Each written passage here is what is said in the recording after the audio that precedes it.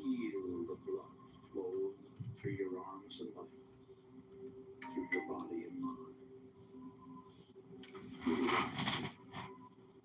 Relaxing. Relaxing. Take a deep breath. Hold it as long as you comfortably can. And then let it out slowly through slightly parted lips. And when the breath is all over, contract your stomach muscles and push it even further up and further down. And we don't know necessarily whether this is connected to the investigation of this robbery or whether they're... The Diocese of Camden. The most secretive organization.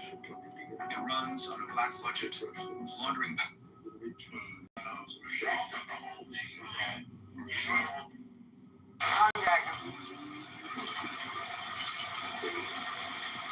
So, McGregor, what have you to say for yourself?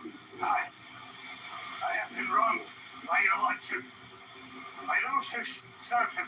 If I am not much mistaken, 'tis myself that is short £1,000, whose cattle is reed, and whose spectacle is abducted. Then ask this thing here where your money is. Where he sunk Alan MacDonald after he killed him.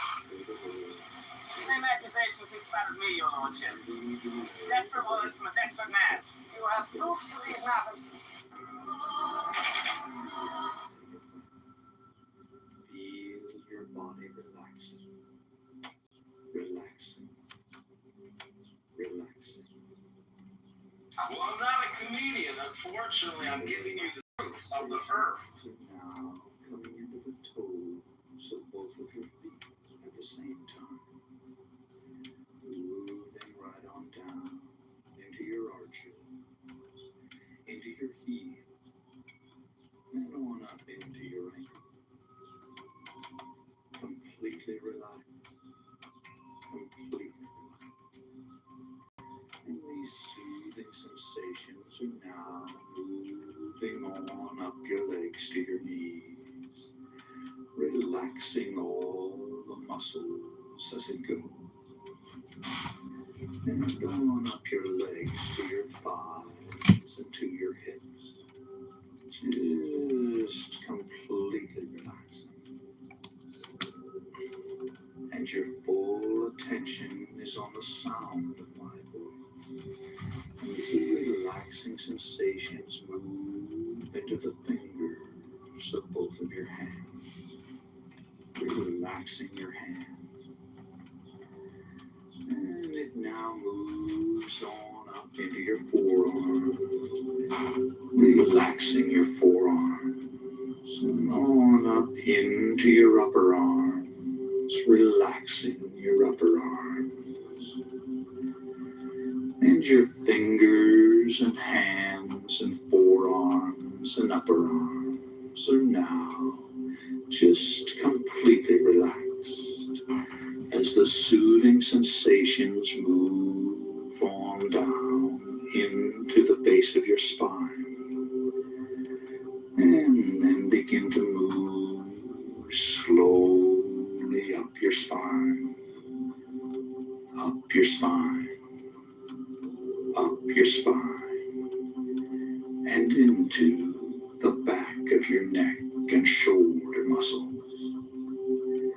And the back of your neck and shoulder muscles are now loose and limp, loose and limp, just completely relaxed. And the relaxing sensations now move on up the back of your neck and into your scalp, relaxing your scalp.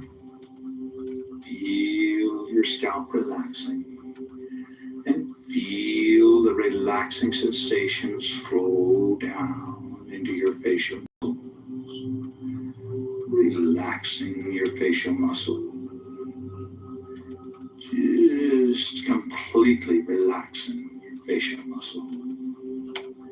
Allow a little space between your teeth, and your jaw is relaxed. and your entire body is now relaxed all over in every way. All tension is gone from your body and mind. All tension is gone from your body and mind. And it's time to imagine a bright white light coming down from above and entering your crown chakra of spirituality on the top of your head. Now, this is the universal light of life energy. See it, feel it, create it with the unlimited power of your mind, and feel the light within you, flowing through your body and mind, filling you to overflowing with this bright white protectory light. And now, vividly imagine the light concentrating around your heart area. And visualize it emerging from your heart area to totally surround your body with a protectory aura of bright white God light. And as you continue to listen to the sound of my voice, vividly imagine yourself in a situation in which you are going down, down, down, deeper and deeper down as I count backwards from 7 to 1. Number 7, deeper, deeper, deeper, down, down, down. Number 6, deeper, deeper, deeper, down, down, down. Number 5, deeper, deeper, deeper, down, down, down. Number 4, deeper, deeper, deeper, down, down, down. Number 3, deeper, deeper, deeper, down, down, down. Number 2, deeper, deeper, deeper, down, down, down. Number 1. And you're now very, very deep, and you feel deep. But let's go down even deeper, even deeper, even deeper. Number 7, deeper, deeper, deeper, down, down, down. Number 6, deeper, deeper, deeper, down, down, down. Number 5, deeper, deeper, deeper, down, down, down. Number 4, deeper, deeper, deeper, down, down, down. Number 3, deeper, deeper, deeper, down, down, down. Number 2, deeper, deeper, deeper, down, down, down. Number 1. And you're now relaxed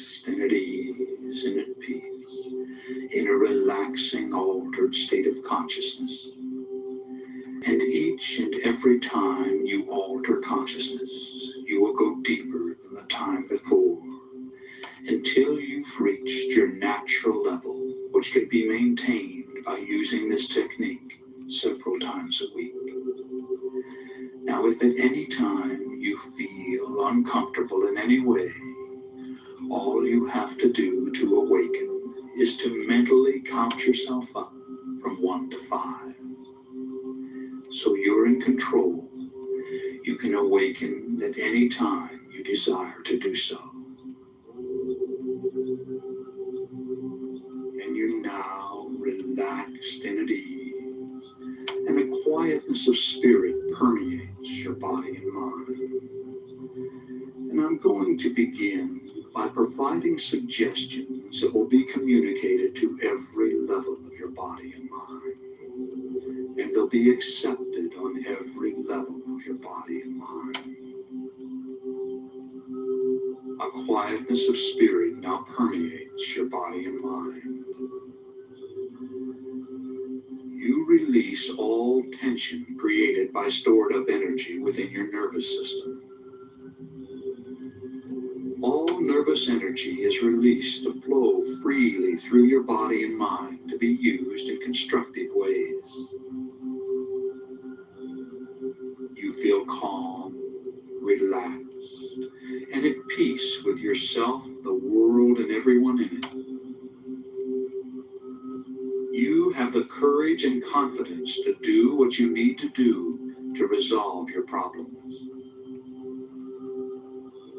You can resolve your concerns and conflicts with minimal effort.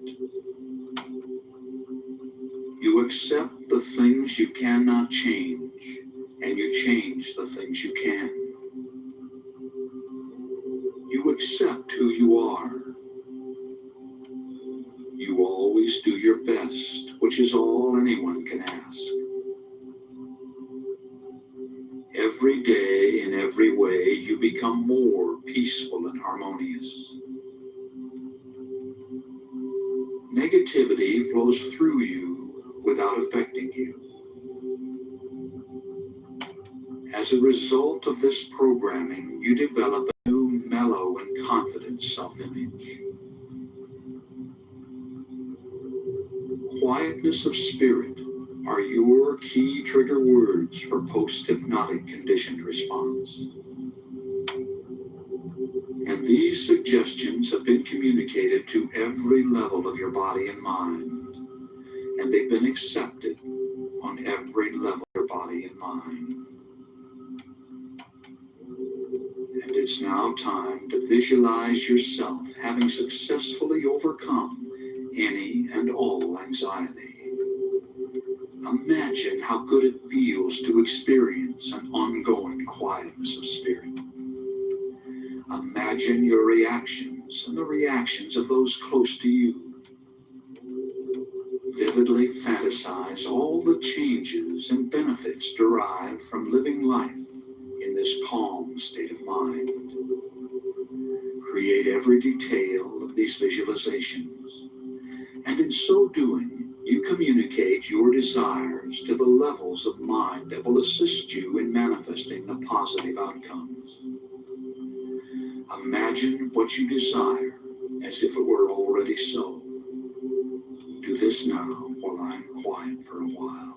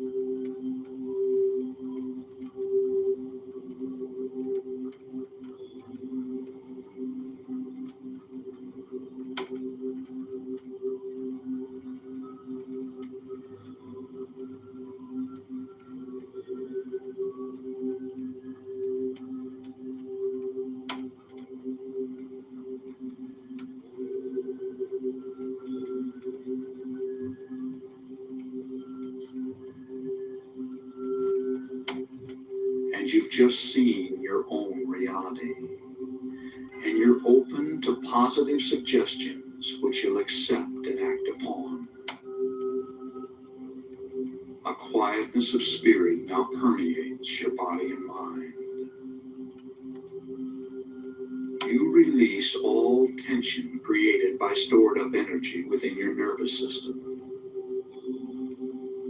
All nervous energy is released to flow freely through your body and mind to be used in constructive ways. You feel calm, relaxed, and at peace with yourself, the world, and everyone in it. You have the courage and confidence to do what you need to do to resolve your problems.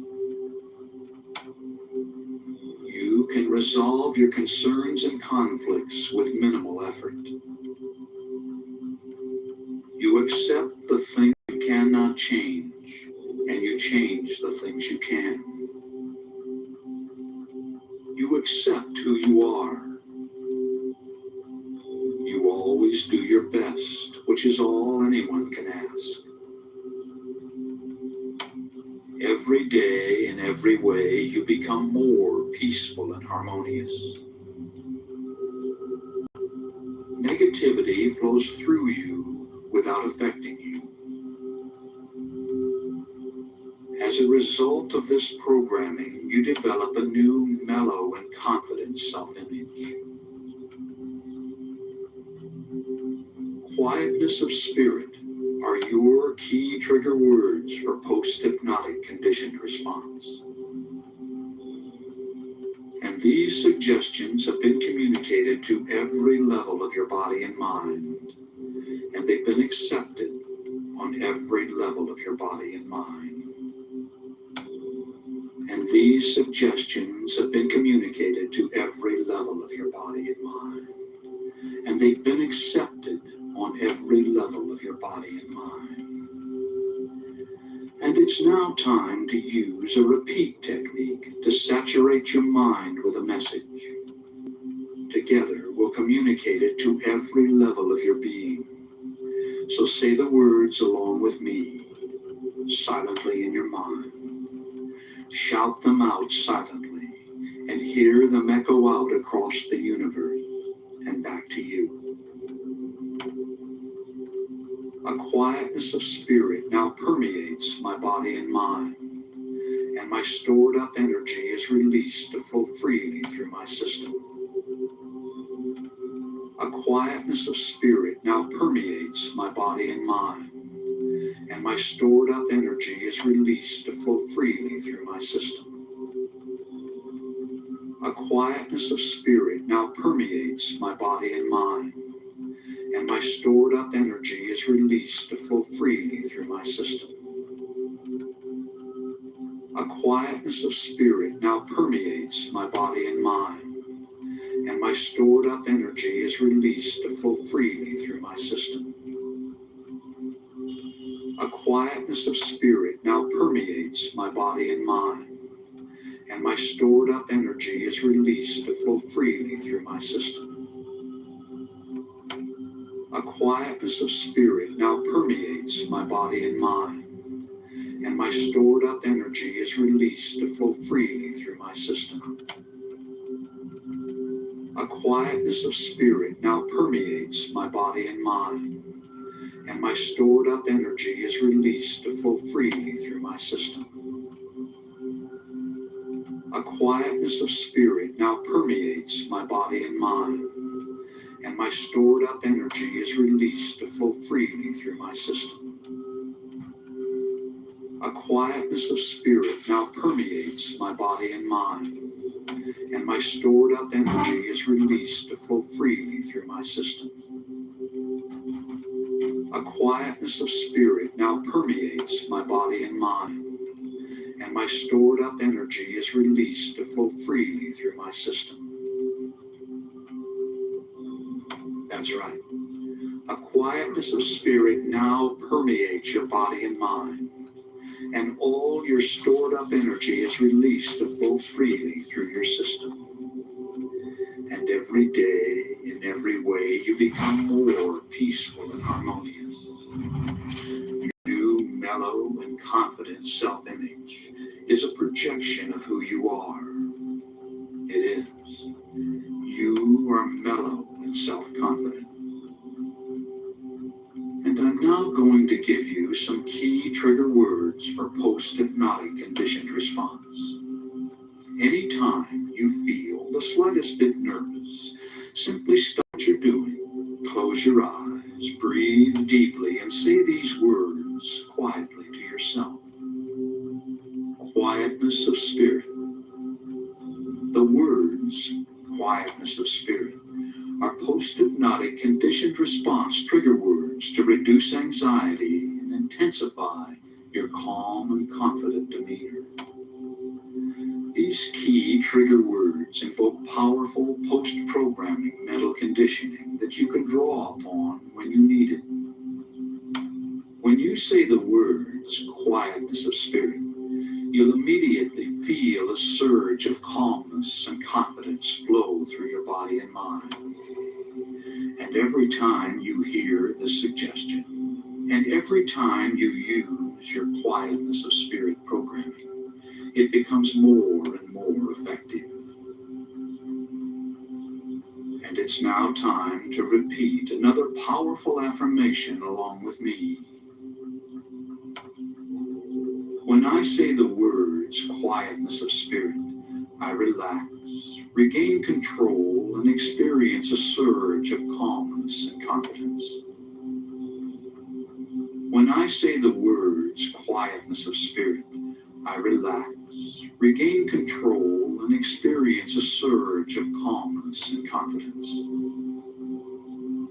When I say the words quietness of spirit, I relax, regain control, and experience a surge of calmness and confidence. When I say the words quietness of spirit, I relax, regain control, and experience a surge of calmness and confidence. When I say the words quietness of spirit, I relax, regain control, and experience a surge of calmness and confidence. When I say the words quietness of spirit, I relax, regain control, and experience a surge of calmness and confidence. When I say the words quietness of spirit, I relax, regain control, and experience a surge of calmness and confidence. When I say the words quietness of spirit, I relax, regain control, and experience a surge of calmness and confidence. When I say the words quietness of spirit, I relax, regain control, and experience a surge of calmness and confidence. When I say the words quietness of spirit, I relax, regain control, and experience a surge of calmness and confidence. That's right.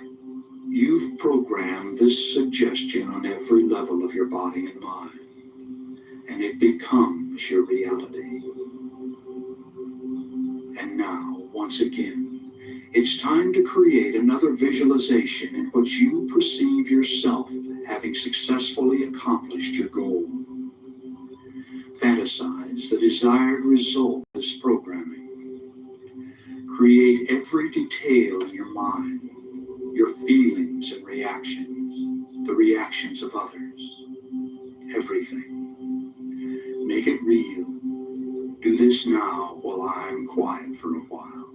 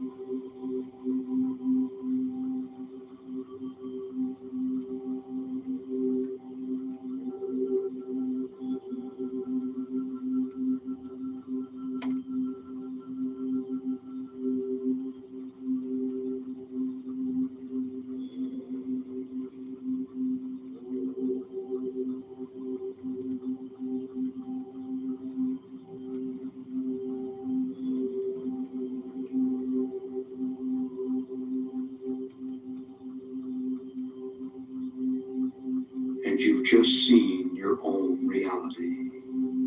And upon awakening, you'll remember all that has been communicated. You'll awaken feeling as if you just had a refreshing nap. Your head will be clear, and you'll think and act with calm self-assurance, feeling glad to be alive and at peace with yourself, the world, and everyone in it. So let's come on up now. On the count of 5, you'll open your eyes and be wide awake. Number 1, feel the lifeblood returning to your arms and legs. Number 2, coming on up and at peace with all life. Number 3, coming on up, feeling an internal balance and harmony. Number 4, recall the situation in the room. And number 5, wide awake, wide awake. Open your eyes and feel good. Number 5, wide awake.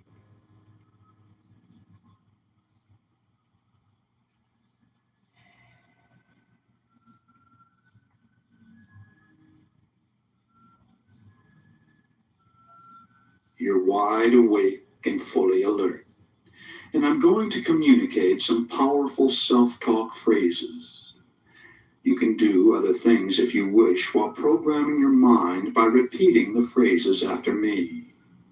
And throughout your day, recall these phrases and say them over and over to yourself, out loud or silently in your mind. All right, now repeat each phrase after me. A quietness of spirit now permeates my body and mind.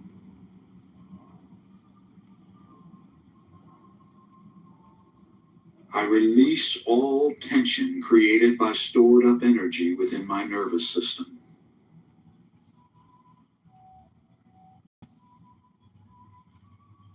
All nervous energy is released to flow freely through my body and mind to be used in constructive ways. Communist thief is a liar and a fraud. He has raised $800 billion, 26 years from big pharma execs. I feel calm, relaxed, and at peace with myself, the world, and everyone in it.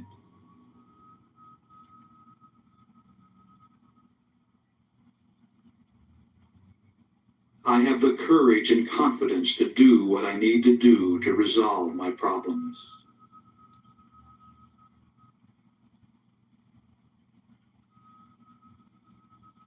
I can resolve my concerns and conflicts with minimal effort.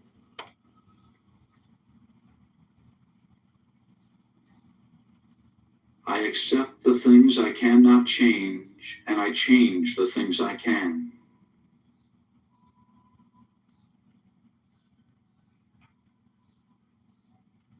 I accept who I am. I always do my best, which is all anyone can ask.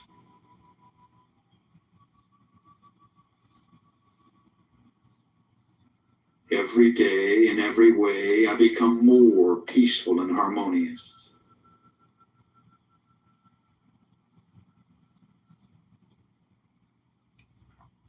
Negativity flows through me without affecting me.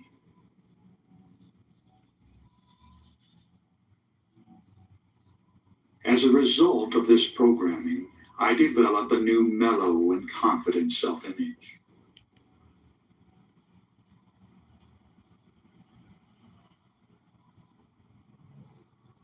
The words, quietness of spirit, are my key trigger words for post-hypnotic conditioned response.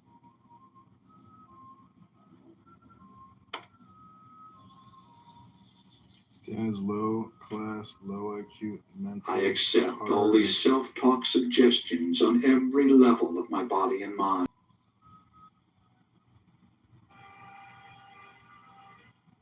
A quietness of spirit now permeates my body and mind.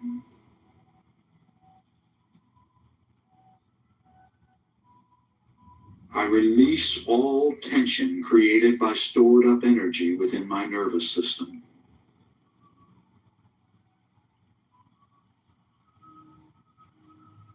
All nervous energy is released to flow freely through my body and mind to be used in constructive ways.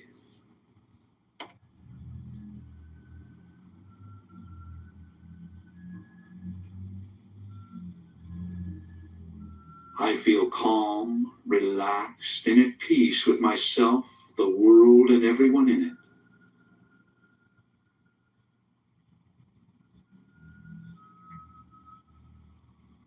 I have the courage and confidence to do what I need to do to resolve my problems.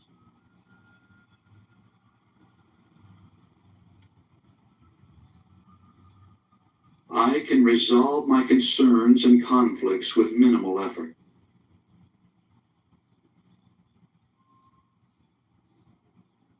I accept the things I cannot change, and I change the things I can.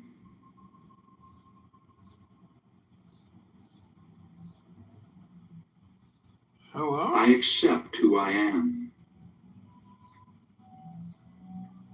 I always do my best, which is all anyone can ask.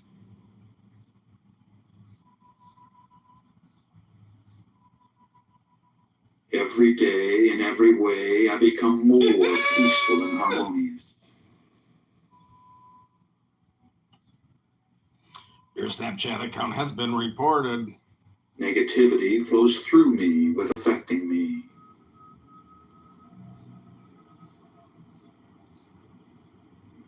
As a result of this programming, I develop a new mellow and confident self-image.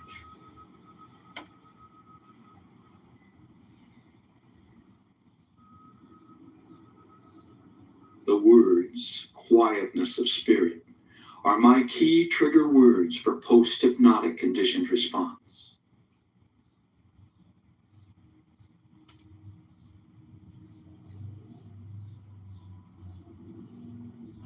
I accept all these self-talk suggestions on every level of my body and mind, and so it is.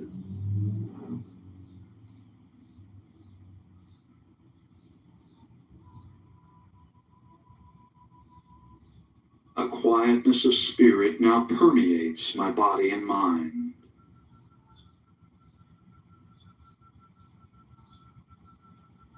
I release all tension created by stored up energy within my nervous system.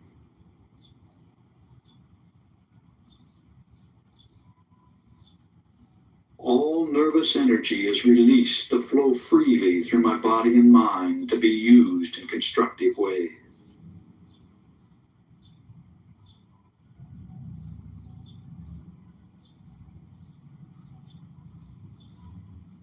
I feel calm, relaxed, and at peace with myself, the world, and everyone in it.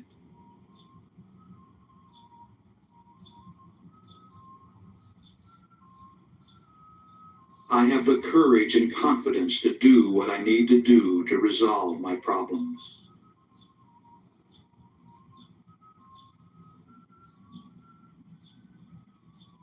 I can resolve my concerns and conflicts with minimal effort.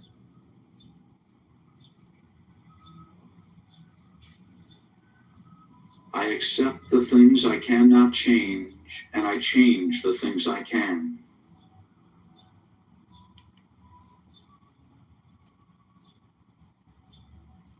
I accept who I am. I always do my best, which is all anyone can ask.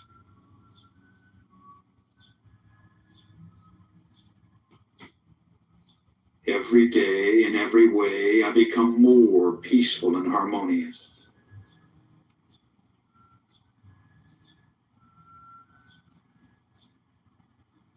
Negativity flows through me without affecting me.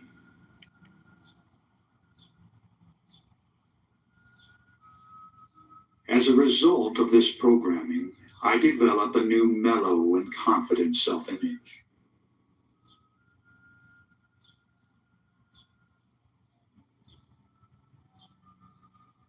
The words, quietness of spirit, are my key trigger words for post-hypnotic conditioned response.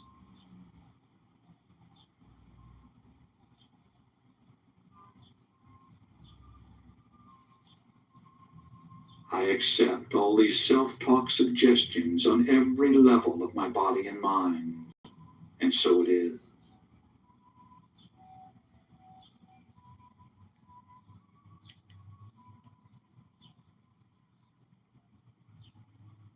A quietness of spirit now permeates my body and mind.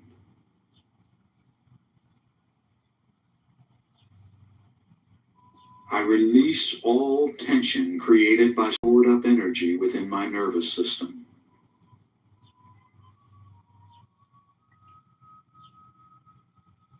All nervous energy is released to flow freely through my body and mind to be used in constructive ways.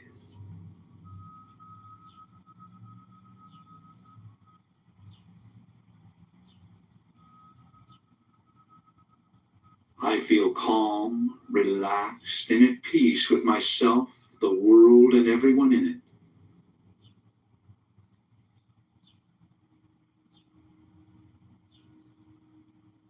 I have the courage and confidence to do what I need to do to resolve my problems.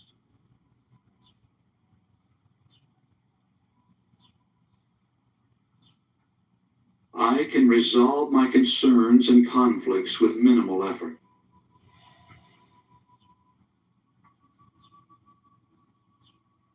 I accept the things I cannot change, and I change the things I can.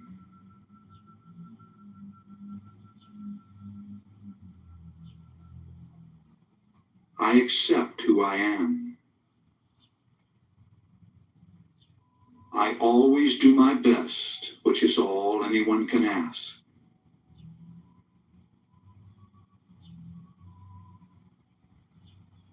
Every day, in every way, I become more peaceful and harmonious.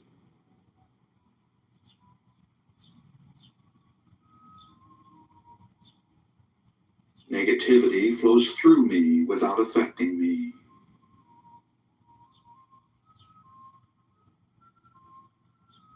As a result of this programming, I develop a new mellow and confident self-image.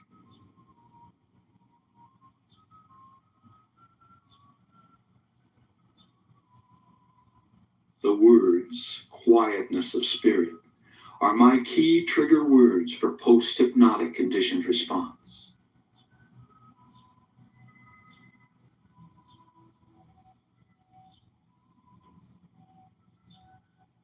I accept all these self-talk suggestions on every level of my body and mind, and so it is.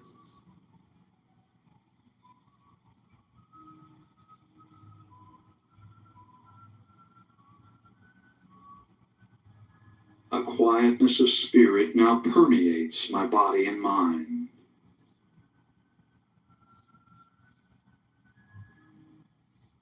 I release all tension created by stored up energy within my nervous system.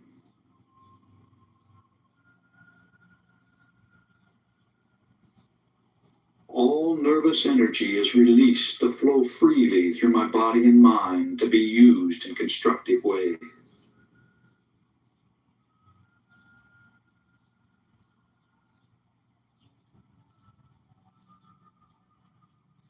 I feel calm, relaxed, and at peace with myself, the world, and everyone in it.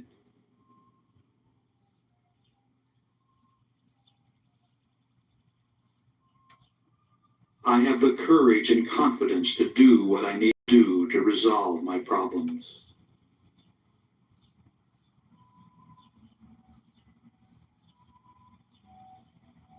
All right.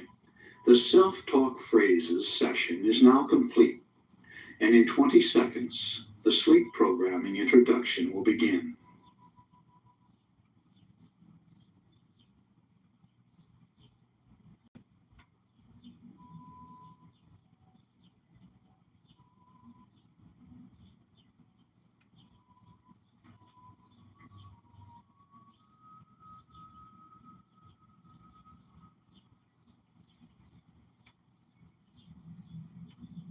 Sleep programming is nearly as powerful as hypnosis for programming your mind with life-changing suggestions. All you have to do is listen to the session as you go to sleep.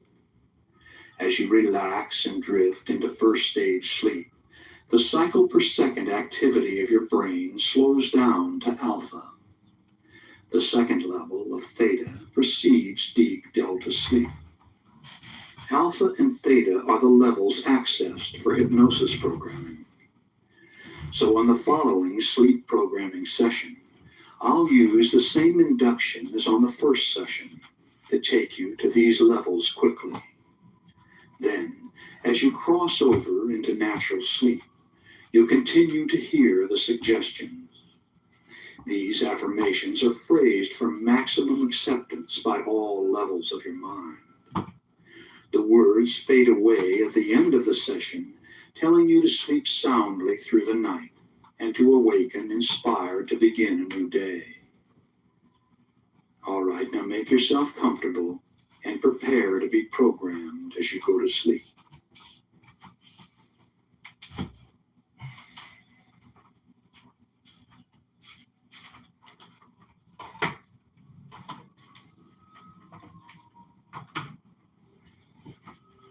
Close your eyes and get comfortable.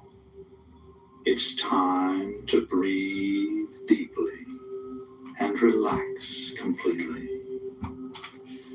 Breathe deeply and relax completely, allowing the quietness of spirit to come in. Feel the blood flowing through your arms and legs, through your body and mind. Relaxing, relaxing, relaxing. Take a deep breath. Hold it as long as you comfortably can. And then let it out slowly through slightly parted lips. And when the breath is all the way out, contract your stomach muscles and push it even further out and further out. And then repeat this process of breathing deeply and relaxing completely. And if any outside thoughts should come into your mind, simply brush them aside and return your concentration to the sound of my voice. And breathing deeply and relaxing completely. Breathing deeply and relaxing completely. And now use your imagination and feel your body relaxing one part at a time in response to my words.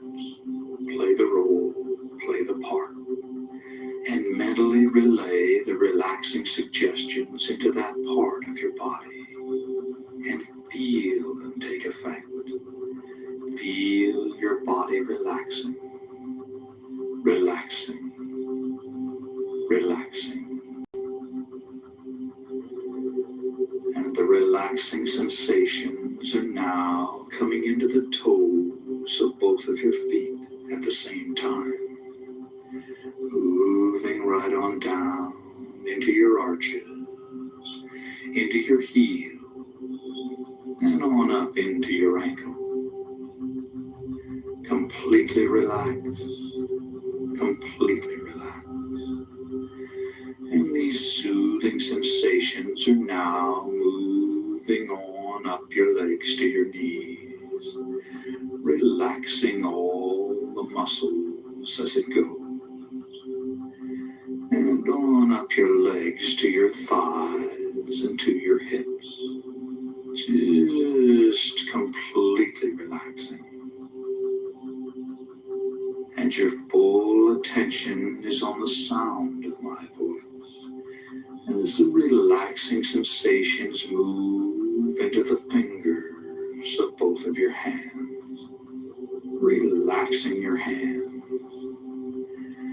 And it now moves on up into your forearms, relaxing your forearms, and on up into your upper arms, relaxing your upper arms.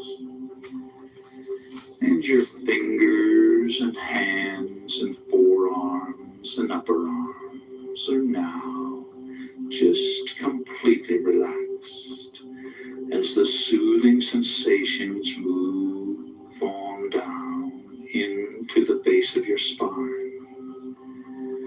and then begin to move slowly up your spine, up your spine, up your spine, and into the back of your neck and shoulder muscles.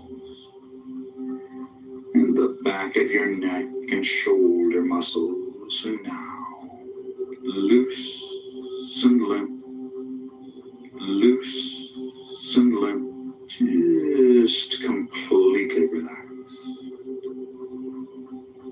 And the relaxing sensations now move on up the back of your neck and into your scalp, relaxing your scalp. Feel your scalp relaxing and feel the relaxing sensations flow down into your facial muscle, relaxing your facial muscle, just completely relaxing your facial muscle. Allow a little space between your teeth and your jaw is relaxed. And your entire body is now relaxed all over in every way. All tension is gone from your body and mind. All tension is gone from your body and mind. And it's time to imagine a bright light coming down from above and entering your crown chakra of spirituality on the top of your head. Now this is the universal light of life energy. See it, feel it, create it with the unlimited power of your mind, and feel the light within you, flowing through your body and mind, filling you to overflowing with this bright white protectory light. And now, vividly imagine the light concentrating around your heart area. And visualize it emerging from your heart area to totally surround your body with a protectory aura of bright white God light. And as you continue to listen to the sound of my voice, vividly imagine yourself in a situation in which you are going down, down, down, deeper and deeper down as I count backwards from 7 to 1. Number 7, deeper, deeper, deeper, down, down, down. Number 6, deeper, deeper, deeper, down, down, down. Number 5, deeper, deeper, deeper, down, down, down. Number 4, deeper, deeper, deeper, down, down, down. Number 3, deeper, deeper, deeper, down, down, down.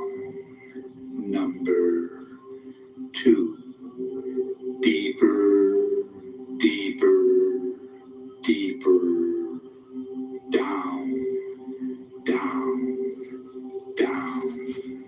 Number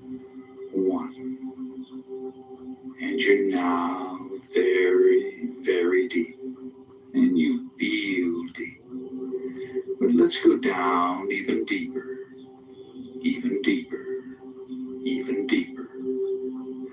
Number 7, deeper, deeper, deeper, down, down, down. Number 6, deeper, deeper, deeper, down, down, down. Number 5, deeper, deeper, deeper, down, down, down. Number 4, deeper, deeper, deeper, down, down, down. Number 3, deeper, deeper, deeper, down, down, down. Number 2, deeper, deeper, deeper, down, down, down. Number 1. And you're now relaxed and at ease and at peace in a relaxing, altered state of consciousness. And each and every time you alter consciousness, you will go deeper than the time before until you've reached your natural level, which can be maintained by using this technique several times a week. Now, if at any time you feel uncomfortable in any way, all you have to do to awaken is to mentally count yourself up from 1 to 5. So you're in control. You can awaken at any time you desire to do so. And your body is relaxed, relaxed, relaxed.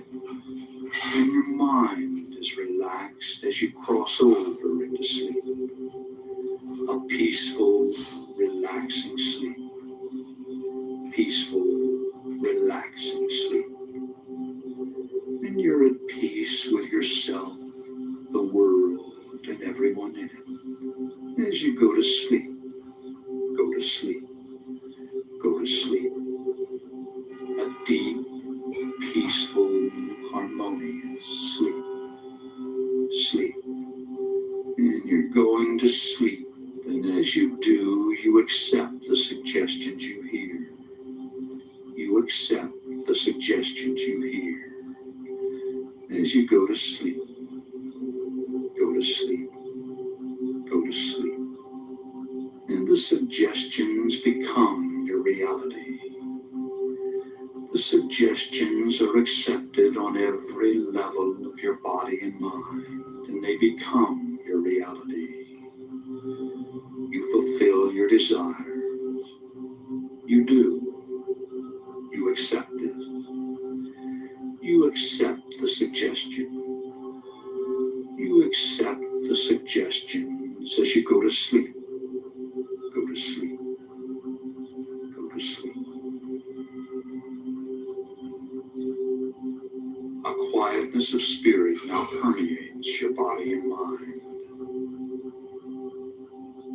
You release all tension created by stored up energy within your nervous system.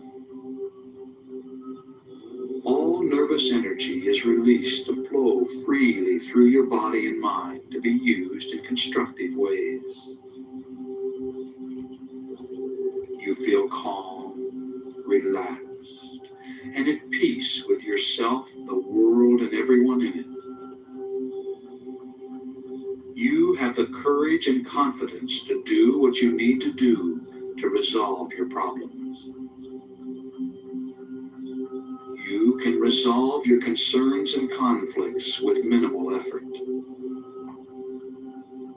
You accept the things you cannot change, and you change the things you can. You accept who you are. You always always do your best, which is all anyone can ask. Every day, in every way, you become more peaceful and harmonious. Negativity flows through you without affecting you.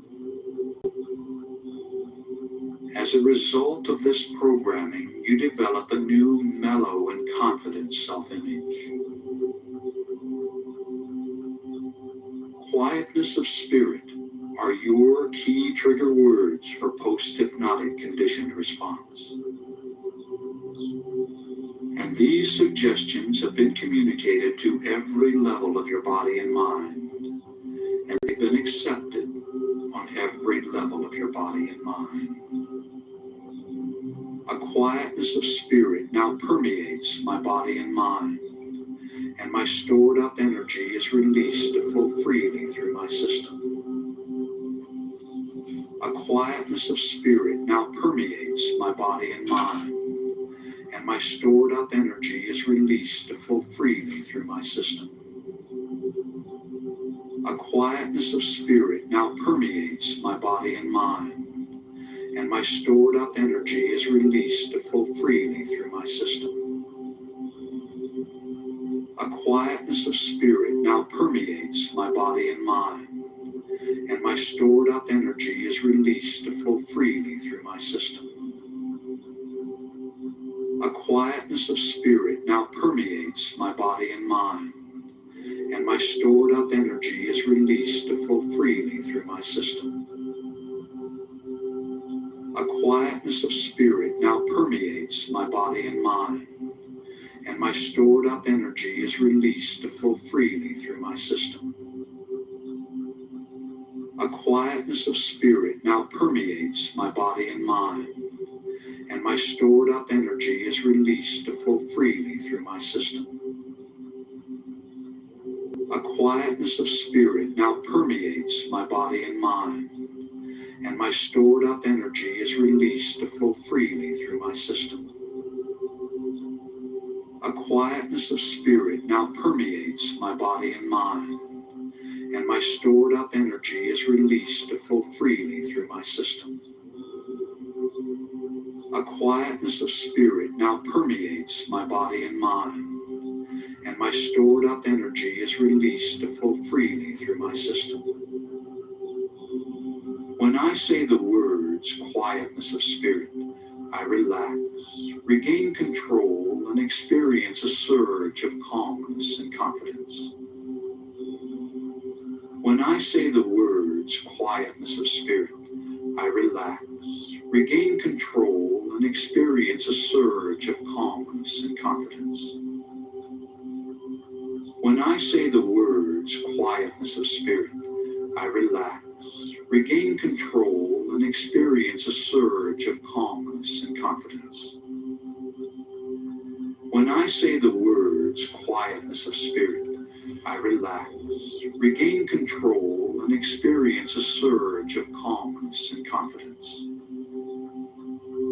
When I say the words quietness of spirit, I relax, regain control, and experience a surge of calmness and confidence.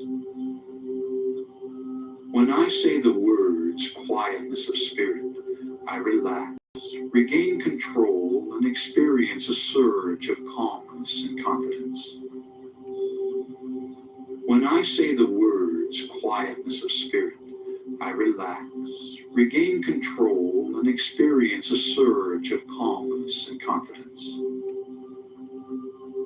When I say the words quietness of spirit, I relax, regain control, and experience a surge of calmness and confidence. When I say the words quietness of spirit, I relax, regain control, and experience a surge of calmness and confidence.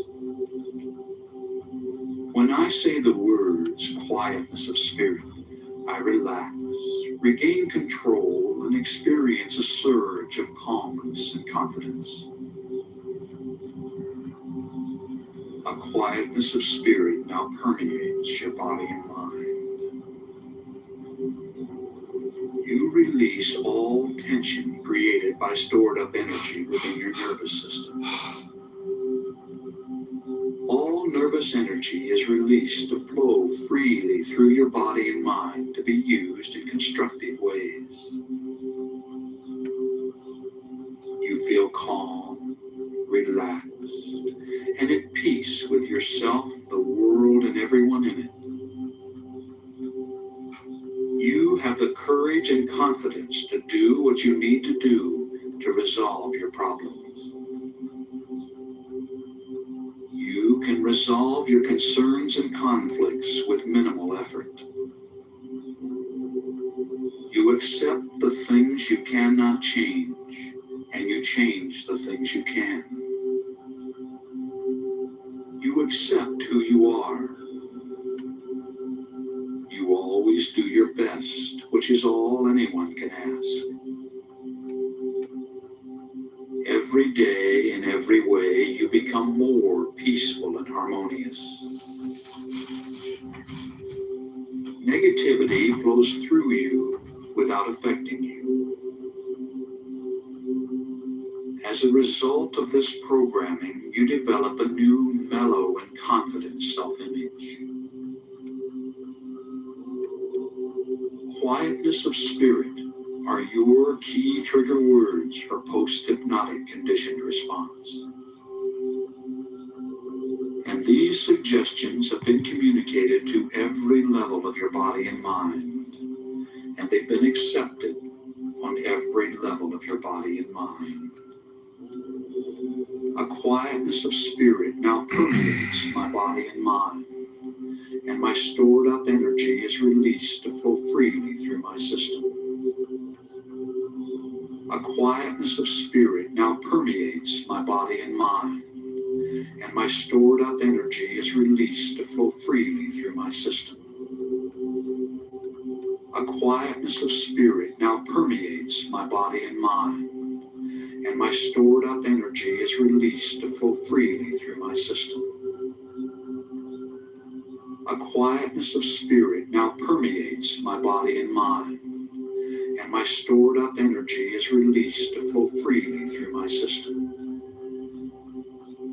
A quietness of spirit now permeates my body and mind, and my stored up energy is released to flow freely through my system.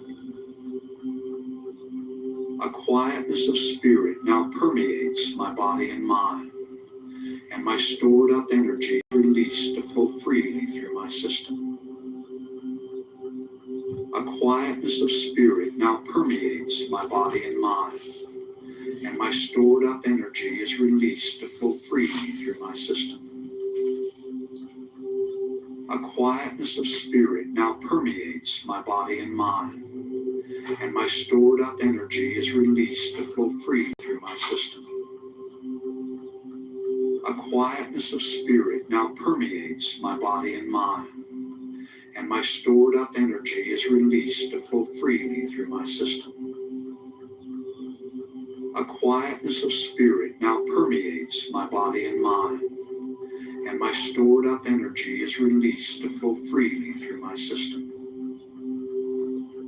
When I say the words quietness of spirit, I relax, regain control, and experience a surge of calmness and confidence. When I say the words quietness of spirit, I relax, regain control, and experience a surge of calmness and confidence.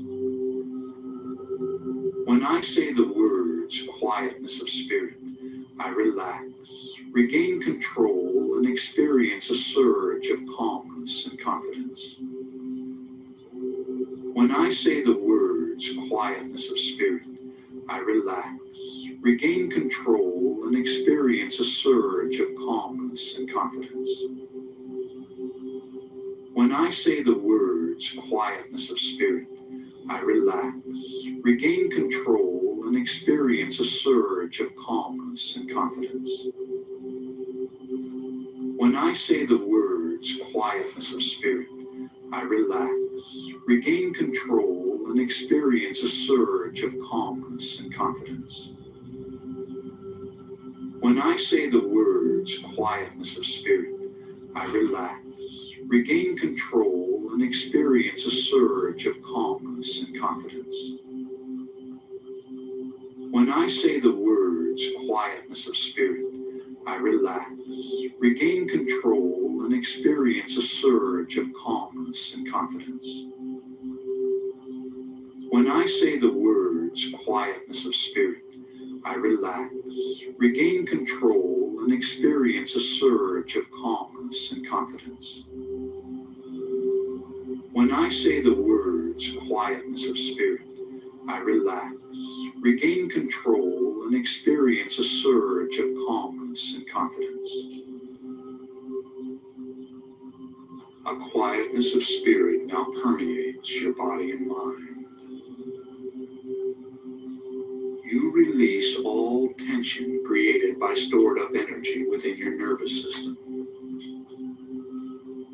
All nervous energy is released to flow freely through your body and mind to be used in constructive ways. You feel calm, relaxed, and at peace with yourself, the world, and everyone in it. You have the courage and confidence to do what you need to do to resolve your problems. You can resolve your concerns and conflicts with minimal effort. You accept the things you cannot change, and you change the things you can. You accept who you are. You always do your best, which is all anyone can ask. Every day, in every way, you become more peaceful and harmonious. Negativity flows through you without affecting you. As a result of this programming, you develop a new, mellow, and confident self-image. Quietness of spirit are your key trigger words for post-hypnotic conditioned response. And these suggestions have been communicated to every level of your body and mind, and they've been accepted on every level of your body and mind.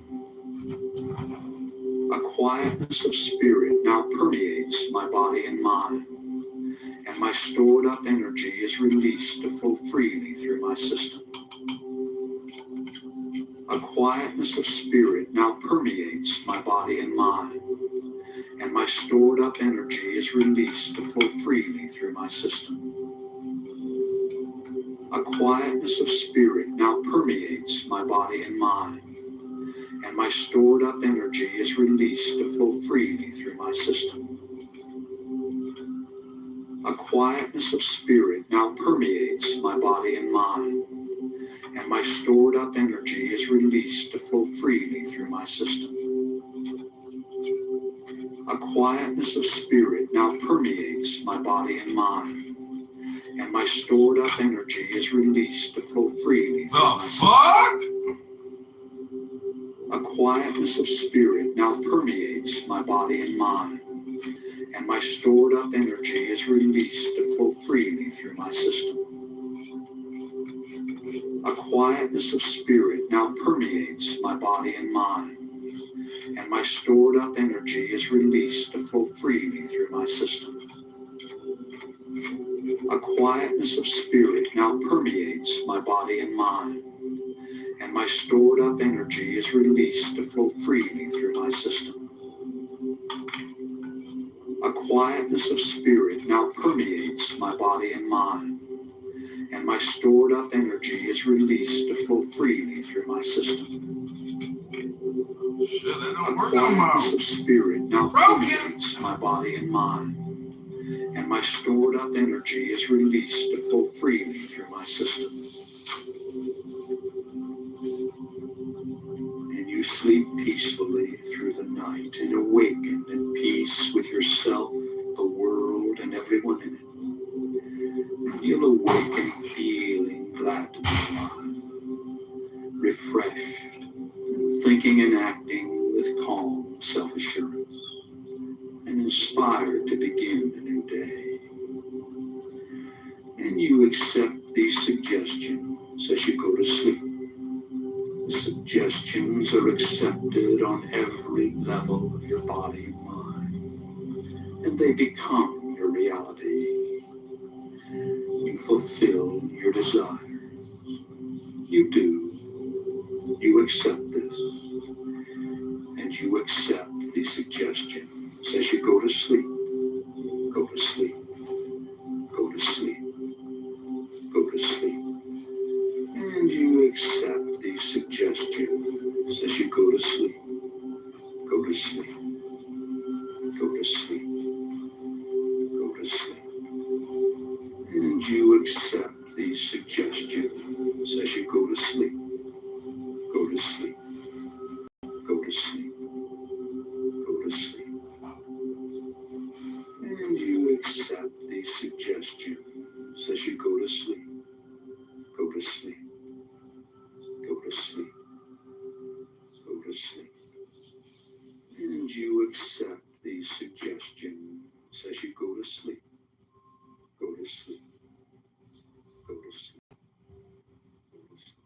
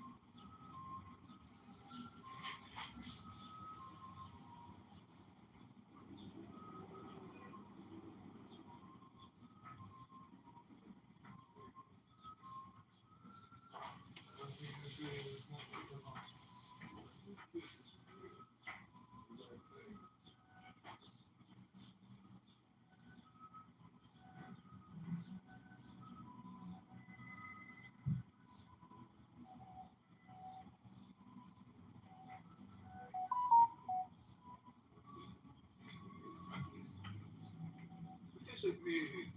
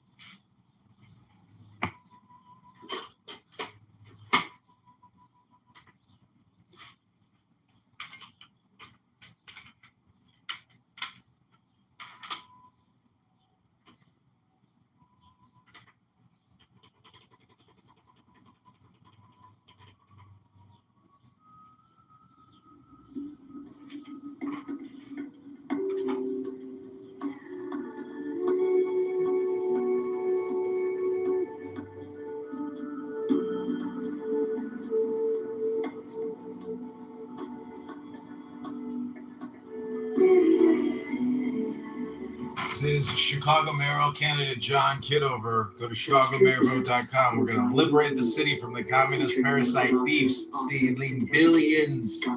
Brendan Johnson is stealing billions of dollars. He just announced a $600 million TIF for an Oak Lawn hospital. Biggest scam yet.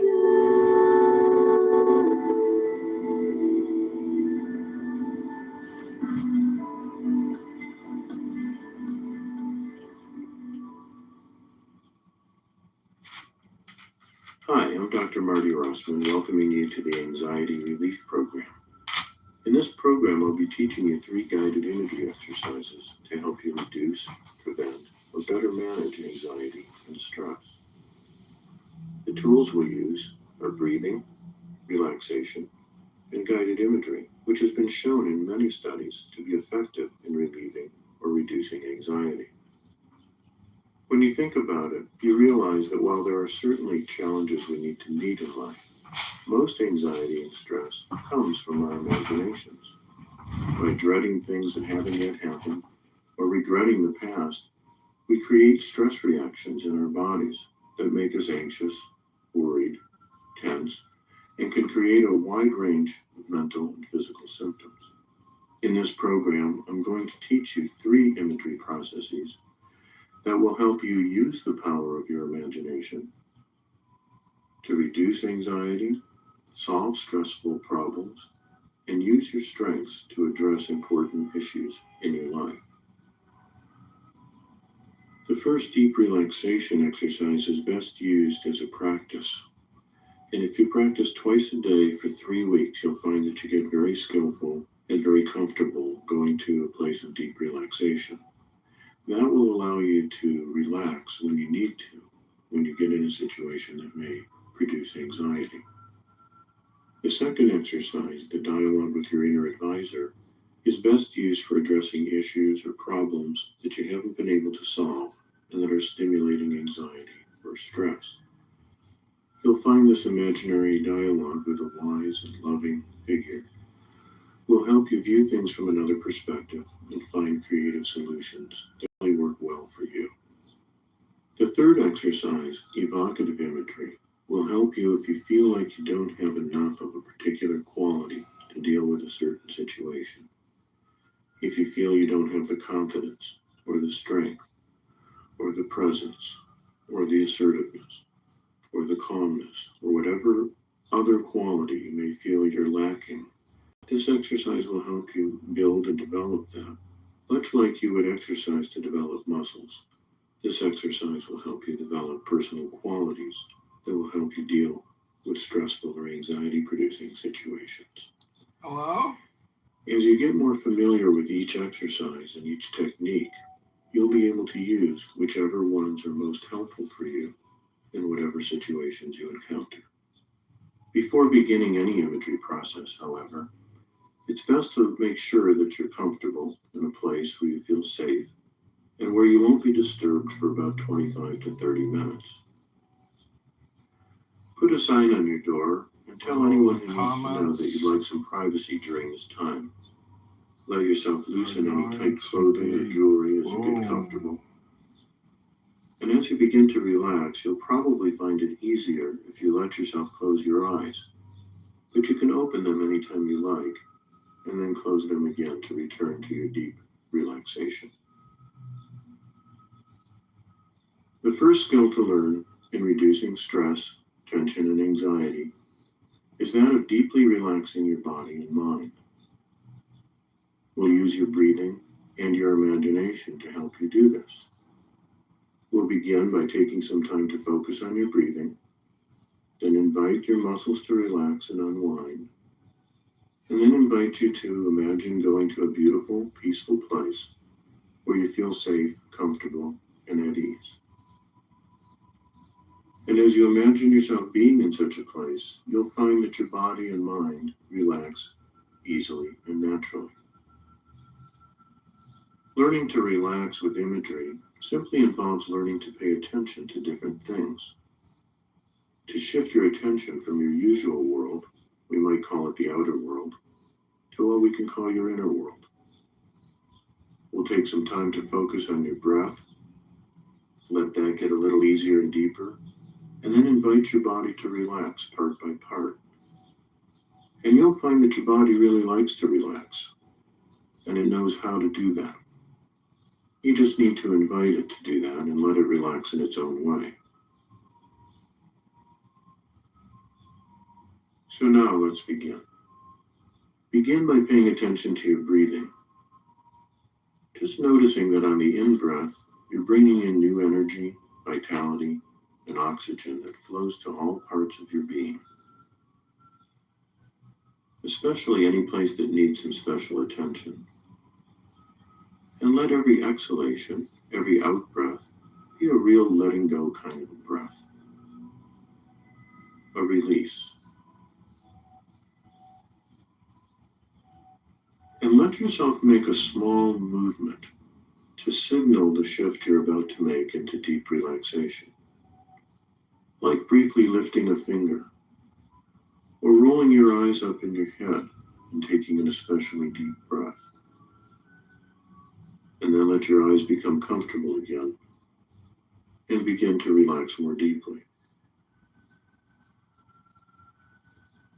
In the future, when you make this movement, it can be a signal to your body and mind that you're about to shift into a state of deep relaxation. And as you practice, you find it easier and easier to move into that deep relaxed state of comfort and ease. And as your attention shifts from the outer world to the inner world, invite your body, your mind, your feelings, and your spirit to just release any tension you may not need to hold to right now. And you don't even have to know what you need to hold on to and what you can let go of. Simply invite the body, or the parts of your body, to release what they don't need to hold on to right now. And notice what happens.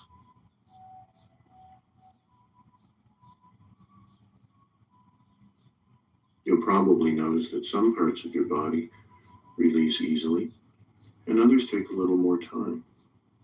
And that's perfectly okay. Just invite the parts of your body to release, and notice how they respond, and let whatever they do be all right for now.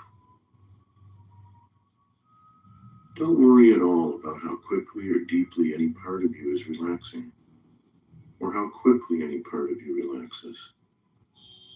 Just invite and allow the relaxation to happen, and notice how each part of the body responds.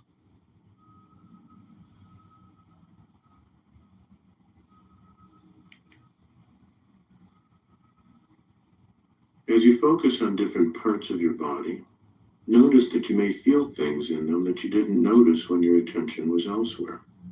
And of course, that's to be expected. And notice that there is feeling, awareness, and responsiveness in the different parts of your body. You might even experience it or think of it as intelligence.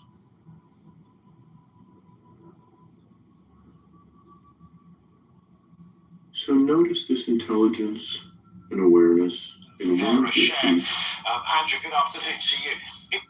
They And bought notice it any 30 years tension ago for a or certain amount. Now sensations they're that being may be told there. it's worth so much. And notice what happens when you invite that foot to release any tension it doesn't need. Simply inviting the foot to begin to relax more deeply and comfortably. Noticing how it responds, letting however it responds be perfectly all right for now. And then notice the intelligence in the other foot. And in the same way, invite it to release any tension it doesn't need to hold on to. And allow both your feet to continue to relax in their own way. And then your ankles. From the property tax situation, it's very Silently important, inviting given your how feet that's and pinched ankles so to many become folks. soft and at ease. And then noticing the intelligence in your legs. Releasing your legs. Inviting your legs to soften and relax in their own way. without having to make any effort at all. Just inviting and allowing, softening and releasing, and letting that be a very comfortable and very pleasant experience. And you can relax even more deeply and comfortably if you want to, by continuing to notice the intelligence in different parts of your body and inviting each part to soften and relax in the same way, simply noticing how each part responds, and knowing that you're in control of your relaxation and only relax as deeply as is comfortable for you. I want to remind you that if you ever need to return your awareness to the outer world, you can do that by simply opening your eyes and looking around, coming From the forward, property tax and situation, what's it's going very on. important, given how that's pinched so many If you need to homeowners, respond particularly to our that, senior then you citizens can do that who have too. their homes paid off, and they And bought knowing it what you 30 can years do ago for a about certain it, amount now. you can simply relax once more, return your attention to the inner world of your imagination, inviting the intelligence of your low back, your pelvis, and your hips to release and relax.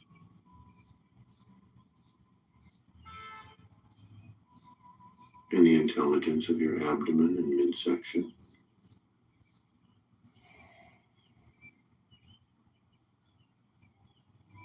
And your chest and rib cage. Inviting the whole trunk of your body to soften and relax, easily and naturally, without effort or struggle. Just letting go, but staying aware as you do.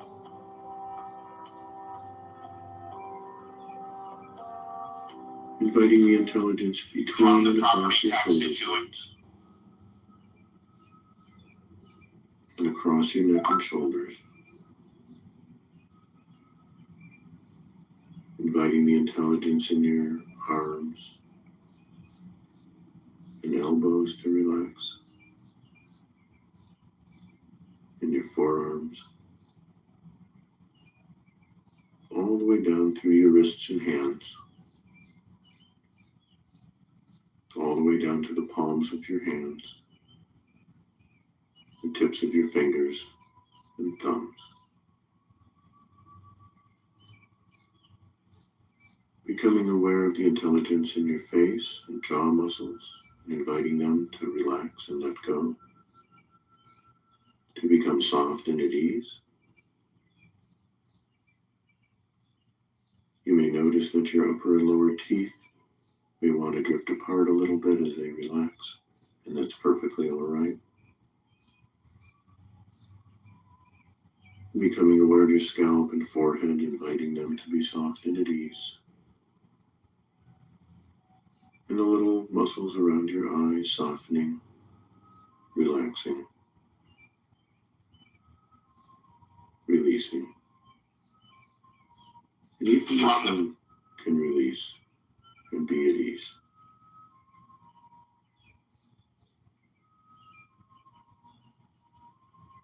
When you're ready to focus even more deeply, imagine yourself going to some place that's especially beautiful to you. It can be a place that you've been, or a place that you simply imagine now, or some combination. A place that you love to be in, a place that feels good to be in. Let it be a place that feels safe and private, powerful, and even healing to you.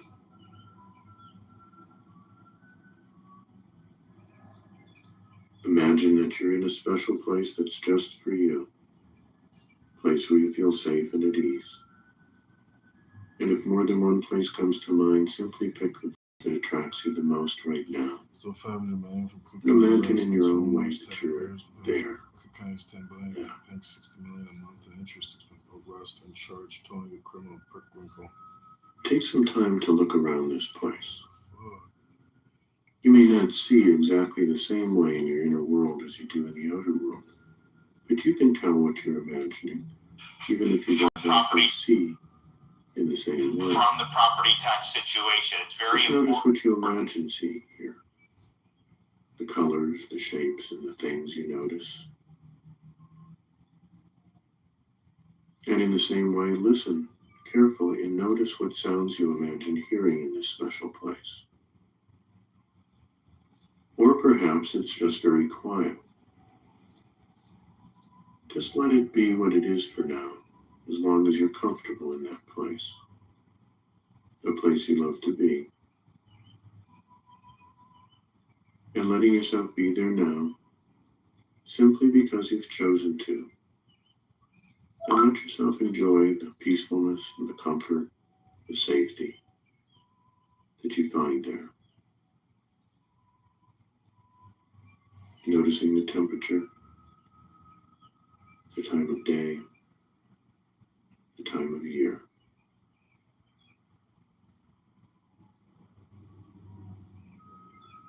And noticing any sense of relaxation and peacefulness that you find here.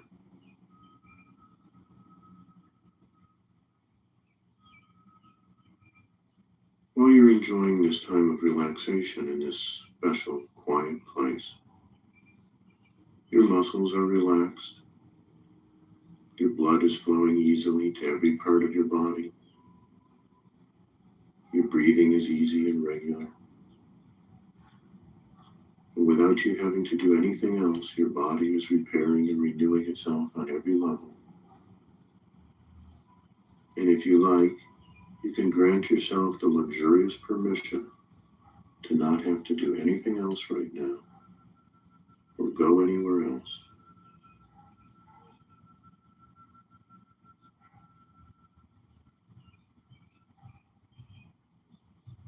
And just let yourself feel what that's like for a few moments. To do absolutely nothing and have it be good for you.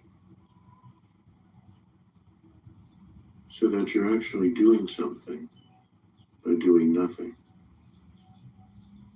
And letting your body and mind relax, repair, restore, and renew.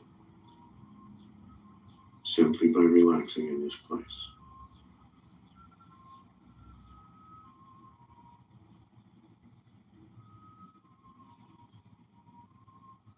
Let yourself just settle into this place, exploring it as much as you like, From the property. or as little as you like, and finding a spot where you feel most centered and relaxed, and most deeply connected with this place, and the qualities and energies that you feel there.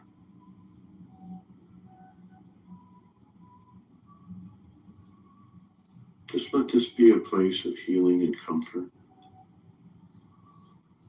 a deep restfulness, of renewal and restoration for you.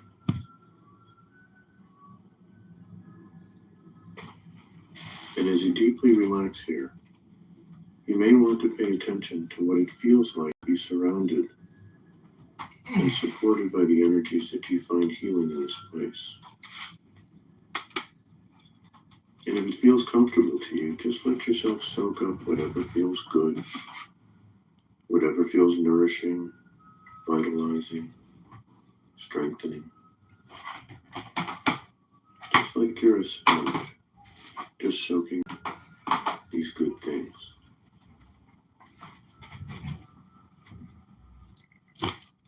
And as you enjoy this comfortable sense of deep relaxation, know that as you relax this way, your body can direct its energy From the property tax to situation. It's whatever very healing and important, given how restoration that's is needed, changed so many homes. wherever it's needed. Your blood flows easily and naturally to whatever area needs nourishment and renewal in your body, in your brain, in your mind, and replenishes and restores your sense of confidence and well-being.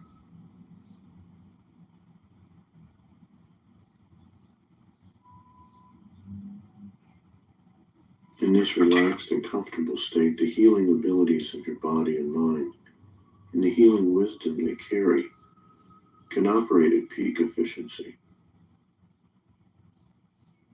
And you can sense once again a sense of being deeply centered and whole.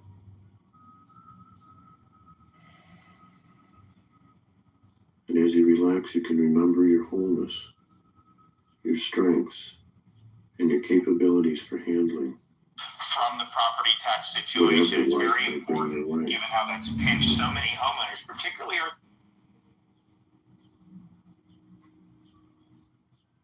Just take some time to deeply enjoy this special sense of deep relaxation, comfort, and strength that you feel here.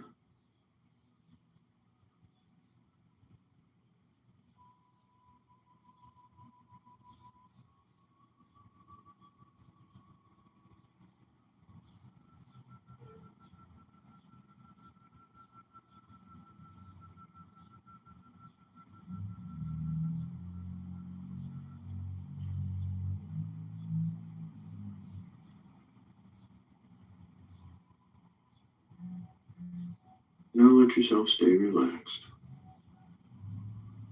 Soon I'll be inviting you to bring your attention back to the outer world. But before you do that, please understand that any time you want to return to this deep state of relaxation, all you need to do is get comfortable, let your breathing get deeper, make the relaxation signal you've chosen, and then deepen your relaxation by inviting your body to relax part by part, and go back in your imagination to your inner place of relaxation, peace, and comfort. And stay there as long as you like. And when you come back to the outer world, you'll come back feeling more relaxed and refreshed, clearer in your mind, feeling stronger, more whole, and more comfortable in both body and mind, and more confident in your ability to deal with whatever life presents to you.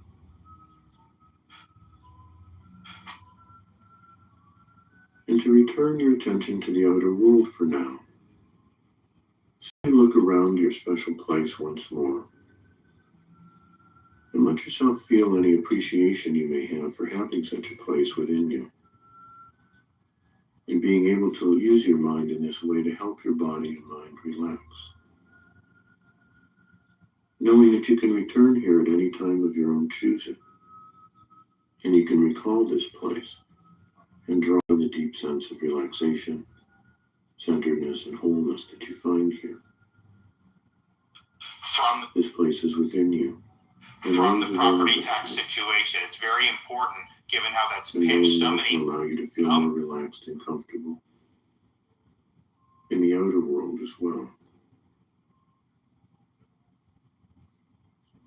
So knowing that this place is always here, prepare yourself to leave and bring your attention back to the outer world. Bringing back with you anything that you want to bring back, whether it's something you realized or learned about yourself, or it's a feeling of deep relaxation, centeredness, strength, or wholeness. Simply let the images fade and return to where they came from, and begin to pay attention to the space around you, and the sounds you hear from the outer world, the room or place you're in. Begin to feel your body coming alive, and gently stretching or wiggling your fingers or toes. As you return your attention to the outer world, letting your body return feeling more relaxed and refreshed than before, feeling more comfortable yet more alive, your mind clear and refreshed, your senses sharp and clear. And as you become aware of the outer world, you may feel like you're awakening from a deeply refreshing rest. When your attention's all the way back in the outer world, let your eyes come open and look around and see what you see, hear what you hear. Notice what you notice in the outer world. bringing back with you whatever you choose to bring back. And as you come all the way back to the awareness of the outer world, you may want to take some time to make some notes or sketch something for yourself about this experience.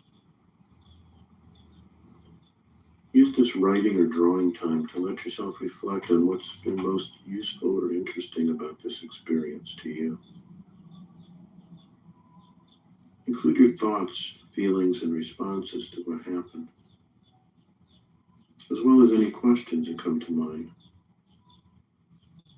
and any insights you may have had that will help you relieve or prevent anxiety in the future.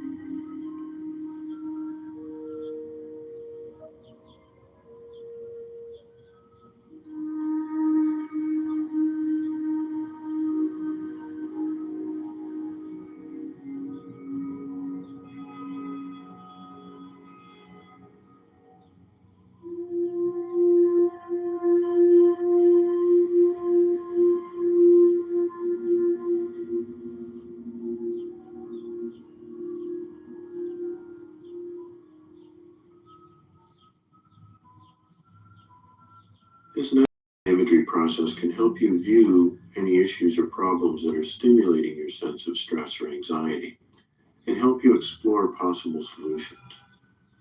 After taking some time to relax and go to your safe, centered place, I'll invite you to imagine a figure that is both wise and kind and knows you well.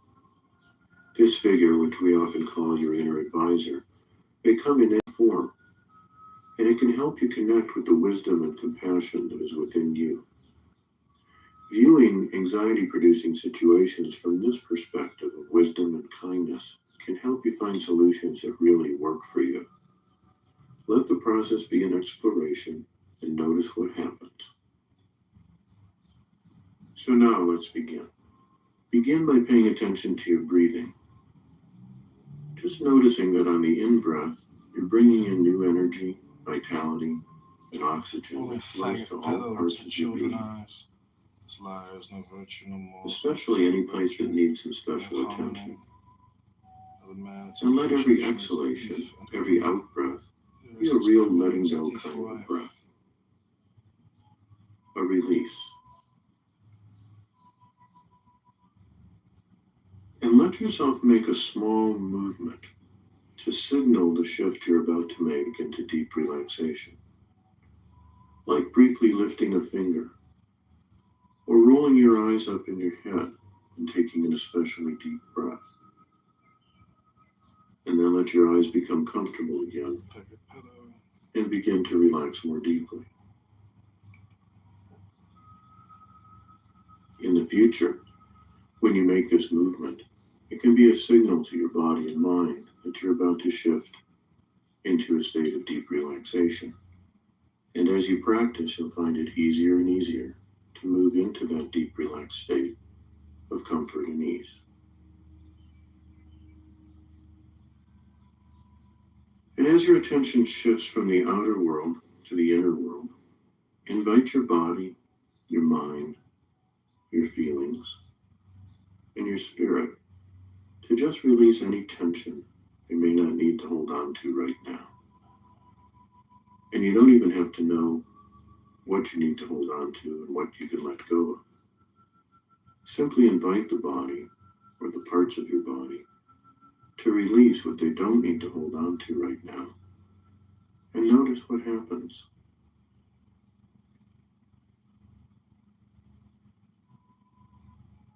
You'll probably notice that some parts of your body release easily and others take a little more time. And that's perfectly okay. Just invite the parts of your body to release and notice how they respond. And let whatever they do be all right for now. Don't worry at all about how quickly or deeply any part of you is relaxing, or how quickly any part of you relaxes. Just invite and allow the relaxation to happen, and notice how each part of the body responds.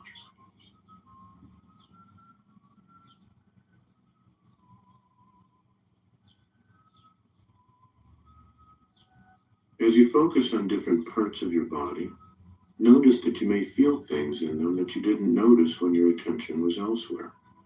And of course, that's to be expected. And notice that there is feeling, awareness, and responsiveness in the different parts of your body. You might even experience it or think of it as intelligence.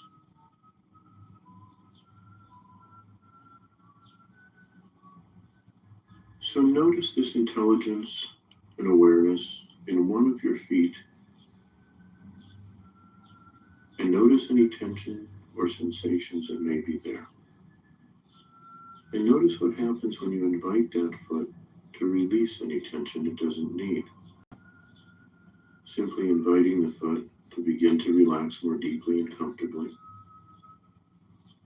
Noticing how it responds, letting however it responds be perfectly all right for now. And then notice the intelligence in the other foot. And in the same way, invite it to release any tension it doesn't need to hold on to. And allow both your feet to continue to relax in their own way. And then your ankles.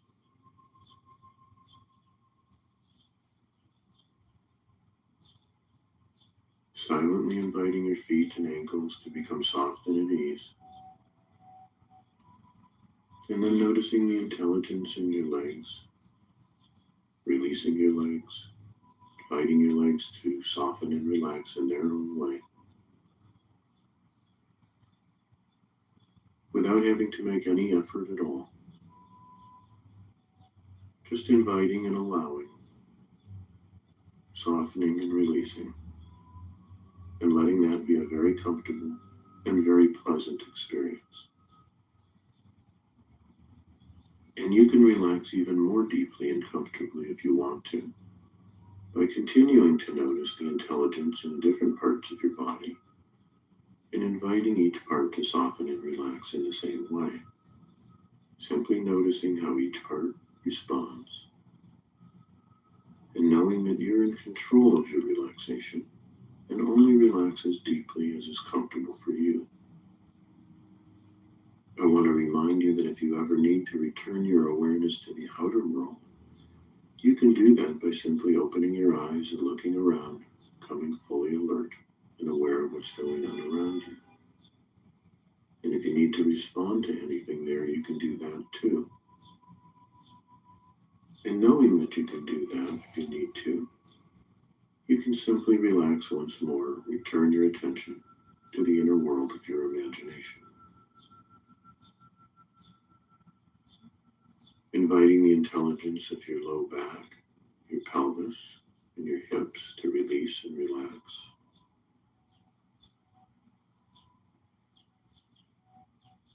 And the intelligence of your abdomen and midsection.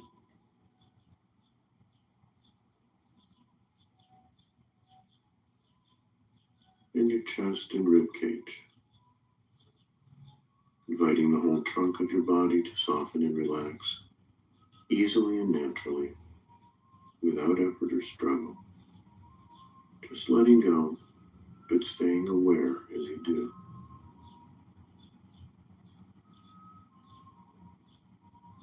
Inviting the intelligence between and across your shoulder blades, and across your neck and shoulders. Inviting the intelligence in your arms and elbows to relax, in your forearms, all the way down through your wrists and hands, all the way down to the palms of your hands, the tips of your fingers and thumbs. Becoming aware of the intelligence in your face and jaw muscles, and inviting them to relax and let go, to become soft and at ease.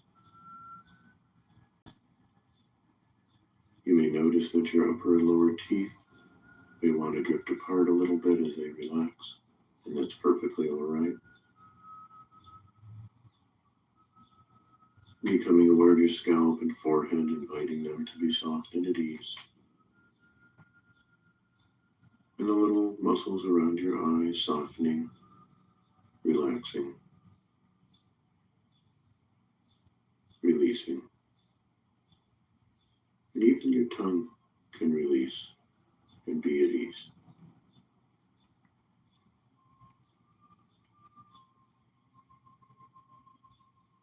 And when you're ready, invite an image to appear that represents the wisdom and creativity within you. Simply invite an image for this inner advisor and accept the image that comes for now. It may be a figure that's new to you or a familiar figure, and either one is just fine, as long as you feel comfortable with the image. It may come in just about any form, a person you've known or someone new, another sort of living creature, a religious figure, even a cartoon or movie character. It may come as a presence or a light, or simply a feeling in your body. Just allow yourself to become aware of how you imagine this inner wisdom figure, and take a few moments to carefully observe the image.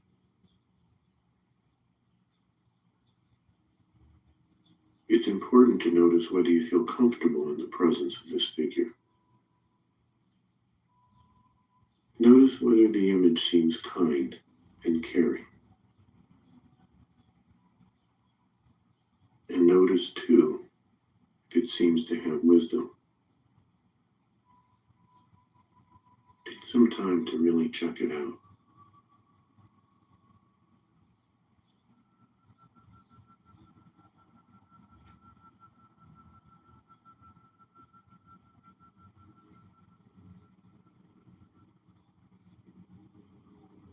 If for any reason you don't feel a sense of caring and safety with this image, send it away.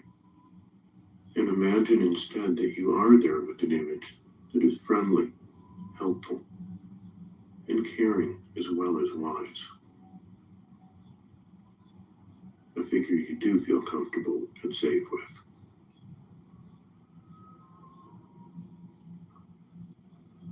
Imagine that you can communicate with this figure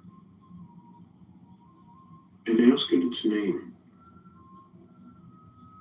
And imagine that it can respond to you in a way that you can easily understand. And accept whatever name comes back to you, as you would from anybody else.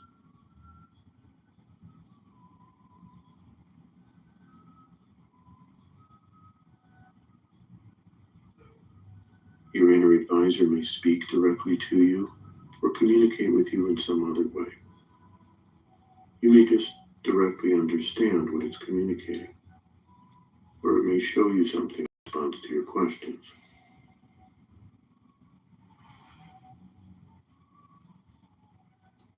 Thank your inner advisor for coming.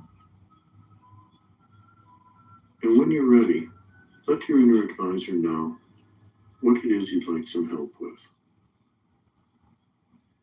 And allow it to respond to you.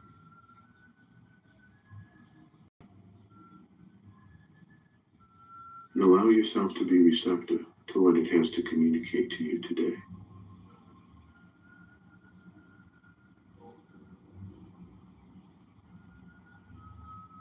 Pay careful attention to any guidance or advice that comes from your advisor.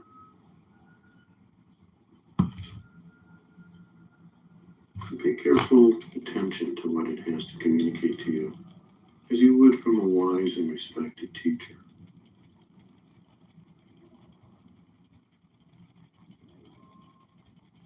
Feel free to discuss any other questions you may have about relieving or reducing anxiety with your inner advisor, letting it respond to you each time. Again, listening carefully to its responses. Take some time to have this conversation.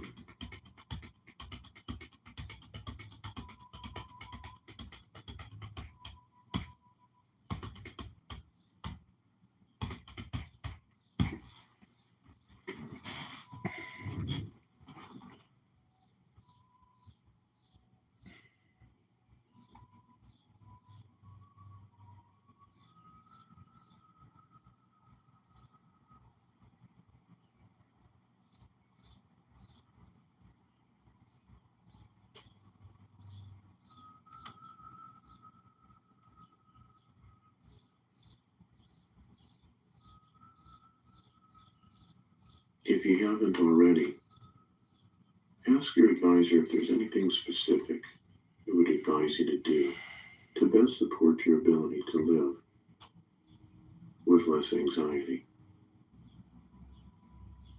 Again, paying careful attention to its responses.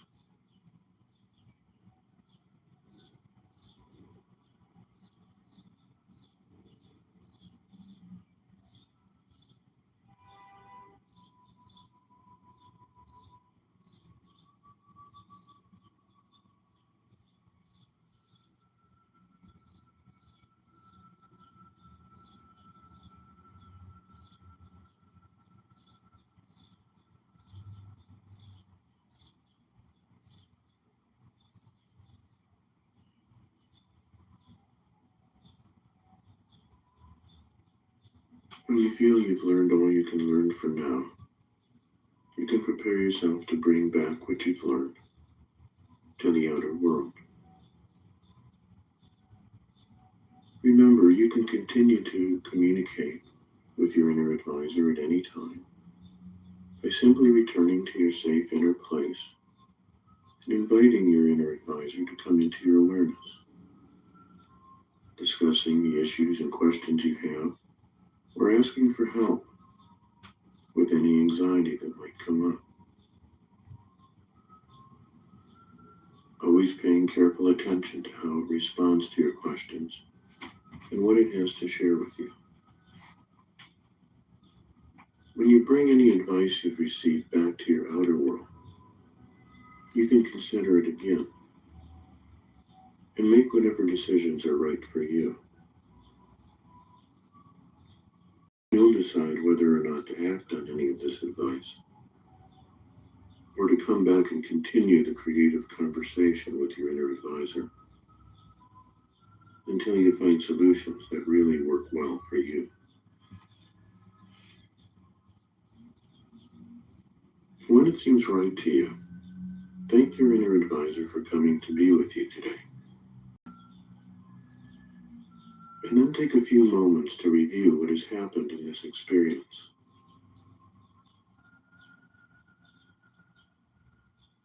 Notice especially anything that you want to make sure to bring back with you when you return your attention to the outer world. Whether it's an action you want to take or a feeling you have within you.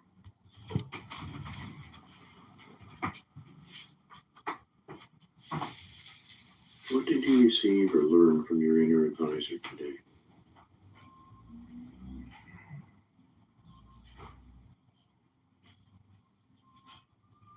Is there anything in particular that you've learned that you want to make sure to bring back with you when you return your attention to the outer world?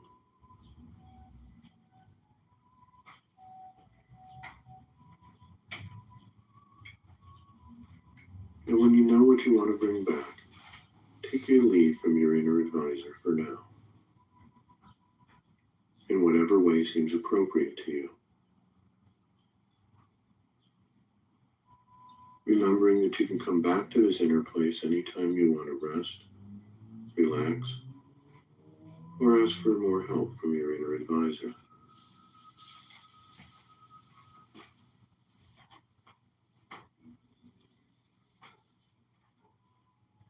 And to return to the outer world for now, simply look around your special place once more and let yourself feel any appreciation you may have for having such a place inside and being able to use your mind in this way to help your body relax, your mind relax, and to find solutions to issues and problems that are important to you.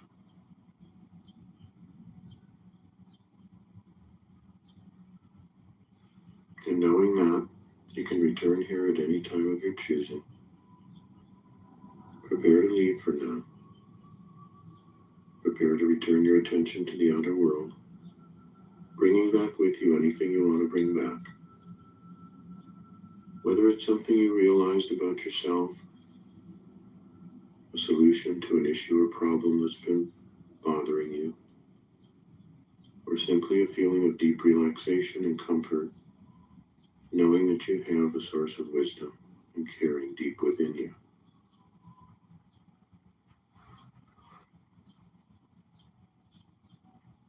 And to return to the outer world, let all the images fade and return to where they came from. Begin to pay attention to the space around you, the sounds coming from the outer world, the room or the place that you're in. Beginning to feel your body once more, gently stretching or wiggling your fingers and toes. And as you return to the outer world, letting your body return with a more relaxed and deeply refreshed feeling. Your mind clear and refreshed, your senses sharp and clear, bringing back whatever's important or interesting from this experience. You may feel like awakening from a deeply refreshing rest. And when you're all the way back, letting your eyes open, looking around, coming all the way awake and alert, bringing back whatever you choose to bring back.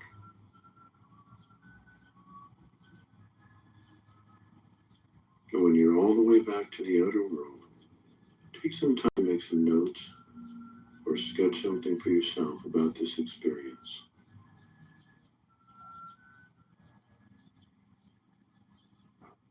Use this writing or drawing time to let your experience continue to unfold,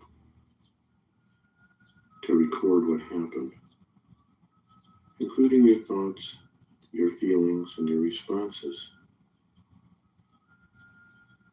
to your conversation with your inner advisor. Let yourself include any new questions that come to mind, as well as insights that you will act on to better support your ability to deal with whatever life may bring you. And know that you have this source of wisdom and caring deep within you, and you can return there at any time to continue this conversation.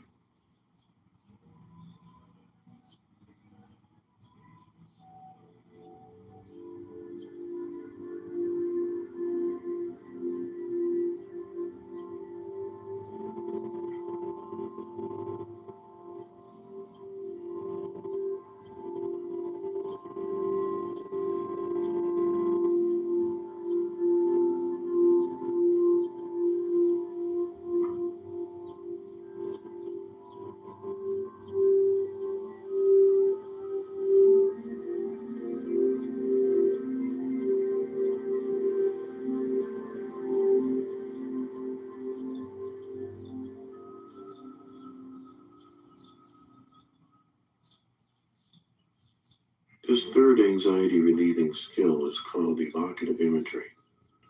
It will help you identify and strengthen qualities that you feel you need more of to deal with things that may be provoking or stimulating anxiety. Sometimes we're anxious because we don't feel we have what we need in order to cope with or resolve our stress. This guided imagery experience will help you with that. Before you start, take a few minutes to think about a particular issue or situation that may be causing anxiety for you. And then think about what personal qualities you'd like to have more of in order to be able to deal effectively with them. More patience, more confidence, more strength, more love. Different qualities may be useful in different situations. Before you start the next exercise, identify from 1 to 3 qualities that would help you better deal with this particular situation. So now let's begin. Begin by paying attention to your breathing. Just noticing that on the in-breath, you're bringing in new energy, vitality, and oxygen that flows to all parts of your being, especially any place that needs some special attention. And let every exhalation, every out-breath, be a real letting go kind of a breath, a release. And let yourself make a small movement to signal the shift you're about to make into deep relaxation, like briefly lifting a finger or rolling your eyes up in your head and taking an especially deep breath. And then let your eyes become comfortable again and begin to relax more deeply. In the future, when you make this movement, it can be a signal to your body and mind that you're about to shift into a state of deep relaxation. And as you practice, you'll find it easier and easier to move into that deep relaxed state of comfort and ease. And as your attention shifts from the outer world to the inner world, invite your body, your mind, your feelings, and your spirit to just release any tension you may not need to hold on to right now. And you don't even have to know what you need to hold on to and what you can let go of. Simply invite the body or the parts of your body to release what they don't need to hold on to right now. And notice what happens.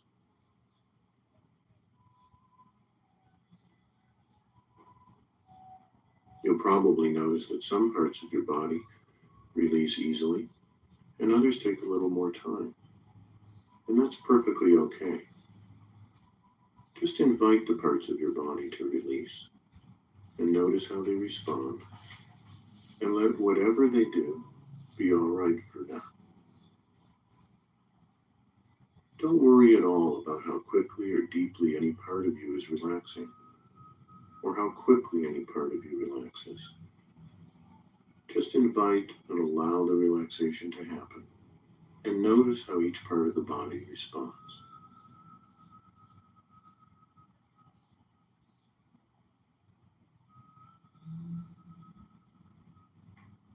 As you focus on different parts of your body, notice that you may feel things in them that you didn't notice when your attention was elsewhere. And of course, that's to be expected. And notice that there is feeling, awareness, and responsiveness in the different parts of your body. You might even experience it or think of it as intelligence.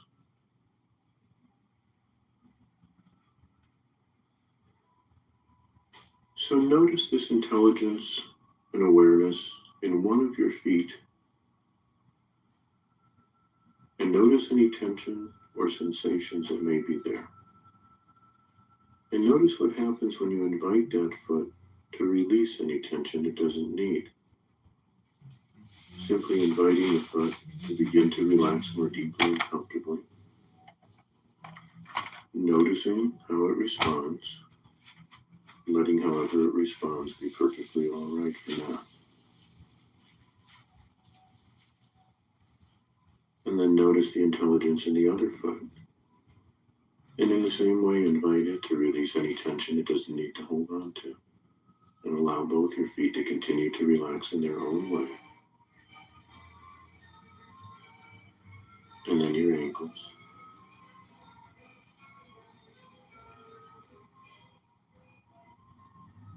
Silently inviting your feet and ankles to become soft and at ease.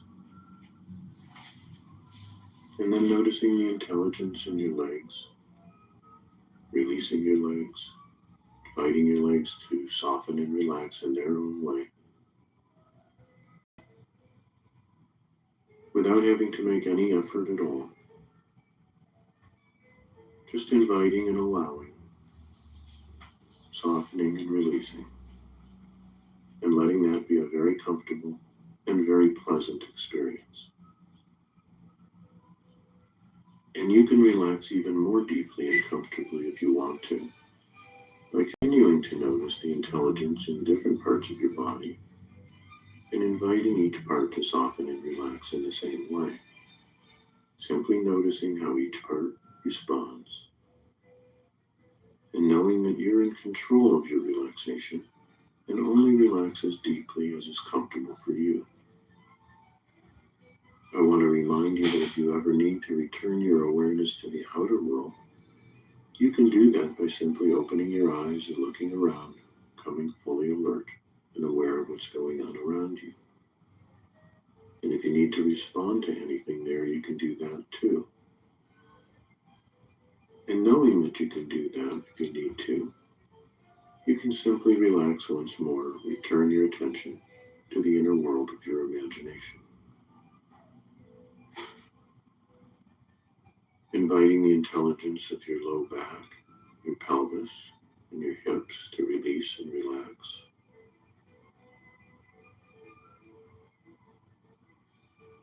And the intelligence of your abdomen and midsection.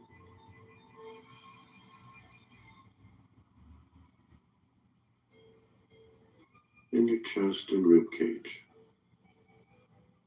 Inviting the whole trunk of your body to soften and relax, easily and naturally, without effort or struggle.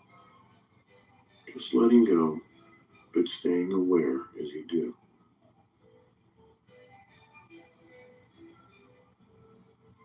Inviting the intelligence between and across your shoulder blades, and across your neck and shoulders. Inviting the intelligence in your arms and elbows to relax, in your forearms, all the way down through your wrists and hands, all the way down to the palms of your hands, the tips of your fingers and thumbs.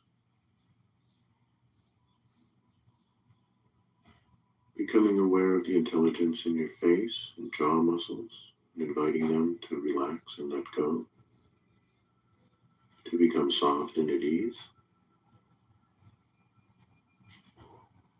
You may notice that your upper and lower teeth may want to drift apart a little bit as they relax, and that's perfectly all right.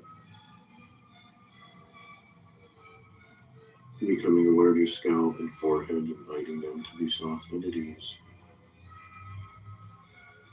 And the little muscles around your eyes softening, relaxing, releasing. And even your tongue can release and be at ease.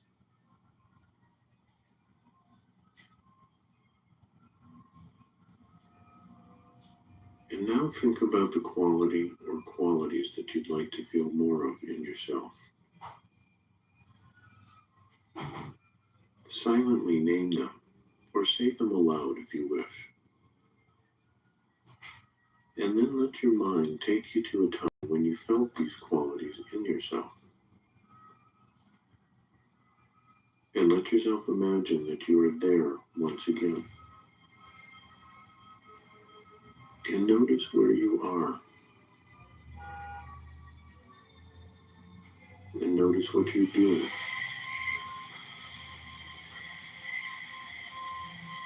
And who you are, if anyone.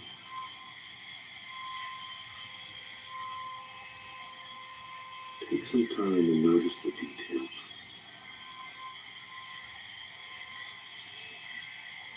Notice what you see as you look around.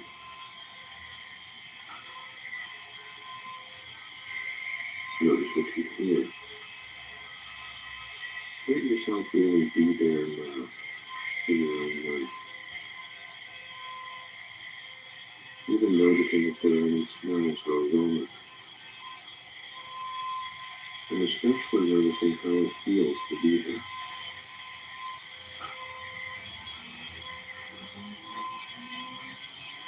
And if there was never a time when you felt these qualities in yourself, simply imagine what it would feel like if you did feel them now. You might imagine someone else that you've noticed these qualities in. Someone you know, or a historical figure, or dramatic character.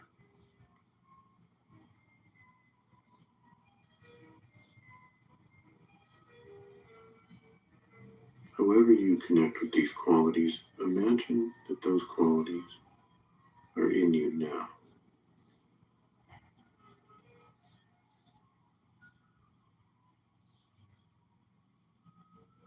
Pay special attention to how it feels to sense these qualities within yourself.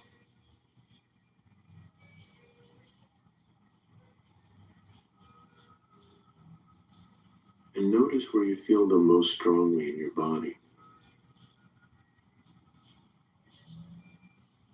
Gently scan with your attention through your body and notice if these feelings seem to center anywhere. If they're stronger in one area than in another.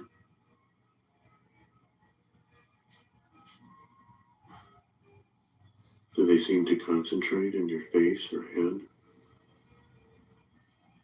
in your chest or heart, your abdomen or pelvis, arms, legs, anywhere else?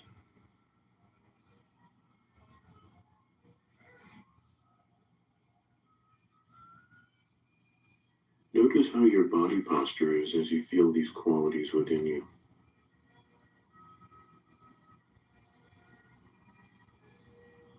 And notice how your face feels as you allow the feelings of those qualities to be there within you right now.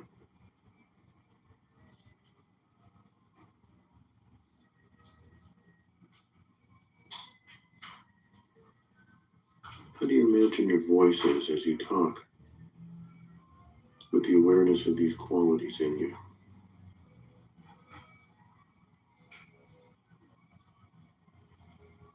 And how do you imagine you move while being in touch with these qualities?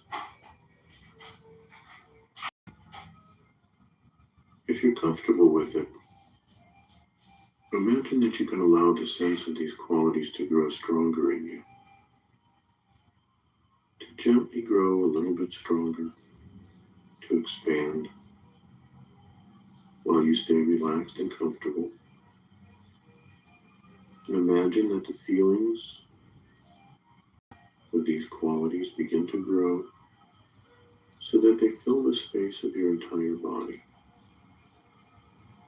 As if every cell of your body is touched by the feelings that go with these qualities.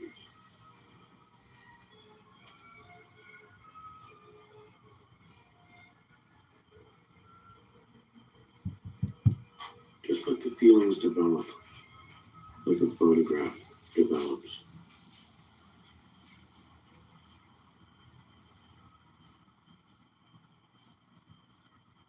Imagine that the feelings associated with these qualities radiate out from wherever they are centered. Radiating out in all directions, like the light radiating from the sun. Allowing yourself to fill your body with these qualities. Imagining that you can feel the quality all the way down your legs to the bottoms of your feet.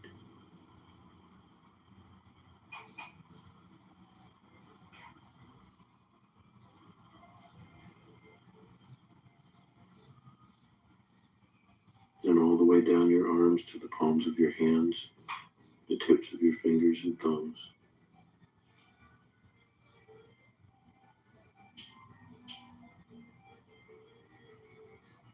Filling your face and touching the very deepest core of your being.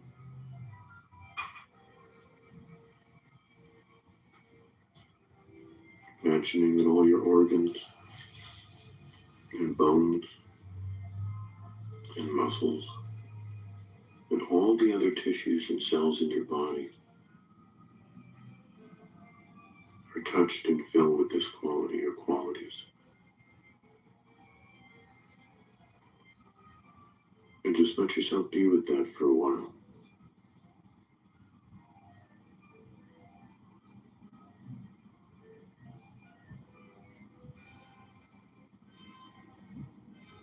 Letting yourself become saturated with these qualities. And naming them again, silently or out loud.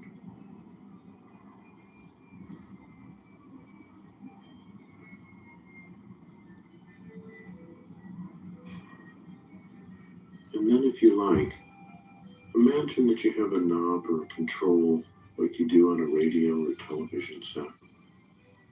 And you can turn up the strength of these qualities, just like you turn up the volume on a radio.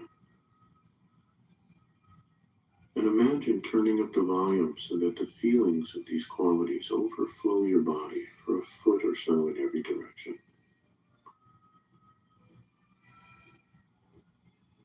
And just notice how that feels.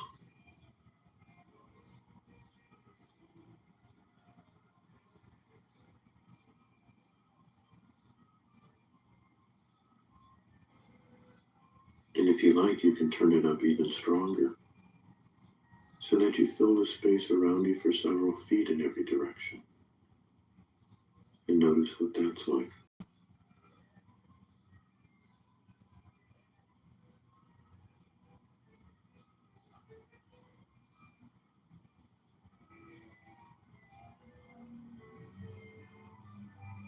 If you like, you can imagine filling the room around you with the feeling of those qualities, the energy of those qualities.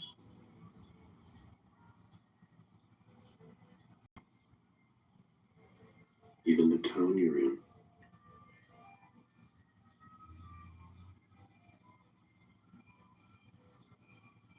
You can imagine filling the whole world with these qualities if you like. Just imagine turning it up as far as you like.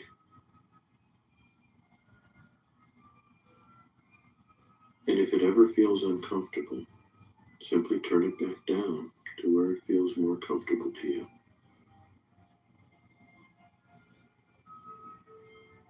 Bigger isn't necessarily better. Just let yourself experiment so that you can feel these qualities strongly within you.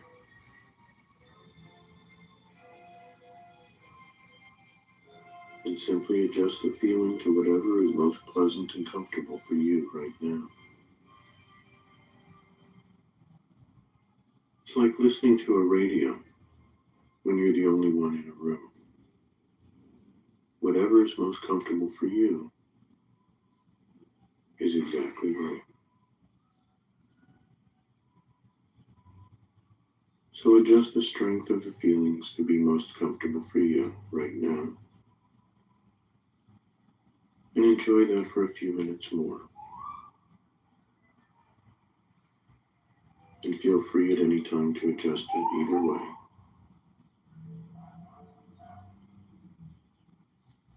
And as you're experiencing yourself filled with these qualities, turn your attention once more for a few moments to the situation or issues that you'd like to address. And notice if they appear the same or different in any way as you're in touch with these qualities within yourself.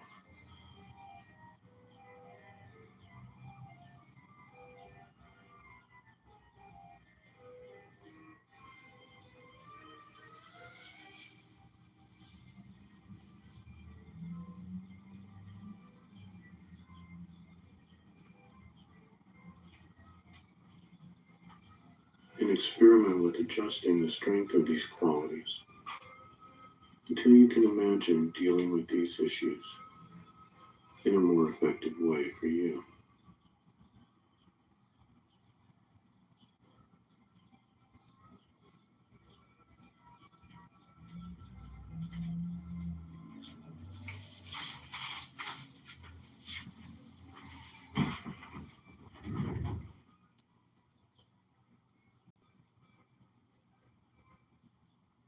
And know that you can let those feelings stay with you as long as you like, and even bring them back with you when you decide to return your attention to the outer world.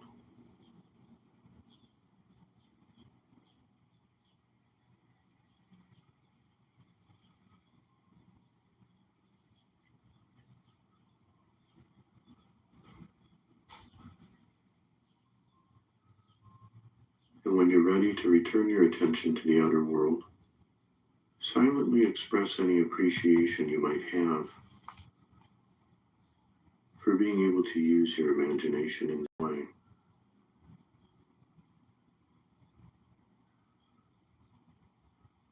for being able to connect with your own inner strengths and helpful qualities.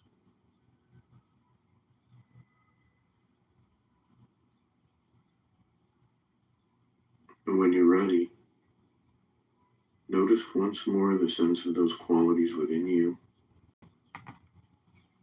And as you allow all the images to fade, you can bring this feeling back with you if you like. And you can always I am from Brasilia. The feeling of having Son those de qualities within you, Brasilia. simply by recalling it in this way. Yana Jawu. Jana Chikutuno. Sachino Chani. Ponchon To help you Ponchini. resolve issues You and don't concerns have to in welcome. a healthy and effective way. Colty. Exactly, this ain't nothing. Gently bring your attention back to the room around you, the place you're in. Coming back into your body, feeling your body relaxed and alive and full of the qualities you've connected to. Letting yourself wiggle your fingers and toes and become aware of your body again. And as you bring back what's important to the outer world, allowing your eyes to open and looking around, noticing what you see in the outer world, what you hear there. Bringing back what's important to bring back. Feeling like you're returning from a deeply refreshing rest.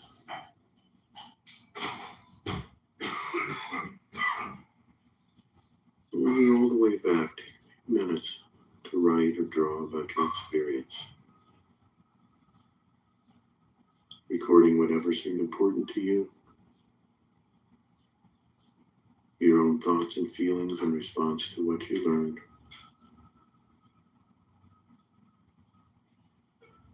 In ways that you can use the qualities you've now connected to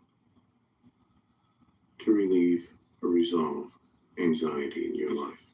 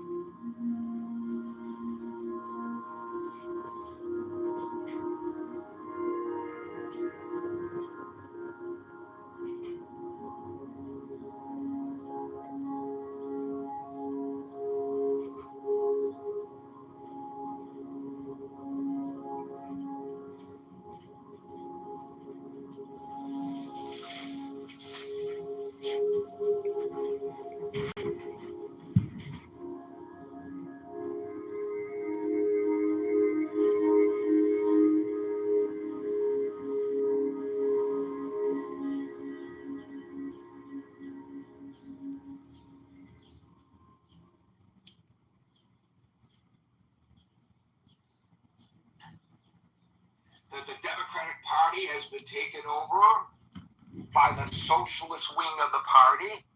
I think actually, and this is not based on Gary's opinion, but based on the number of Democrats in Congress and the number who self-identify as socialists, that is far from the truth. But certainly there are a lot more socialists on the Democratic side of the aisle than there are on the Republican side of the aisle, because there are probably zero on the Republican side of the aisle. That is a fact. And this is an increase in the number of people who embrace Mamdani's vision of governance. And it could be an indication of a slide among the voting population in a certain direction, although I will point out that generally speaking, this is kind of, as they used to say in the rap, hip-hop field, an East Coast, West Coast kind of thing. You don't find in the mainland of the country so much reliance on democratic socialism. Minnesota might be an example where you do. But generally speaking, these flyover states, you're not going to see, I don't think, a groundswell in that direction. But the president took it beyond concerns that conservatives might have about socialism. And he today actually said, and such is the reason for the topic, that there is a cancer of communism spreading across the United States. So these are his words, and I want to know what people think about it. I'm going to read to you, and there have been a lot of stories posted. If you don't like the news source, find another one. I can only read one at a time. This comes from The Independent. And I will read it exactly how they wrote it. It has a certain bent, right from the start, that you can accept or reject if you wish.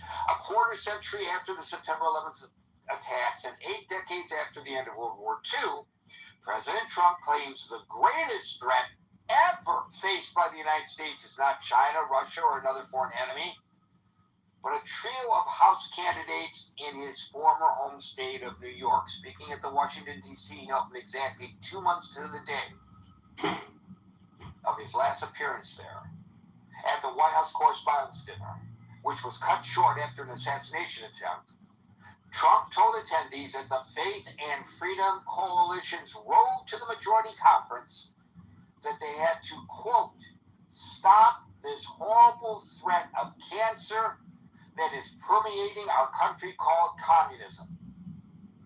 He was not referring to the peril of the Chinese Communist Party or the former Soviet Union, but to 3 Democratic candidates for New York House seats who won primary victories this past Tuesday after being endorsed by New York City Mayor Zohran Mamdani, and then they list the 3. None is an actual communist, but all 3 are aligned with the Democratic Socialists of America and identify as Democratic Socialists rather than as mainstream Democrats. If they win this year's general election in November, they will, because in New York City, the primary determines the general. With the exception of some outlying districts, clearly not the 3 that they represent in Staten Island, in a slice of Brooklyn, in a section of Queens. You're not going to get elected as a Republican. But they're correct. If is the proper way of saying it, because anything is possible. If they win this year's general election in November, none will be particularly powerful or influential, especially members of a body that largely operates on seniority. Yet Trump told his audience at the right-wing religious conference that the choice of voters in 3 House districts in the city where he spent most of his life amounted to, quote,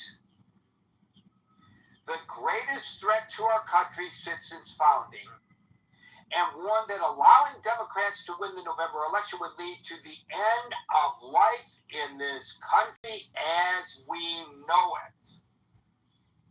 Bum, bum, bum, bum. These are scary words, ladies and gentlemen. Scary words. Continuing with The Independent and not Gary's sarcastic interjection. Quote, these ruthless communists will attack all religions, but in particular Christianity, they always do, he said. They will close your churches in this country, they will go communist, and they're trying to. They will kill your people. I will repeat those words of the President of the United States, ladies and gentlemen. They will kill your people. And that's what they're about. They want to end religion. They have to end religion because their ideology doesn't work if you have strong religion. There will be no food. There will be no housing.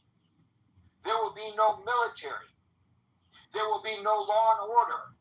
There will be no nothing. There will be no nothing. You'll be a third world inhabitant in every way, and everyone will suffer or die. He later added that the New York House candidates in question are animals.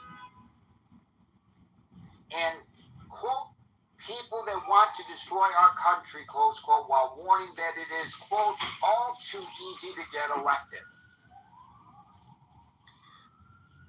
Wow. sorry, I keep interjecting with Gary's emotive responses. I apologize. Trump also found harbingers of doom in the New York City Rent Stabilization Board's decision to enact a 2-year freeze in rent increases for the relatively small number of rent-controlled apartments left in his former hometown. The policy, which was approved earlier this week, last night, fulfills a major campaign promise of Mamdani's. So the Rent Stabilization Board, there are certain set-aside apartments in buildings where all the units are not rent stabilized, where few people are grandfathered in under rent stabilization, and I think it's every year or every 2 years, I believe it is, the Rent Stabilization Board meets to decide by what percentage, based on inflation, those individuals' rents should be raised so that the landlords can afford to continue to accommodate them. This is an alternative to big public housing projects, which we still have many of here in New York City. And it only is a small dent in the housing crisis that the city faces, but it is a long-standing tradition in New York City. And generally speaking, at these Rent Stabilization Board hearings, they're screaming and hollering. On the one hand, you hear the people who enjoy rent stabilization clamoring that they're going to be finding themselves homeless if you raise it 1 or 2%, which is really what it usually is, a couple of percentage points. On the other hand, you have the landlords clamoring that if you raise it if you don't raise it, they're going to become slumlords and it'll be the fault of the government. And both sides are subjected to, or the people listening to them are subjected to, both sides, a high degree of hyperbole. And it's almost performative because each side is playing to their audience. The people representing the renters and the people representing the landlords, and then when it's all over and it goes up a couple or 3 or 5 percentage points, people are interviewed outside the meeting, and each side predicts doom and gloom. And 2 years later, when it's time to look again at all of this, there has been no doom and gloom to either the renter or the landlord. And then we go through the whole process again. However, it takes on national significance suddenly because Mamdani promised free this, free that, free the other thing, free buses, city-run supermarkets to compete with the supermarkets and the bodegas, the convenience stores that are in every neighborhood, because the prices are too high. In his opinion, it's a very populist point of view, and it helped get him elected. And he appoints the members to the Rent Stabilization Board.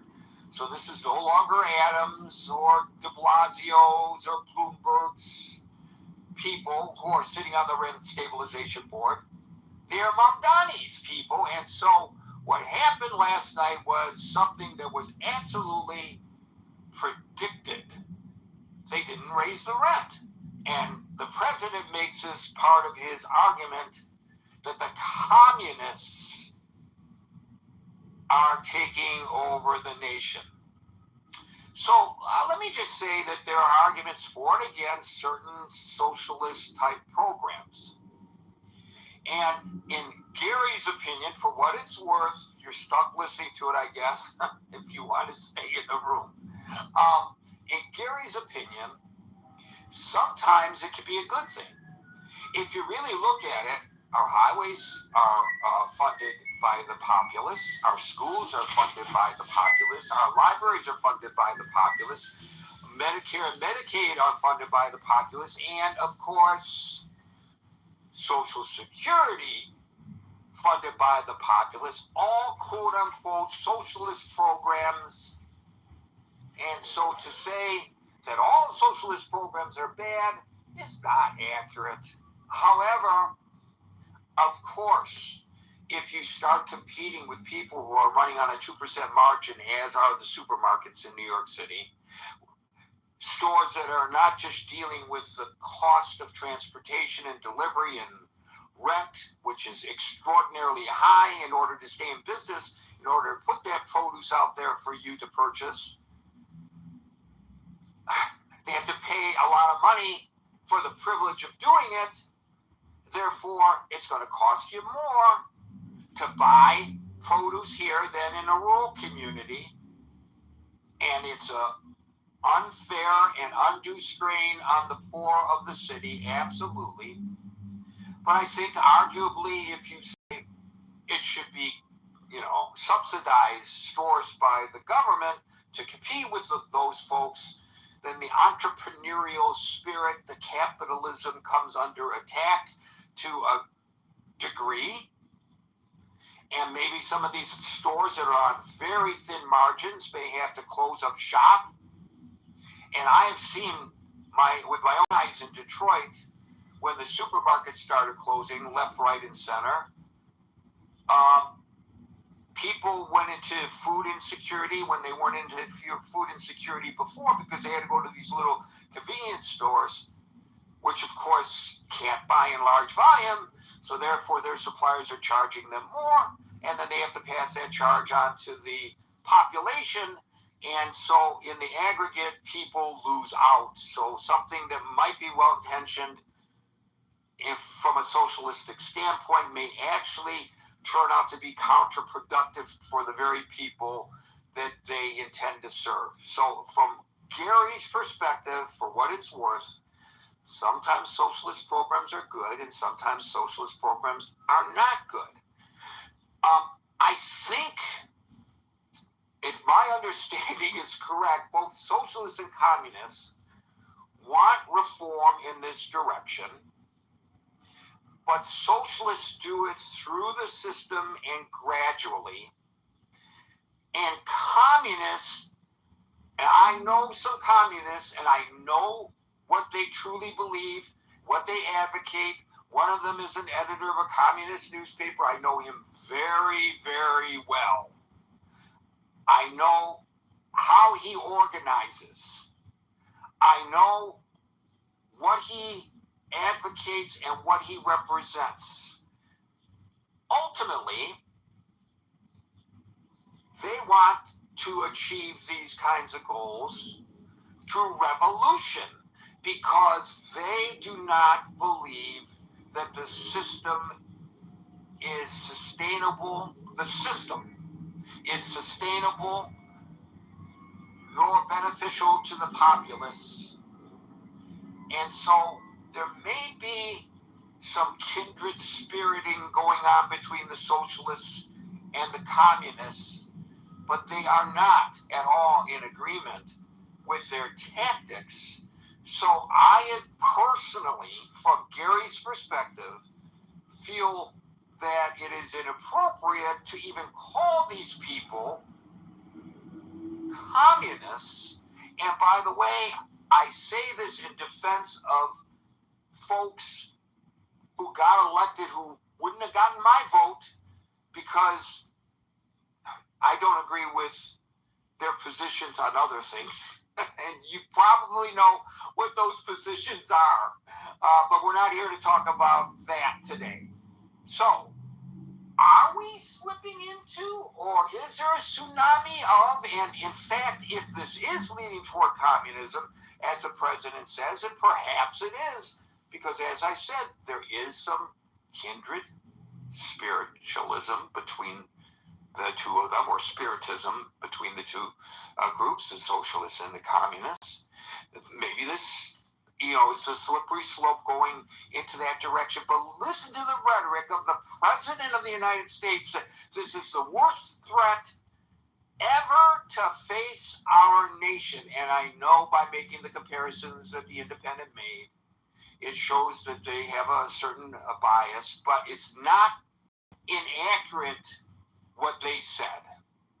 So with that, and I'm glad to see we have so many people in the audience whose hands are up. I'm glad to see we have so many people in queue already on the stage. I will do my best to get to everyone, and I will start calling people in the order in which I see them on the stage. And today that order begins with Marshall, followed by Alan. Do I think we're under the direction of communism? No, probably not the way we were during the Cold War in certain parts of it. Do I think my generation and younger than me has this like fanciful utopian idea about what socialism could be? Yes, very much so. I think my generation and the generation prior to me have never known true hardship or devastation, and as a consequence, they see the system not functioning now, and socialism seems appetizing to them, despite the fact that in practice it just doesn't work. I don't know whether I agree with the president that it's cancer. It's certainly an economic system which you do not want to run the country, right? There's not a place in the world where it's been tried that it actually works. So cancer, I don't know if I would say that a concern. Yes, certainly I would say it's a concern. I also don't know if I would say that Medicare and Social Security are socialist programs. I think you can have social spending and not be a socialist, or participating in elements of socialism. Maybe I'm quibbling, and so it really doesn't matter. But I mean, I oppose society. I would not vote for these people. I would not want them in office. I would want them, in fact, actually nowhere near any kind of power ever. I think if you have a lot of them who have power, they become very dangerous. So I'm very wary of it. I don't think, I've got friends that are communists, and I love them. They're great people. I just would never want their form of government to be the one that ran the country. I'll leave us with this. In times of stagnation in a country, or in a polity, with wealth inequality, a harder time putting food on the table, a sense of inflation, and a sense that things just going in the right direction. Evolutionary ideology in all societies becoming, to some degree or another. It really doesn't help that we're in the midst of populism. The Republicans heavier than the Democrats, but that populism amplifies all of those other social issues. So socialism and communism get popular at times where our system can't or won't answer the pressing questions of the public. I'm not saying that's right or wrong. I'm just saying that's a facet of societies in history, in particularly democratic societies that end up battling with this sort of thought process. So I'll leave it there. So, Marshall, you mentioned the utopian view of people your age and younger, but is that not true of all generations, that people of your age and younger have these wide-eyed and hopeful, very optimistic views, and they all want change, and of course, it never quite reaches the level that we want when we're that age. But isn't that the way societies actually move forward and reform and become better as we go? Yeah, but the youth, as the president would say, or Bernie Sanders would say, and their ideology has to be paired with practicality.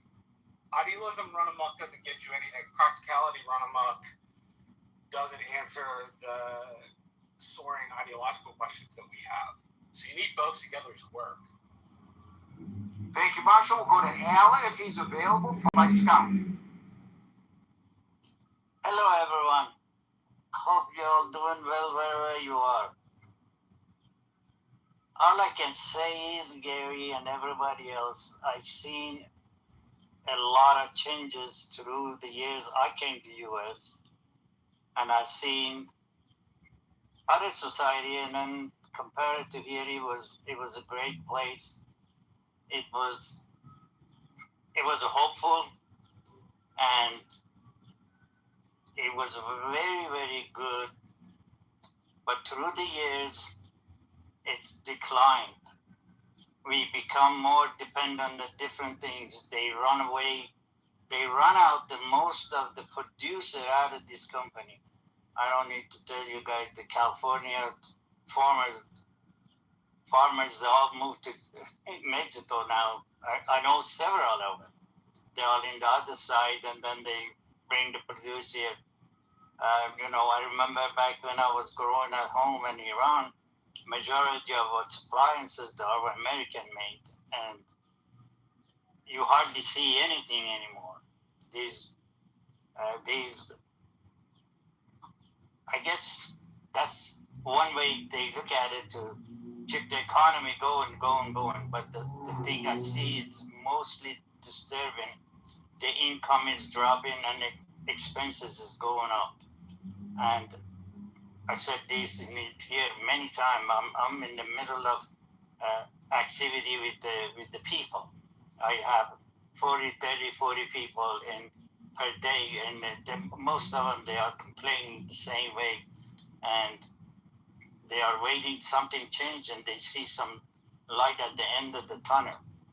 Because I never thought, I see $70 for a 4 box of cigar shipped by UPS. That's I can't wrap my head around it. And obviously I can't eat that, so I have to pass it on to the customers. And when the guy constantly telling me, his income is dropping, his customers evaporating, they don't have anybody, and his business is going down. So I've seen really, really bad changes. As far as communism cancer, it is a cancer because I lived most of my life next to Russia, and I've all seen him. Communism, normally they present it in the different society, grass is greener in the other side, but hey, it is not, believe me. There was some student, they thought Russia gonna give them everything. They moved over there. Unfortunately, most of them, they end up being in the jail for a long, long time. So back to... Thank you, Alan. We'll go to Scott, followed by Howard. All right, Gary, my main man. Wait, I want to switch to my mic. Can you hear me now? Am I coming through on the microphone? Yeah. 3 testing. 1, 2, 3. All right, Gary, coming to you live at the Drive at 5. Schuylkill Express. I would love to be a radio guy. Yeah, I am. I'm so envious of you. So many of my heroes, communication-wise, have been in radio, the great medium. Howard Stern is one of the top. Yeah, radio's great until iHeartless Radio kills it for everybody, but that's another. Gary, we're going to make sure radio always has a job. Duncan's getting it. Huh? Go ahead, Never mind. Go ahead, Scott. Yeah, so, a couple of things. I don't know where to start, but when we talk about socialism, I'm with Marshall on this. I don't know that most of these things are socialist programs, right? Taking wealth and redistributing it for ends in society is not socialism, right? We don't think the military is socialist, and that's what we spend the most of our money on, right? You mentioned roads or something. No, things, just because we collectively benefit from it, or it's public, doesn't mean that it's a socialist program, right? Socialism is a program, right? It is a political program where basically the people would collectively own the means of production, right? Where factories and natural resources and these sorts of things would be collectively owned, right? We wouldn't have SpaceX owning rockets and things. We'd all own collectively these things that produce goods and services and things like that. So that would be... Now, the difference with communism is there's still a lot of room in socialism for private property and most forms of socialism and some sorts of inequality, right? It's not there's not perfectly equal outcomes in most socialist visions, right? Whereas in communism, it's a classless society, and everything's redistributed, as Marx famously said in the 1870s, right? Each according to his ability, each according to his means, or whatever. So these things are distributed as you need.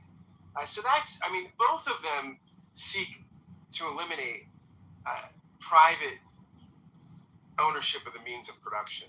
Right? Communism is a little more radical in this, in that communism seeks to eliminate basically functionally all unequal outcomes in a degree, to a degree which socialism doesn't. So, I mean, that being said, I mean, are we that in danger of communism? Of course not. I mean, that's just not, I don't think we're anywhere near that, right? I mean, the other thing too, I want to say, in fairness to Marx, I'm not a Marxist at all, but I want to say something in defense of Marx. At least people will look to, say, the Soviet Union and say, look at Marxism, it failed based on the record of the Soviet Union in the 20th century. But Marx would have never said it would have worked in the Soviet Union, right? For Marx, if you read Marx, he thought you needed advanced stage capitalism with technology, with a massive proletariat, urban working class. He thought that you'd need something like, at his time, England, Germany, maybe the United States a little after his time. You'd need a sort of economic and technological development that Russia didn't have. You couldn't have an agrarian peasant revolution. He thought peasant agrarian types were reactionary and kind of backward. He thought you'd need an urban sophisticated class, the proletariat, that would be the vanguard of the revolution. So, I mean, now you could argue against Marx that, well, the reason why it doesn't happen is because once you give people iPhones, they don't become revolutionary. They're too busy playing, Words of Friends and all these other inane games and looking at TikTok. So that might be the firewall against Marx's revolution might be, TikTok and all these sort of solitaire on your phone or something. But in that sense, Marxism, we could argue, has not been tried because it's never, maybe it's impossible, but for Marx, you would need something like the United States today, or maybe contemporary England or something. You'd need an advanced. Now, China is an interesting hybrid, right? Because it's state-sponsored capitalism. So it's got a communist party that runs a state-driven capitalist society, which is I don't think Marx foresaw that either. So I don't think what Marx said has been really tried and embodied in the sense that programmatically he thought it would develop. So there you go. But I don't worry that communism is spreading in the USA. I mean, it's very interesting. I have conservative friends that would say that Obama's a socialist or Kamala Harris is a socialist. I'll tell you what, they get an awful lot of Wall Street money to be socialists. Moneyed interests don't tend to throw their resources behind socialists. So there you go, Gary. I think that was kind of random in stream of consciousness, but that's where I got today. So you recommended reading Marx, and I think a lot of people probably have read Marx, and perhaps since your comments, people want to go back and read Marx again to refresh their memory. Now, if they do that, Scott, would that be remarks?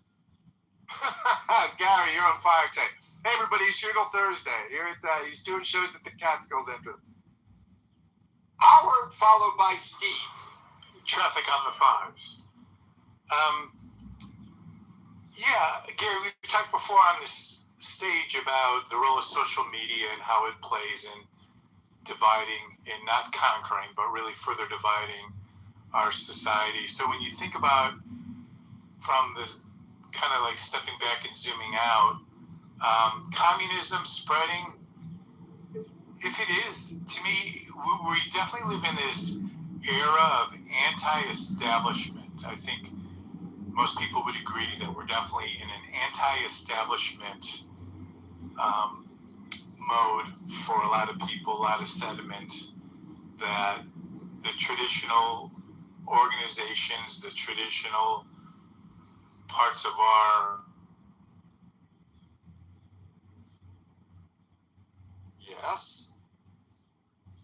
different. And I think that was reflective of what the attempt with Doge was as one example. So if we've got social media dividing us. We're in this era of anti-establishment, and it seems natural that there's going to be certain forms of, call it communism or even socialism, that's going to emerge at the fringes for sure. And depending on where you are geographically, it's a factor, no doubt about it. But I think it's also counter to a lot of the fascism tendencies that's also occurred, especially with parts of our government and parts of really what's going on right now in the media. So I think it's natural that you're going to start seeing more divergent things that just start emerging.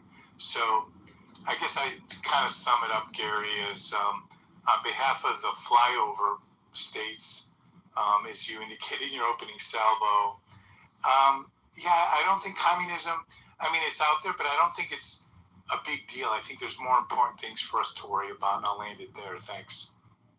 Well, I think arguably the president is trying to create a crisis, which we know works in politics, to get people to vote Republican in the midterm elections. I think that was pretty blatantly clear. He's, screaming the alarm. He says it specifically, if you vote for the Democrats, this is what's going to happen. The push to try to convince you and me that the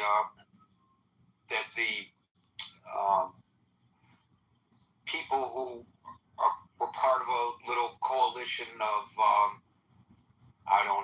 anti-Israel and progressive folks, and these new guys and gals are representative of the Democratic Party, and I don't think that most people who are in the Democrat Party would suggest that they are reflective necessarily of their values. And how did they get elected, these last three to whom the president refers? They got elected because there was an extremely low voter turnout in the primaries. This is exactly how AOC got elected. By all measures, AOC should not have gotten elected. Joe Crowley should have been reelected, but he wasn't, because he took his district for granted and didn't go out there and campaign. She and her people were hungry, and they were under the radar, and to your point, used social media and what Marshall does, door knocking, and in New York was more meeting people in bars and coffee shops maybe than door knocking, and on street corners and at subway platforms. But the concept remains the same. If you want to get elected, you got to work at it, and you got to get your vote out. I just want to make a little shameful self-plug here, since you mentioned the undue impact that we believe social media presents. I wrote a piece earlier this morning on my Substack, which is linked to in the main chat, which is linked above, talking about the overwhelming anti-Semitism, the comments that have been made on my social media for having the audacity to suggest that the hate crimes, which are on an exponential rise against Jewish people, ought to be more firmly addressed. And that resulted in representation of the kind of people who commit the hate crimes in large, massive numbers. And it would make one perhaps think that they are representative of a larger group of society than we would feel comfortable. The studies, if you read my very short piece that is in the main chat, would suggest otherwise. Now, these studies had to do with the Jew haters, but I think the same goes true for any fringe aspect of our society. The internet, to your point, Howard, has given people voice when they never had voice before. When I was coming up, the way the communists got their message out is they published their revolutionary newspapers, and they would stand at the Rouge plant, the Ford Motor Company Rouge plant in Dearborn, Michigan, and as people were walking in at shift change and people were walking out at shift change, they would hand out their weekly publications. Workers Unite. Each of them had a different take. They all hated one another, by the way. The socialist workers didn't like the Trotskyites. The Trotskyites didn't like the Revolutionary Communist Party. The Revolutionary Communist Party didn't like the Communist. I mean, the fracturing was just amazing. So when you talk about this Red Scare that the president is trying to gin up, they're very fractured, these people. But the point is, you can't go by what you see on the internet, because the actual polling by very respectable organizations like the Pew Foundation will show that these are all outliers that have greater voice than people who are just simply trying to live their lives and don't necessarily feel motivated to go onto the internet to try to express their views in order to change the minds of the good people of the United States and elsewhere in the country. So I don't think that's a fair barometer. It's disturbing, but I don't think it's a fair barometer. If gone unchecked, it could gain momentum, but we shouldn't be pushing the panic button if we are really concerned that the commies are going to take over the country, because three democratic socialists, who, as the Independent pointed out, as freshmen members of Congress, will have no say in what their party's policies will be. It doesn't mean the country is facing this crisis that the president claims that we are. And I would just point out, Howard, that yesterday, the president, who is frustrated that Chuck Schumer has not shown fidelity to his foreign policy vis-a-vis the Middle East, he declared that Chuck Schumer is a Palestinian. He said, Chuck Schumer is a Palestinian. Chuck Schumer has become a Palestinian. Chuck Schumer is a Palestinian. So just by claiming that Chuck Schumer, who is Jewish, is a Palestinian, doesn't make Chuck Schumer a Palestinian. And just claiming that there's this big red threat doesn't mean that it is true. But we saw this during the age of McCarthyism, and it took root then, and I'm hoping that it does not today. Yeah, Gary. Yeah, I mean, as you say that too, it just reminds me of something even happened more recently, the campaign trail, and I think it was when the president was perhaps in debate with the Democratic challenger. The claim and the damage that was done, going back to Springfield, Ohio, about the Haitians were eating all the cats and dogs.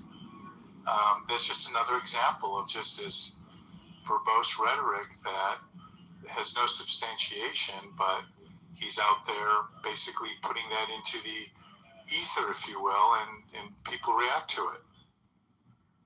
As we are today, Howard, guilty as charged. Steve, followed by Gary, also, can we just say something I forgot to mention that I think, you alluded to before, but I think the anti-Israel stuff was at least as big a driving force as the economic stuff, or bigger. I mean, I think that they campaigned hardcore, those folks, as being anti-Israel, right? And it's funny because I saw a woman who had tattooed on her forehead. I saw, I'm sure that many of you saw this, a woman from New York. I'm just going to say forgive me for being crass, but she had "fuck AIPAC" tattooed on her forehead. This woman, her Twitter account, I think, was Sunrise Movement or something, and she said, "Feeling confident for New York City elections tomorrow, #fuck AIPAC," and a picture of her getting a "fuck AIPAC" tattoo on her forehead. So let's not minimize the significance of the anti-Semitism, which I think probably fueled and energized a lot of people more than the economics. You know, I really am attracted to women who tattoo their foreheads. I think it's just very, very attractive. You know, you remember the Larry David bit when he's in the Palestinian chicken place, and he says, I mean, you always are attracted. He's looking at the picture of this gorgeous Palestinian woman, and he says, I mean, you know, it's so great. Like, if somebody doesn't like you, doesn't want you, you know, you're attracted to them. What about someone that doesn't believe you should even exist? It's irresistible. Yeah. Guess what? Just for those who, and I don't want to get off topic, but since you bring it up, according to the Quincy Institute for Responsible Statecraft, China, Japan, and Saudi Arabia consistently outspend Israel in direct foreign lobbying and influence operations within the United States. Just want to point that out to anybody who wants to date that young lady with that tattoo. Steve, followed by... Yeah, Gary, how you doing today? I'm good. How are you feeling, buddy? Are you recovering? I'm still sore, Gary. I had robotic surgery, and the robot was not kind. You know, those robots do not have the hands, the soft hands of a skilled surgeon and surgical nurse. Well, you know what they may be precise, but, you know, the bedside manner is not the same. Yeah, it's cold, isn't it? Well, you know what I told the surgeon? I said, well, since you're going to be operating with a robotic instrument, I guess I don't have to worry about you having too much coffee. but I thought that I was your main pain in the... never mind, I don't want to talk about what you had to... Well, let me get to the point, and I think with what we're discussing has a little more profound potential than we've alluded to so far. And, you know, to kind of set the foundation for this and why I believe what I do, I think we can trace it back to the late 70s, early 80s when we started offshoring all these production jobs. There's a town not too far from me that used to be a vibrant town, and I think they lost 3 or 4 factories there, and it's just collapsed. And I think what we have is if you use the metaphor of the country as a body, we have an infection in the body that isn't great right now, but if left unchecked could metastasize. And I think it relates to this, and the reason why it's so dangerous too.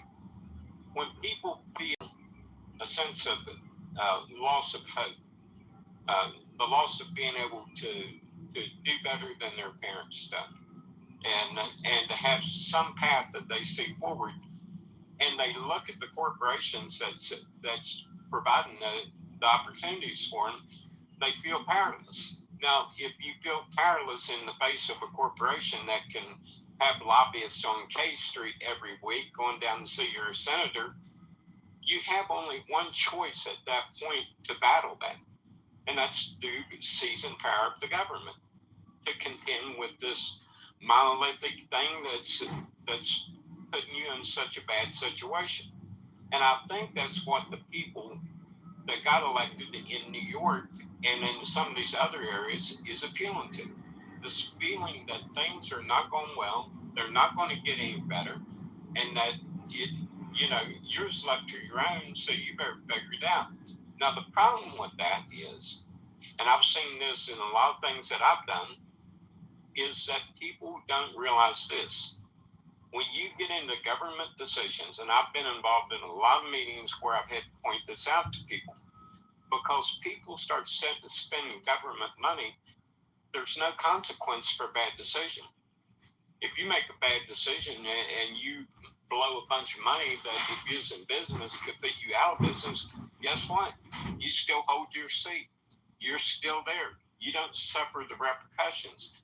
But the people that's advocating for that don't see that part of it. All they see is a mechanism to gain a level of control that they perceive, and this is the key element, they perceive is going to make their situation better. And they see that course of action through seizing government power to impose their will on the people they feel put them in this position. So I don't think it's the communists are taking over, but I think there's an undercurrent of resentment. I think there's an undercurrent of hopelessness that gives fertile ground to people like in New York that won these primaries. I think there's more fertile ground than there was, say, when I was growing up in the 70s for this kind of thing. I don't think this kind of thing, because of the situation and how we felt about things, you could drive off somewhere. Well, I want to go work. 2 hours, you could find someone who worked in a factory, he'd get you a job, and there you go. That's not that anymore. It's not there. And I think these confluence of events, the offshoring, the tribalization of the country, and all these different factors have put in place fertile ground for these people and their message to resonate with people that feel hopeless, Gary. As is always the case, this is how fringe groups take root. There's no question about it. Thank you, Steve. Brent, followed by Brian. So I always, in my opinion, these conversations focus too much on economics and too little on the political system. Democratic socialism has been a part of European politics for a while, and has been a part of European politics in a lot of places we would consider hellscapes. Scandinavian countries are the obvious example, but there's a reason why the Labour Party is red and has a red flag in the UK, because they came out of the socialist movement out of Europe.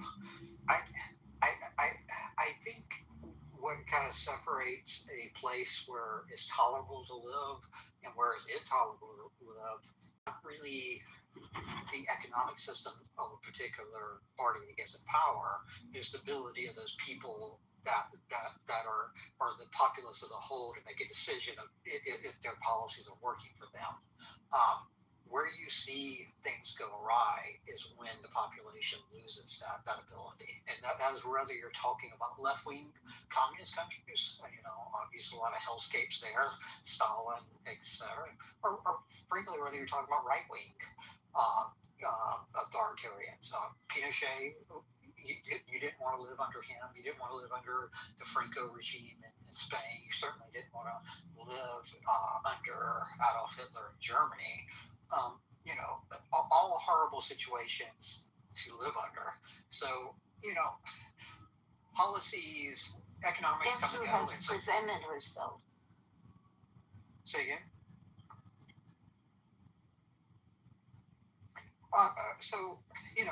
Economic systems, I kind of disagree with the previous comments. I think every economic system is a mixture of state-ran and private sector. It's just what mixture do you have in your system? And I think there are some cases for more state-ran enterprise. I think there are a lot of good cases for private sector enterprises, and they work differently in different parts of time.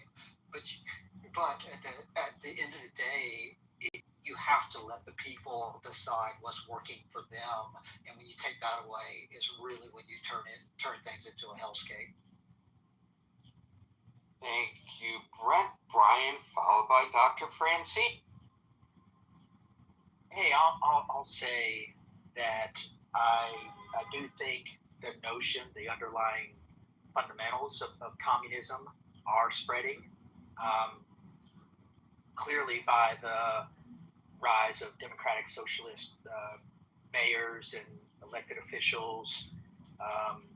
So the principles are there. The principles are under the hood, if you will, of some of these campaigns. And I think of Democrats are scared. A lot of people like Schumer and Jeffries and others are scared because they see these far left politicians winning in these deep blue municipalities or locations. And I think, in some ways they kind of sowed the seeds of their own demise, in years and decades past. And this is the activation of that, the pulling of the threads together, the pulling of the hook to activate some of those people after, like I said, years and decades of cultivation. But overall, I'm not overly concerned, because I think there's enough diversity, there's enough free speech, there's enough safeguards in our system to recognize it, call it out, and prevent it. I don't think what Trump is doing is overly helpful. I think he's mischaracterized it. I think he's oversimplifying it. I think he's talking to, people in these buzzwords that get them activated, and he's face to face. But technically, what is happening is not really true Marxism. I think, as Scott alluded to, and Marshall to some degree, I think it's neo-Marxism. The economic methods that Marx codified or predicted, the revolutions, that didn't happen. And so it took 40, 50 years for people in that camp to realize it's not going to work. There are too many people who are happy with capitalism. They're a happy middle class doesn't revolt. A happy lower class economically doesn't revolt. And so they switch tactics. They switch to neo-Marxism, which is why we've seen a lot of this identity politics stuff. They've gone from bourgeois versus proletariat to now identity politics. Blacks versus whites, gays versus straights. Identity politics. And what they're trying to do is cobble together all these different factions. And that's why you get weird things like Queers for Palestine, which, to anybody who thinks more than 2 seconds about that, you realize it doesn't make any sense at all. But what happens is you get people who are unhappy, disaffected by, what they believe to be this white supremacy or system that's in place that oppresses them. And so this oppressor versus oppressed narrative, this identity politics thing, replaces the original, let's say, 1.0 Marxism. So I think the safeguards we have in place, free speech,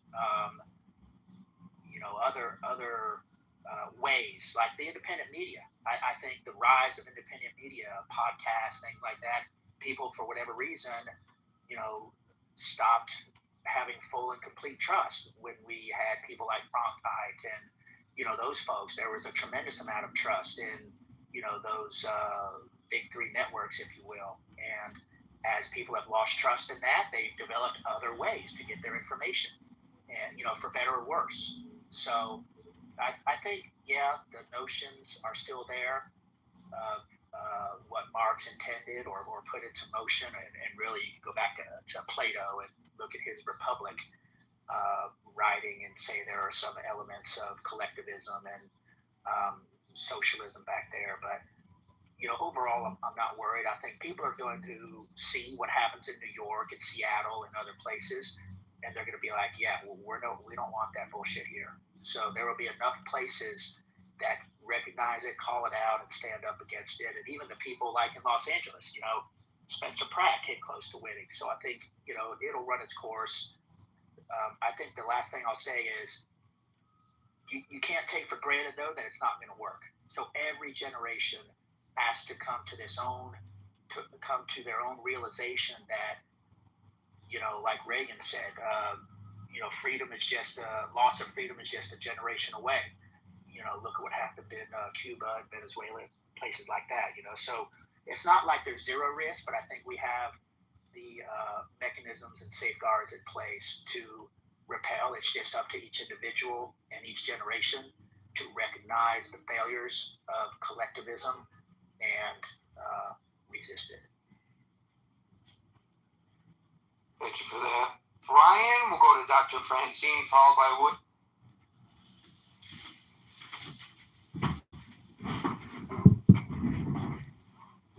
Dr. Francine. Dr. Francine, you there? William, followed by Les. I couldn't get my microphone. Hold on there, William. Dr. Francine, followed by William. Sorry, William. That was weird. I think this is comical. I mean, I would think it was comical if it wasn't so terrible. You know, the way we are as a people calling each other names that we don't even really understand what we're doing. But all we're doing is pulling ourselves apart and, you know, making ourselves less cohesive as a nation. If you think communism is coming, where were you yesterday when the post office said that they weren't going to deliver mail ballots? I mean, in states where the voter rolls hadn't been handed over to the federal government. That very fortunately was blocked by a judge. But that's the absolute opposite of communism. And the fact that 3 people got elected in New York City, you know, which is always a place that's good for immigrants and good for unusual political theories, it always has been, because it's got immigrants from all over the world, and they get to try out their thoughts and philosophies in New York. That's going to have nothing to do with the rest of the country. In fact, the rest of the country is scared shitless that the fact that 3 Democratic Socialists got nominated in New York is going to mean that the Democrats will not be elected anywhere in the country, because the Democratic Party is so far to the right of those people that it can't even recognize them, much less, you know, stand behind them and join their movement. I mean, this is all crazy, and it's just words. And the only reason that I'm concerned about it is that it is being done by Donald Trump out of fear. It's his fear, it's everybody's fear. And the more he makes the public fearful, the more what happens is unpredictable. And I'm tired of living in fear. Nothing that happens in this next election, you know, should be fearful, except maybe if Donald Trump decides to run again. And the reason, and I don't think he will, I think he's done. He's got everything he needs out of the presidency. I mean, he's raped the country. We're in debt like, you know, we've never been before. And 3 people who have somewhat left-leaning beliefs are not going to change any of those accomplishments of his. I'm being sarcastic. Thank you, Dr. Francine. William, followed by Les. I want to follow up on what Brent was saying, and that is that there's no country where it's purely capitalist, purely socialist. It doesn't exist. And when you look at communist China, is it purely communist? No. There is private property ownership to the extent that they've allowed businesses to really function on free market economy and capitalism. I think that's where they've been the most successful and the most productive, because that model, the capitalist model, allows the money to go where it should, based on market demand, and that's a powerful force. But what they call themselves communist country, they say it's the Communist Party, and it's a one-party system. There's one party that's in control. They have a monopoly on power, and then there's a fight within the Communist Party, their power struggles within the Communist Party, and it may as well not even be called Communist Party. It could just be the ruling party.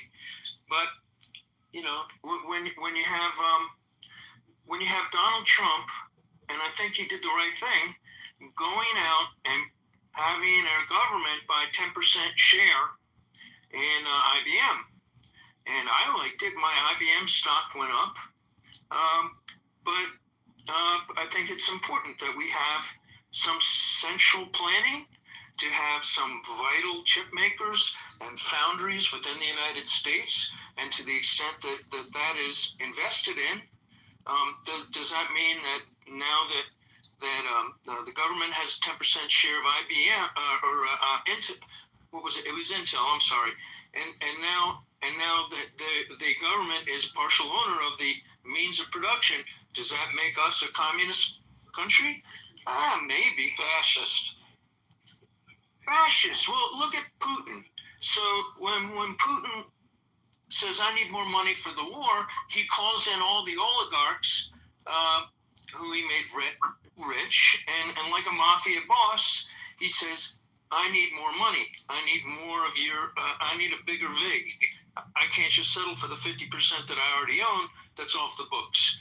So, you know, that's, at the edges, does fascism and communism bleed together and have certain elements that are indistinguishable from one another? Arguably, yeah. So, you know, when we have a corporation that's too big to fail, and we have a government bailout of a corporation, of a private corporation, is that corporate socialism? Is that a socialist? What's that? Your mic isn't working, Marshall. Oh, I didn't realize my mic was open. No problem. So, you know, there's, if you follow the strict definitions, we all funded economy to some degree where there are elements of communism, elements of socialism, when, you know, when the Amtrak exercises eminent domain and says, we're going to take your property, at least you get compensated based on the due process clause where there's, the government can't take your property without compensation, and then there's legal proceedings to figure out how much your property is worth and how much you should get paid. But so in that respect, but you know, in China, man, they really managed to get some big public works projects done. You know, does that mean if the government builds a dam, and that's a hydroelectric facility, is that a state-run means of production? Yeah, it is. Is it a utility? Yeah. So to some degree, utilities, if they're owned by the government, to some degree you can categorize that as being communist. Yet, you know, there are private aspects to the utilities. It gets pretty murky.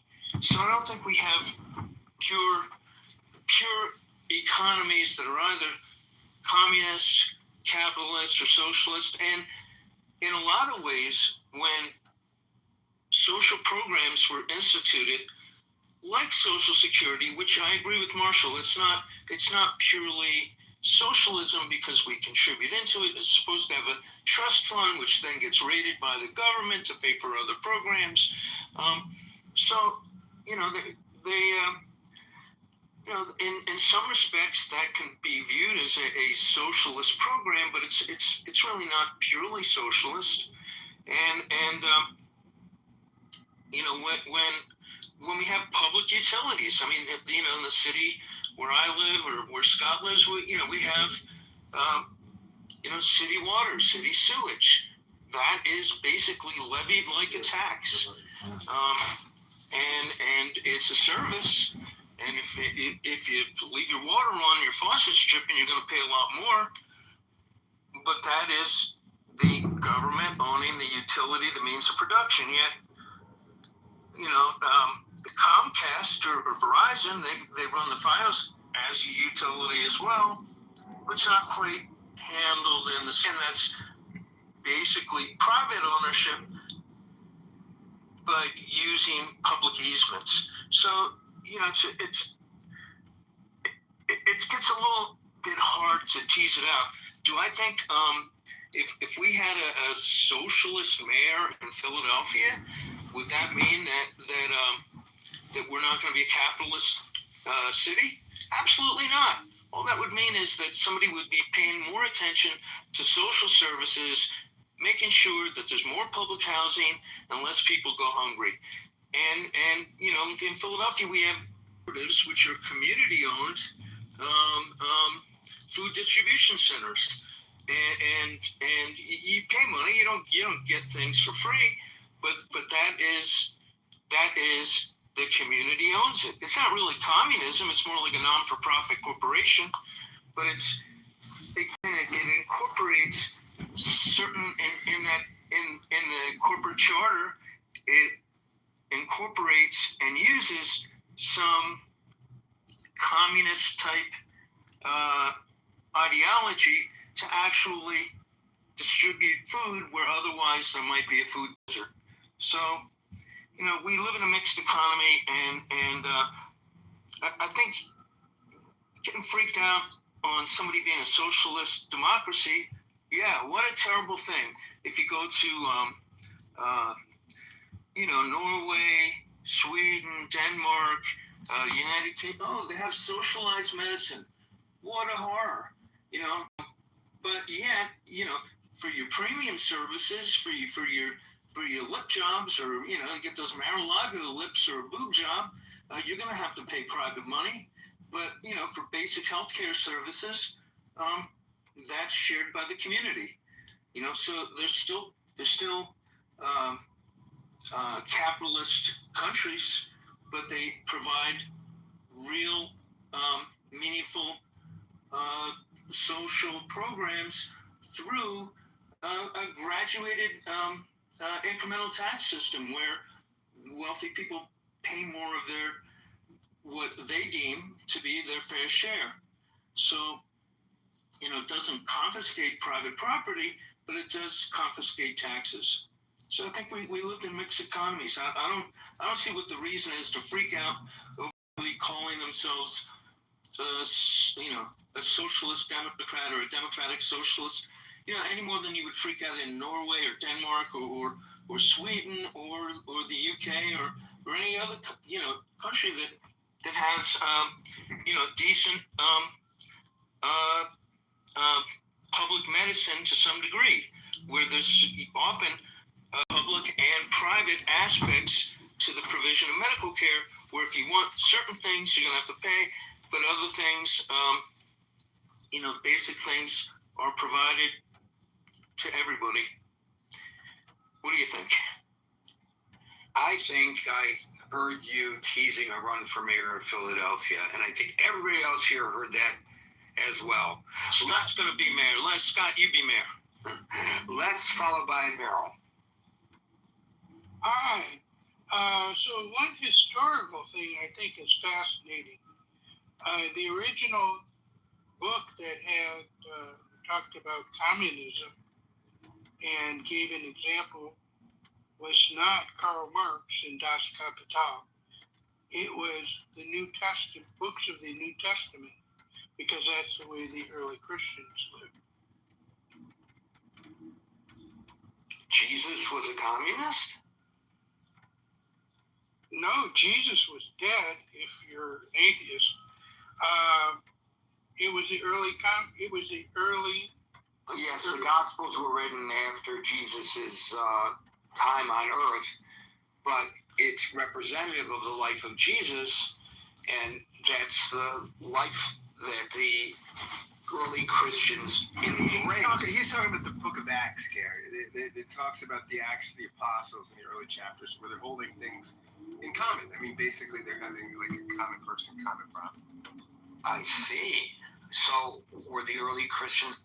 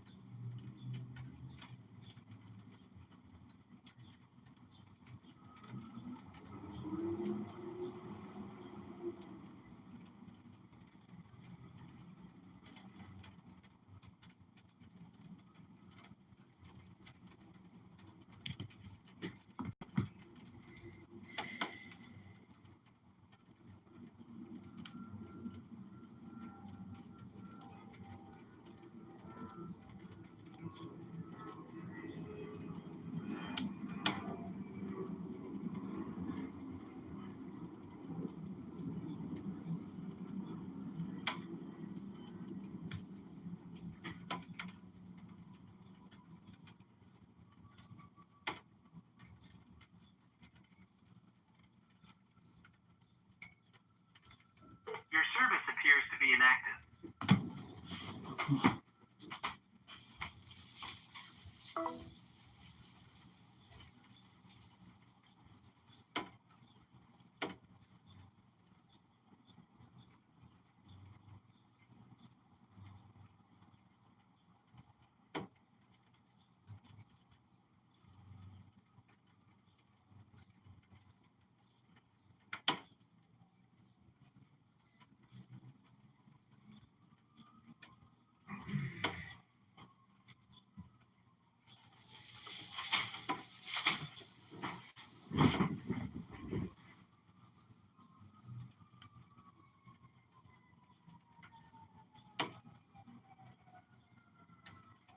Today, but I don't understand. You think we're off topic? No, I think I'm like Dr. Francine. I think we spend a lot of time talking about, and it does boil down to the politics. You did acknowledge that. It is political. And we've spent a lot of time talking about who the people were that won the election and Mondami and all of that. And then we talk about, we've had people here talk about the far left, and communism is associated with the left. And what we don't talk about is, we don't really talk about the true politics of this. And Dr. Francine hit on it. We're not talking about, are we afraid? Are people really afraid? Communist? Are we afraid of a revolution? Is that really what's growing here? Is that the cancer? Because if that's the cancer that's growing, I think we should be concerned about that. We don't have national security right now. We don't have a department that's investigating domestic terrorism. We don't have, we have a problem with somebody who wants to tax people's voting rights. We aren't talking about, we're not addressing a big picture. We've talked about those things on this stage ad nauseum, to the point where conservatives claim that this particular forum is an echo chamber of hatred toward the president. So I don't know why you say we don't talk.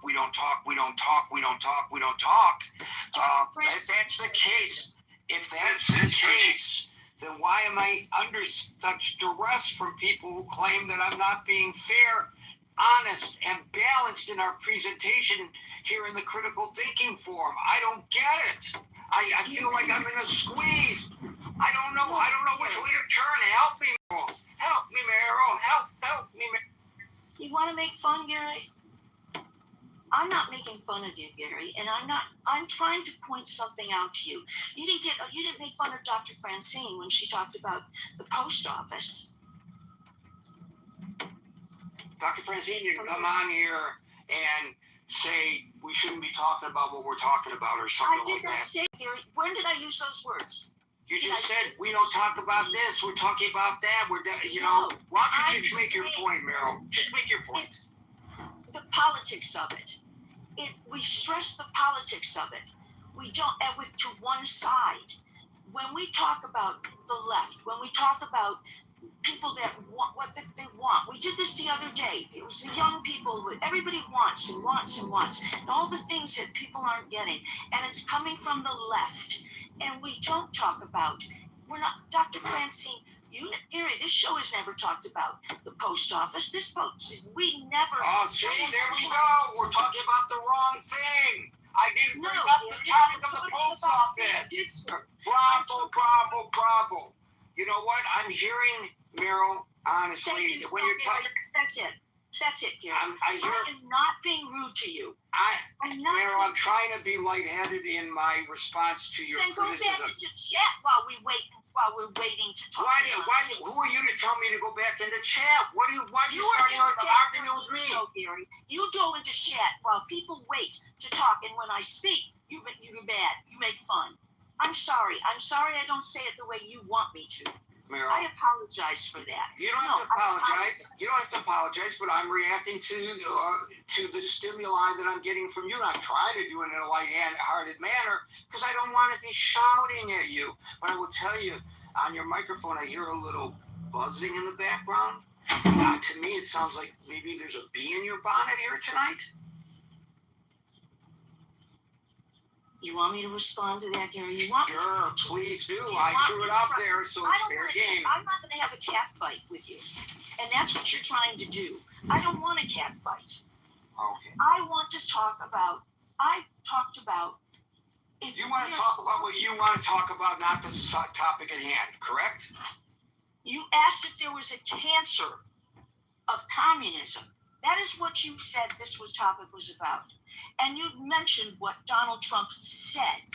And then the conversation is about, it winds up being about how unhappy people are. And who are the people that are unhappy?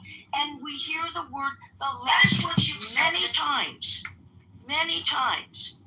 And when Dr. Francine talked about what we should eat of, you didn't make fun of that. I'm talking about, yes, I'm afraid of that. I am much more concerned about the fact that the very person who is telling us what is wrong with this country and what we need to be afraid of isn't doing anything to prevent that. He isn't doing anything to check on domestic terrorists. He isn't doing those things. And by saying that means I hate Trump. No, I'm talking about, we can't talk about, it's not right to talk about what people fear and what he wants us to fear without addressing that he does nothing to help that. He does nothing to make that fear better, when in all reality, make that fear worse, when in all reality, we should be worried about what he's not doing.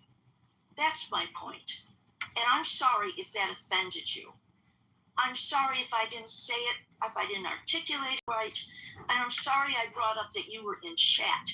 But that, if this conversation is important, you'd be in the room all the time and not in chat. I'm waiting in the room. Oh, for God's sake, my hand is out, and you're going to hear it right now. I slapped my hand because I responded to Brian in chat. Because that does not make me a good moderator. If I cared about the fact that Meryl was sitting in queue, I wouldn't have paid attention to the chat. Because you know why? You know why? And I understand why. Women can multitask, men cannot. So I cannot multitask. Meryl, if you come up to discuss the issue and not come up with loaded for attacking me, I don't know why you did that. And then I should just sit here and not respond to it?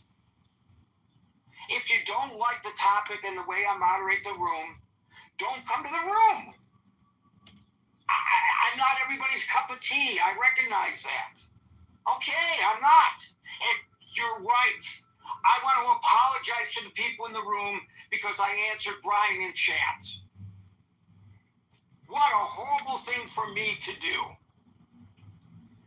I am wrong. I will spend the weekend repenting. David, followed by... Gary, do you want me to hear your confession after this, Gary? You know, I'm Jewish, but Jesus was a Jew, so by extension, sure.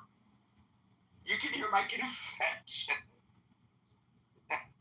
But, Scott, I'm not so sure my confession to you will be as interesting as yours to mine. Oh, that's probably true.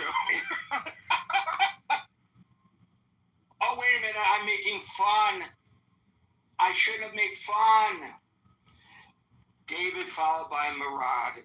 What happened to Ching? I lost Ching. She was there and she's gone. David. Thank you.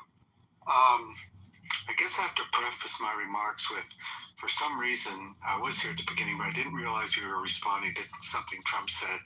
I see the title, and in my mind, what I wish is it said is the cancer of socialism spreading in the USA. I think... But that's not what the president said.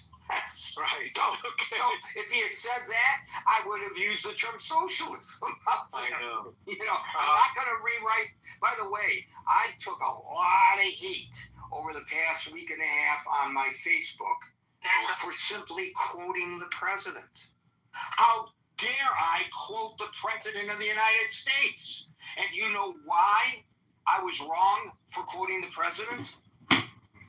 Because the majority of people in the United States, I was told, David, are incapable of judging for themselves after all these years that he's been in office, his veracity when he opens his mouth. So I have to tell them when the president is lying, as if I know, by the way. You know, like I'm omnipresent and I would know. If I'm omnipresent like that, Scott, I don't mean to offend you, Scott, but I'm going to start my own church. So people I'll take a collection. I'm in charge of taking collection. Oh, okay. You know what? Sounds like we have a plan. Anyway, David, go ahead with your point. I apologize. No. I enjoy lighthearted banter.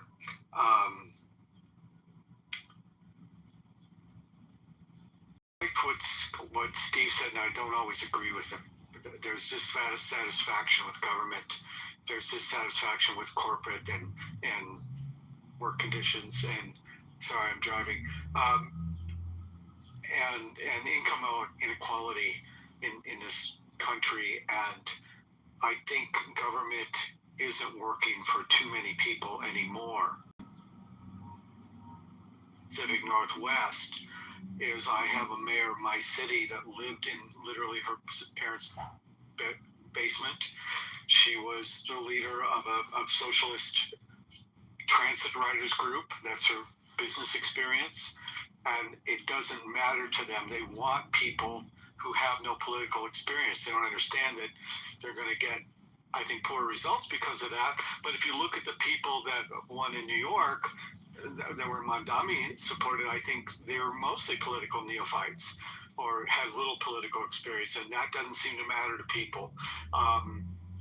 All of them, as you pointed out, were anti-support for Israel, and I think as a Jew, you really have to understand that nationally that's starting to happen in potential elected officials. So I think that socialist politicians and the growth of, I don't know, you can't say a trend towards communism, but they're birds of a feather. They're running on the same ticket. We had an open communist on our city council that ran on the Democratic ticket in a very liberal part with a lot of young renters voting.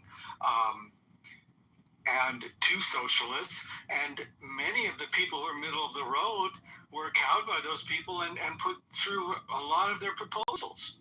I think what you said and what many have said before, low voter turnout is enabling this, right? When you talked about AOC, she shouldn't have been elected, but it gives the power to those fringe candidates when 25% or less of the people show up for a primary election.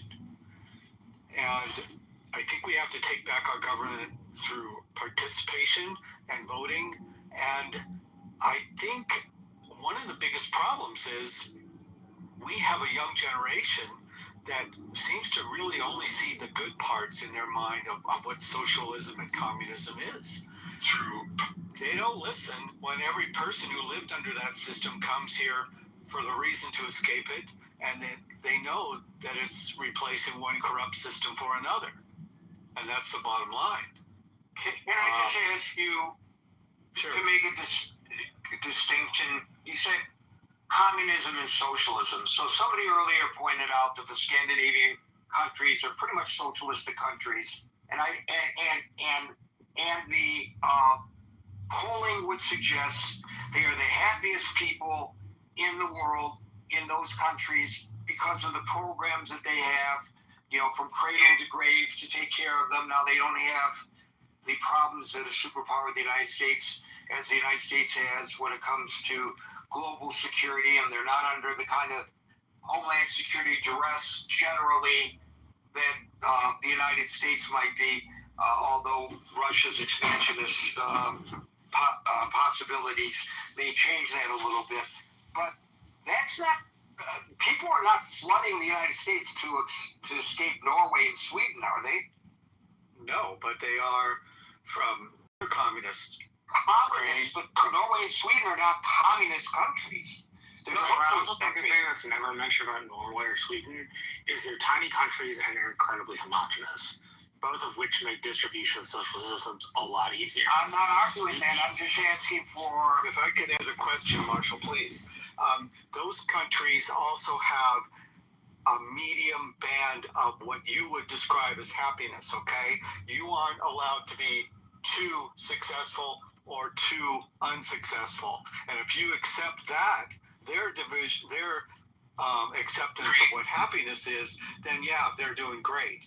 They also do get much more return for their government taxes that they pay in. At least they get something back and their government does work better. But 80% taxes also stifles a lot of creativity and what makes the United States great.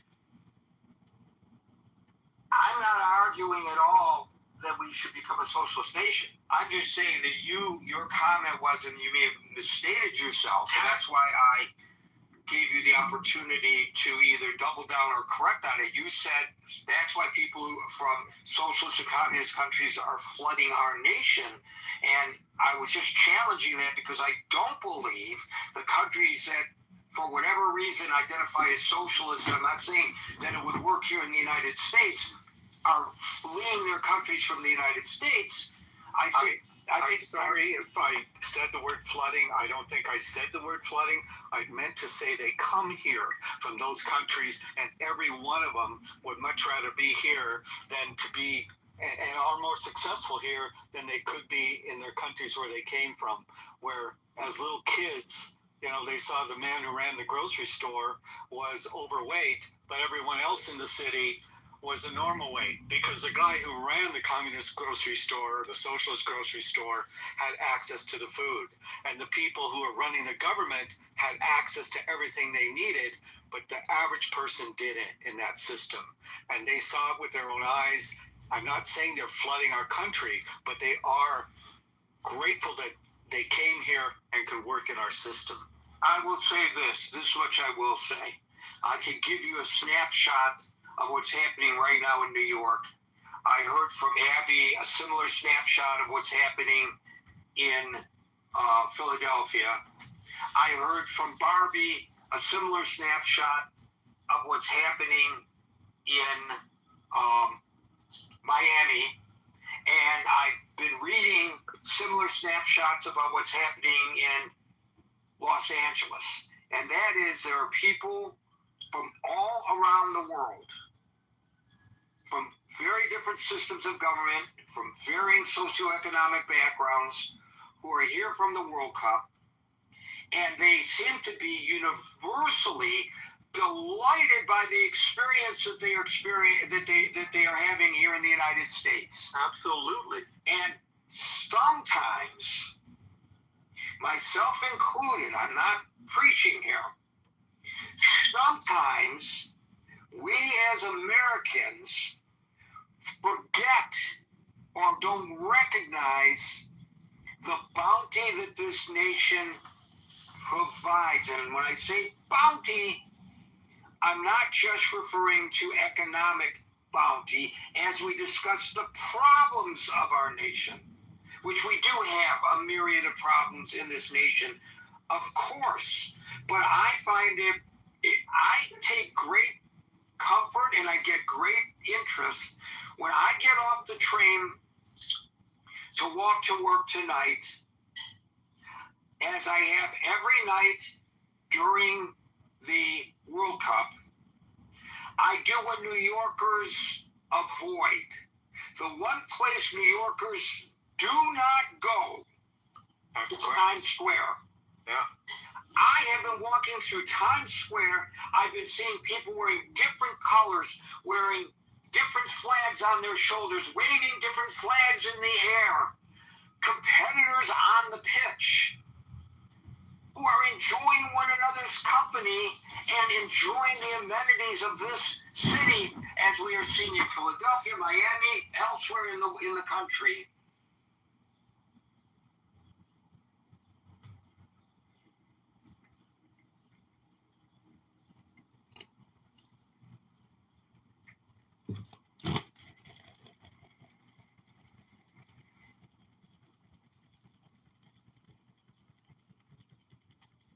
this is something, it ain't nothing. That's projection. Projection alert speaking. Projection says what? Projection alert. Projection says what? Hello? Projection alert says what? This ain't nothing. Projection alert. Projection alert says what? Projection says what?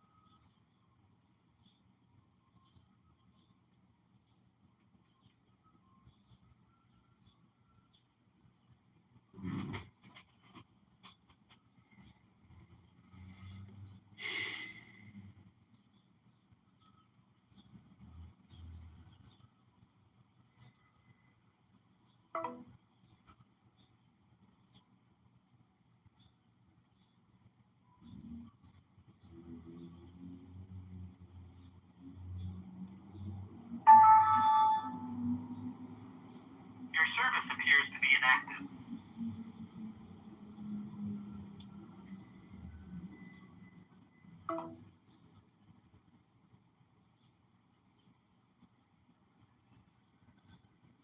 This trend of Mondami is going to be good for a national campaign. They've lost me for the first time in their lives, and maybe they don't care. I do want to say I'm really glad you brought up FIFA. We are a FIFA city. I was reflecting last week in my own spaces on X how well, as far as I can tell, every city this has worked, that the countries who come here are celebrating themselves and also discovering ranch dressing, which is, I think, their culinary favorite thing they're taking back to Europe, and the excitement and what we have to offer. And it's probably the best international program you could have as far as exporting goodwill. When the Scots in Boston had the goal of drinking the city dry, they did it, and they were happy drunks, and people loved them. We have Australians here who celebrated with the team that they played in our stadium, and they are fun-loving people who we love. In New York, the same thing that you saw. So I'm really proud that it went that way. I am a little more worried living on the West Coast when we see a trend that is essentially going the wrong way in my eyes, the Mondami trend. And if the Democrats want to take that as a standard bearer, they just made me a Republican. Our streets are full of men in skirts, and it's not because it's Pride Month, right? The Tartan Army, oh my God, are they lovable? Yeah, and they are so lovable. They're walking around. They're playing bagpipes. They're not bust. They're not. They don't have a bucket out for money. They're just standing on the corner playing bagpipes. Who the hell does that? A lot of them stayed in New Jersey, and they couldn't really understand why Uber was so expensive, so they rented 16 school buses to tour themselves around the city. I mean, I'd love to be on one of those Scott school buses. Oh, that would be the best. If you could understand what they were saying. Sometimes their brogues are so thick, I don't understand what they're saying. My father had a strong German accent, so I can understand. But it's great. It's great fun. I'm enjoying it. I'm taking pictures as I walk through Times Square when I see something interesting. I took a beautiful shot of a woman dressed as I don't know whether it's as an Aztec princess from head to toe, because the Mexicans were playing that day.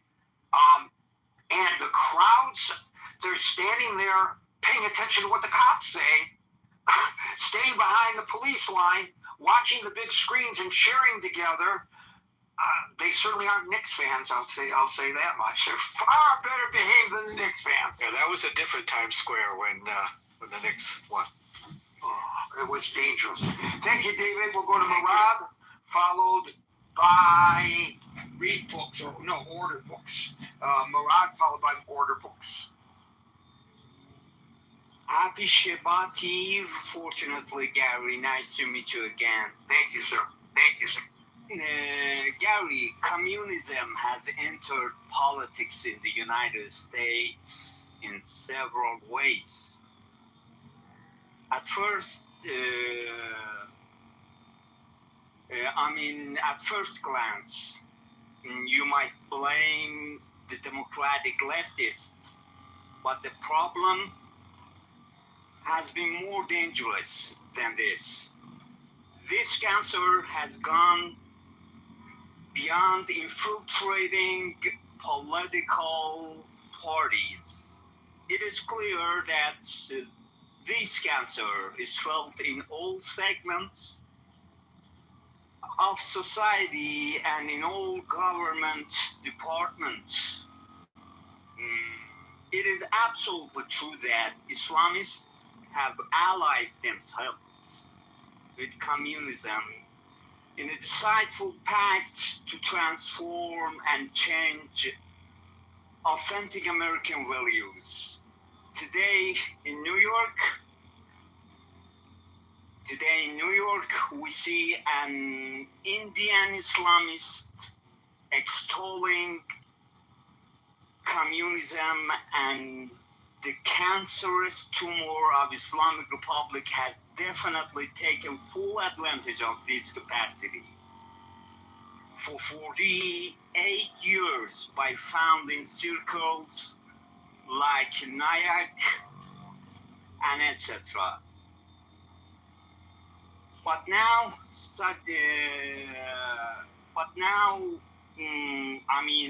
with the departure of the smooth-talking Democrats from the forefront of power, their literature class has been reformed to push the Republicans aside, and you know that Seattle tonight is in the front of fire, and it suffices. Our political strategist said, take a photo with your feet.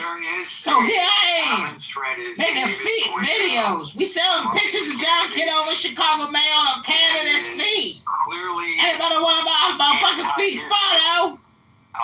$9.99. $9.99 a photo. Many of the things that they've what said you think about my feet are totally inaccurate. They're the libels against Israel. And by the way, this is important to people who have legitimate beefs with the policies of the state of Israel. And I've written pretty extensively about this. I actually did a reel recently, and I just wrote a Substack today about this. You cannot go on the internet today and without any reference to the state of Israel, note the factual increase in the amount of hate crimes against Jews without people attacking you for supporting Israel. You see, what they are saying is that the attacks on Jews in the United States are justified because of what they perceive, correctly or incorrectly, to be transgressions by a nation. Vote John Kitover for Chicago Mayor 2027. My political campaign strategist, Maxwell Rice III, told me to make videos of my feet, and he said they'll go viral. And together, my feet We will defeat the communists in Chicago once and for all, forever. Endorsed by Mayor Mamdani, who, as his first action following his inauguration on January the 1st, The Republican was to rescind treasurer running in Chicago. She recently took photos of her feet. signed by his So here I predecessor, am. Eric Adams.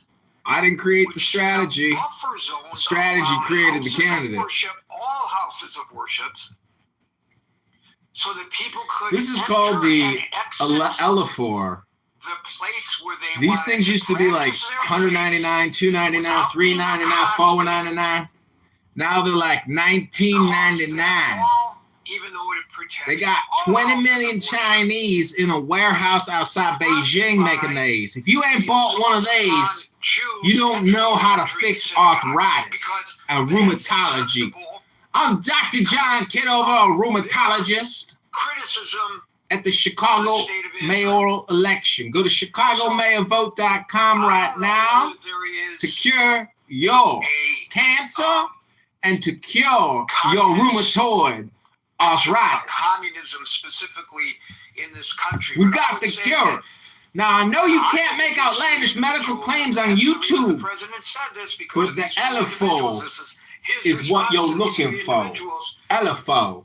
It's not the Fix your arthritis now, because all you do is click and scroll 30,000 miles a week, and you're going to fix all that rheumatoid arthritis. We should be concerned Dr. about John, these rheumatology. individuals and their ilk who are running for office because they give sustenance to the people who would attack me walking down the street on my way to work today simply because I am Jewish.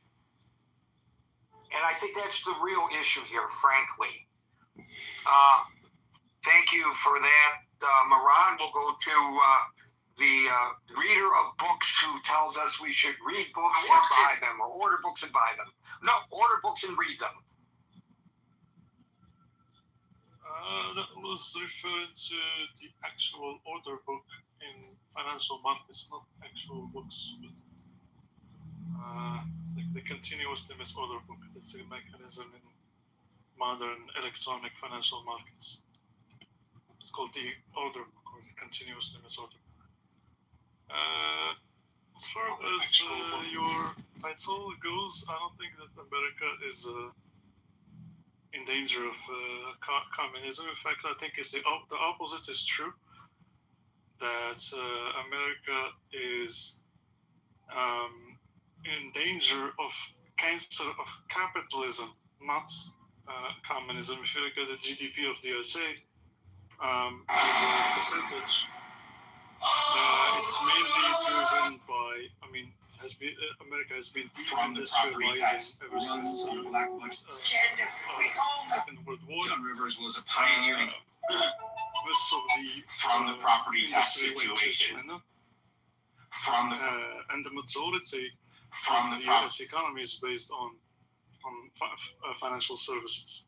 And you have so much capital chasing so little value. Now you have the surge in crypto, the kind of scammy AI. Also, another indicator that America is heading towards cancer of capitalism is that the society has become materialistic. You see the women chasing men for size, either size, length. This man is tall, this man is short.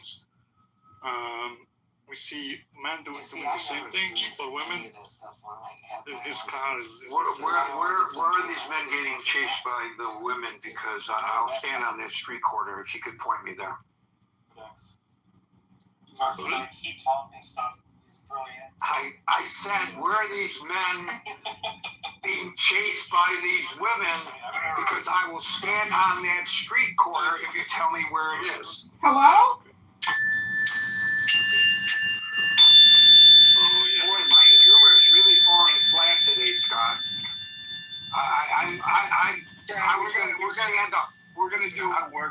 material after this, right?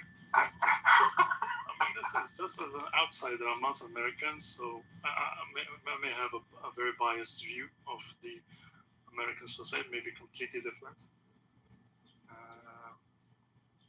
Yeah, there's a lot of issues concerned with the sex. This is a man, this is a woman, this is in the middle. Always the discussion is about the actual sex and the money, how much money you're making. You can see the conglomeration or the monopoly of very small number of companies, Google, Amazon, Meta. Okay, these companies, they control and they maybe stifle the American economy. I cannot think of other indicators, but I don't see. I mean, the healthcare system is very peculiar in the USA. Most of the other countries around the world, we have free healthcare. I don't know, like Americans want to defend the fact that they don't have free healthcare. I mean, it's a wealthy country, but they're just supposed to have some basic free healthcare. These are my main arguments. And thank you very much. Thank you very much. We'll go. I'm sorry, my humor fell flat with you, but I don't know. I don't know what your country you're from, but if you tell me, I'll be happy to look. Huh? I'm from Morocco. Welcome to Morocco. Morocco. So you're from Morocco. I got to look at how humor is presented in Morocco. Come back. I'll be ready for you next time with some good old Moroccan humor for you. Because it really fell flat just now. Flat on its face. But okay. But I'm into couscous. Welcome. I'm invited for That much I know about Moroccans. They make good couscous. Thank you, sir. We'll go to David, followed by Chin. Bye-bye. All right, Gary, a lot of jokes landing flat here at Forum, but I'm sure we can pick it up tomorrow. Well, as I tell the people at work when I tell jokes and I'm the only one laughing in the newsroom, I don't tell the jokes for your benefit. I tell them for mine. And if you happen to laugh along, that's a cherry on top of the sundae. But, you can still enjoy the sundae without the cherry. There you go. Well, Gary, I think in this nation's, vaunted 250-year history, we have several iterations of where capitalism forced the hand of labor to evaluate other ideas and policies, such as communism. This nation, obviously, without doing too much of a deep dive, was built on the backs of the cheapest form of labor, and that's free labor, i.e. the slaves. And a lot of money was made and growth was made off of that reality. Until Lincoln's Emancipation Proclamation, we had to do away with that form of capital, and then it forced companies into other forms of abusive labor. We have to only look at the Gilded Age in the 1800s, where the robber barons emerged as the new industrialists, Rockefeller, Carnegie, Vanderbilt, and the like. And we saw how we saw them bring in cheap labor from China to build our railroads. Right. So that was kind of a form of servitude as well, to a degree, wasn't it? 100%. So. But I will say that the president is doing his best to get rid of the cheap labor in the United States. He's sending them all back to Haiti. They'll be in South Florida. There'll be nobody to take care of the old people any longer. I think, he's really very progressive in that manner. I mean, that begs the question, why would they force out labor that we need here in this country and when there aren't people willing to do those jobs unless you pay them a lot of money to do them? And that tends to not benefit the businesses that need to hire those or to provide those services because they become too expensive. And that's literally what our capitalistic model said when, and I'm sure, your guest King to my right will be able to speak about with regard to China. But then we exported our jobs to a Chinese communist model. So we didn't need our own cooking defending this great capitalistic model. Instead, we used the model where we drive costs down to the lowest denominator and take it to a foreign nation 10,000 miles away, where there was no regulation with regard to labor, state oversight, abuses up the wazoo, and the corporate power structure said, "Hey, we'll look at our 5-year model on our forecasts are going way up," and Americans started enjoying cheaper goods over here, and the Walmarts of the world started to emerge. So what's that?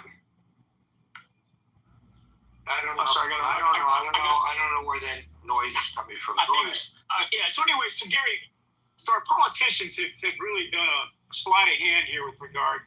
Then we fought a war in Vietnam to eradicate that communist scourge, only to have 50 years later that country produce our sneakers and migrating manufacturing there because it's now far cheaper than China, from what I understand. So, there's a lot of hypocrisy when it comes to talking about, and I think this Mendami guy is just a convenient political football for the right to attack, just as other leftists have been used as political footballs to attack. And we can go back as far as, the 50s, the 40s, the 30s, when FDR was running on the New Deal.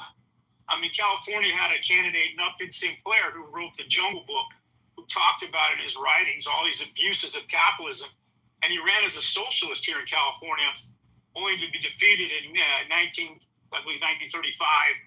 And he didn't lose by a lot. He carried a lot of the vote, but because Americans, at least in my state, were hurting so badly, they were willing to look at another alternative to a capitalistic model that had left a lot of people in ruins. So a lot of Americans today, Gary, I hate to say it, it's like me inviting you over to my house, you and Scott and Marshall, and say, let's have a big poker game. But instead of sharing the chips, I'm going to start out with 10 times as many chips, and we're going to play the game now. So Americans are waking up, these young kids today are waking up to the poker table where a whole lot of other people have way more chips than they do, and they're asked to engage in the system that is literally stacked against them. So, so that's why the rhetoric of communism and socialism resonates for a lot of folks. It's because they don't see a pathway forward without working 100 hours of work, so 100-hour work weeks, borrowing tons of money. Right, God, I'm gonna stop you because I want to give Ching 2 minutes. Okay? Yeah, go ahead. I'm sorry. I know. Okay, Gerald, I ain't gonna get to you, unfortunately, buddy. Ching, you got. Oh, thank you, Gary. There's so many things you guys are talking about. And Gary, do you want to just ask me a question?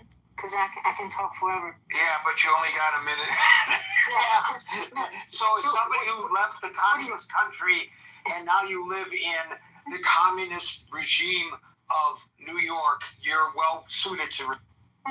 Oh, okay. First of all, Gary, I don't consider myself living in communist regime, okay? Give me a fucking break, okay?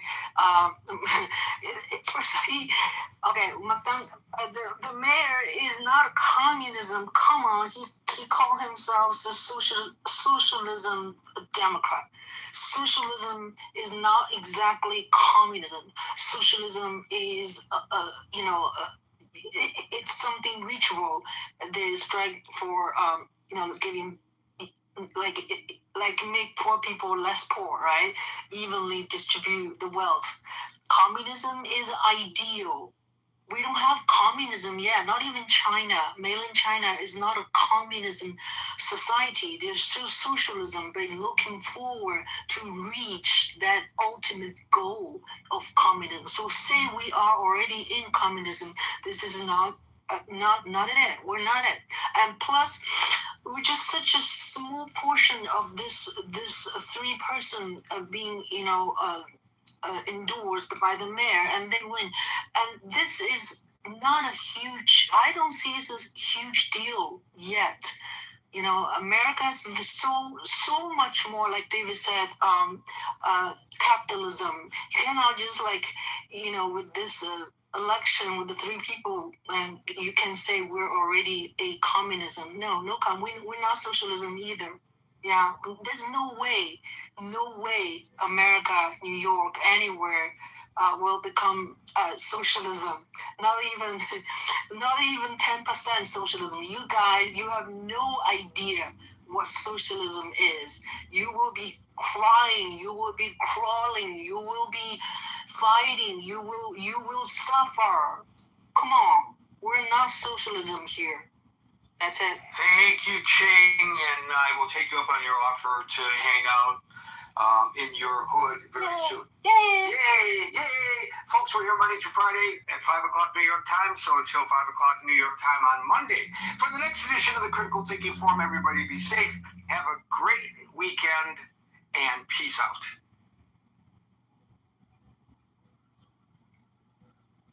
Grandpa needs to look at her YouTube and Instagram. That's a lot of Thursday.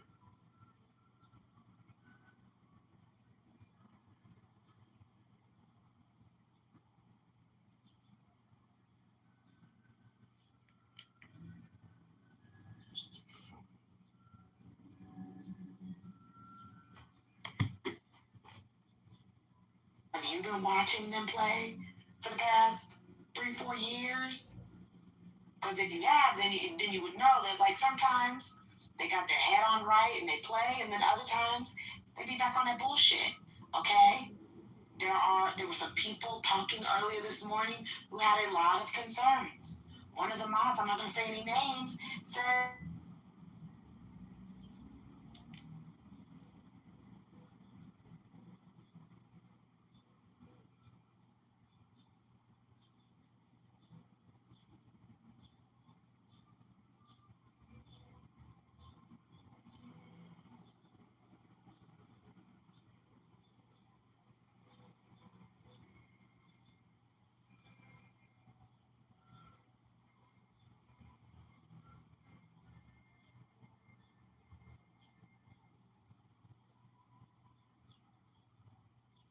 That sometimes they like to be on that bullshit.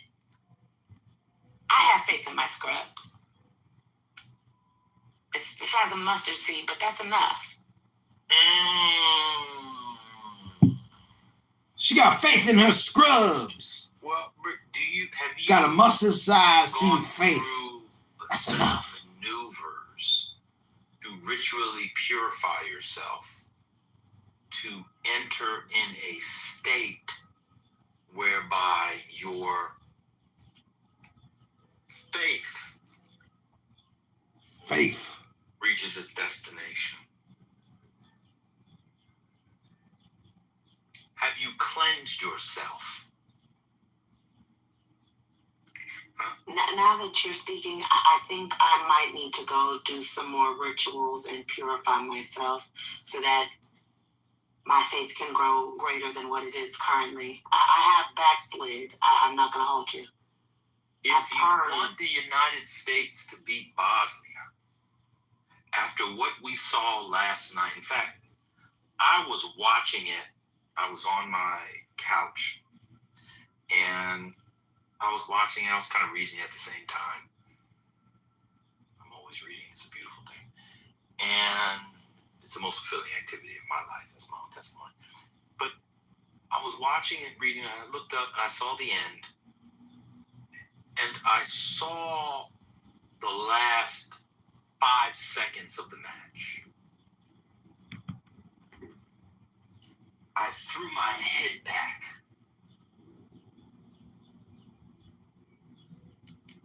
And my next conscious was my reading time, but my alarm went off at 4:30 this morning. I believe that the team that we saw last night requires faith that God will not answer to if we come to God with ritual or moral impurity. The team we saw last night is the real U.S. team. I had a revelation. It is an undisciplined team. It is an arrogant team. It is a sloppy team in the midfield. It is a team that has coaching deficiencies that were covered up by spectacular play in the first two matches. As bad as Bosnia is, once you get to the knockout stages, a team of the caliber of the United States national men's team can lose any game, Britt.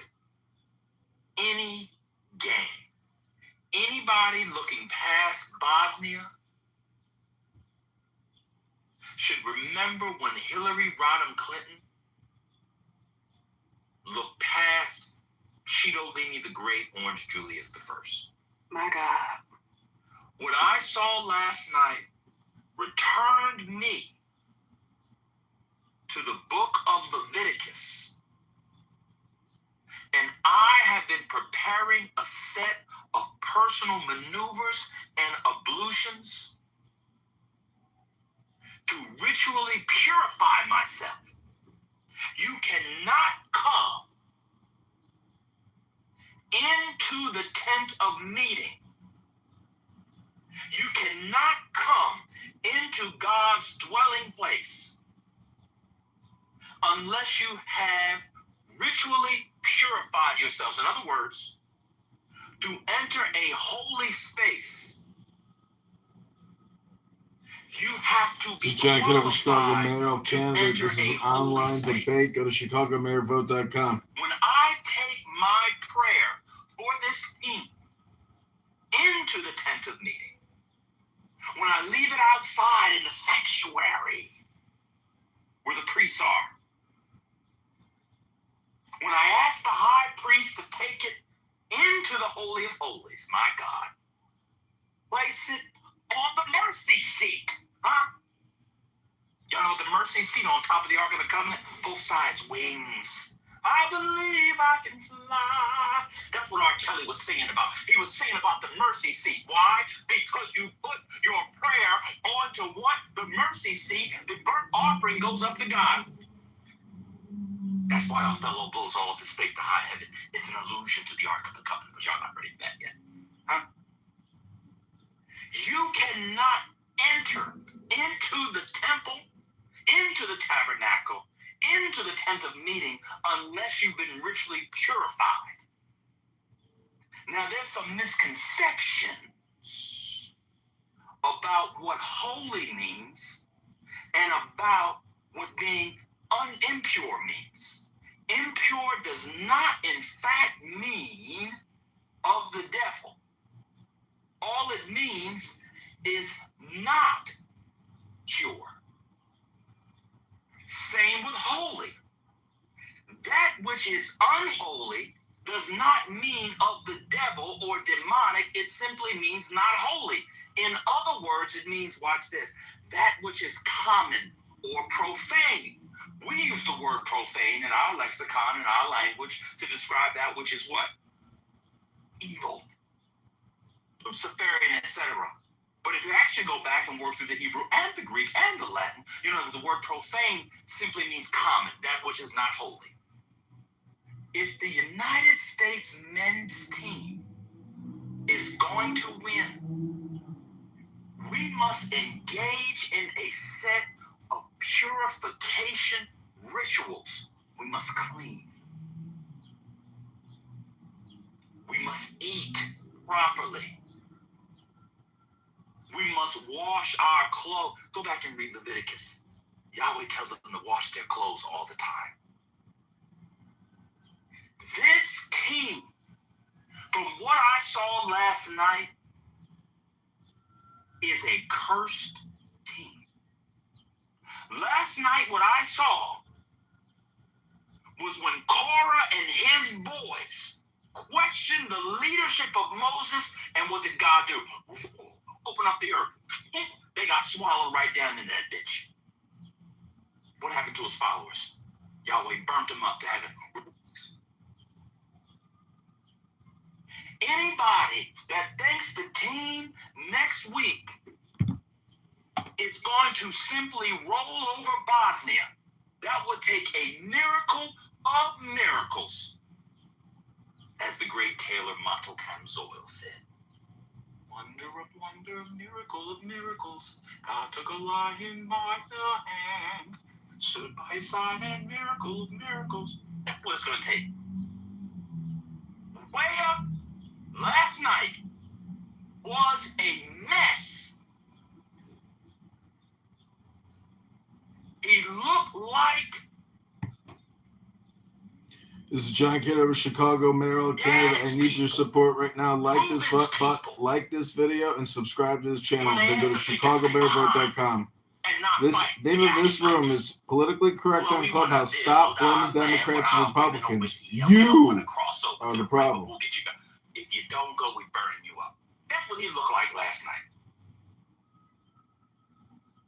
Passing in the midfield, not crisp. The back line had more holes in it than some of y'all socks. You could put a Johnson through those holes last night. Magic Johnson. And Ernie Johnson. Or just a regular Johnson. I saw a goalie play that was ass last night. And if it wasn't for a quirk of the 14th Amendment, watch this, we wouldn't have a proper striker. I'll say it again. If it wasn't for a quirk of the 14th Amendment, Section 1, ratified in 1868, we would not have an adequate striker. For all of the athletics, the money, the treasure, the training, the enhancements, this country cannot develop a top-flight striker to save its life.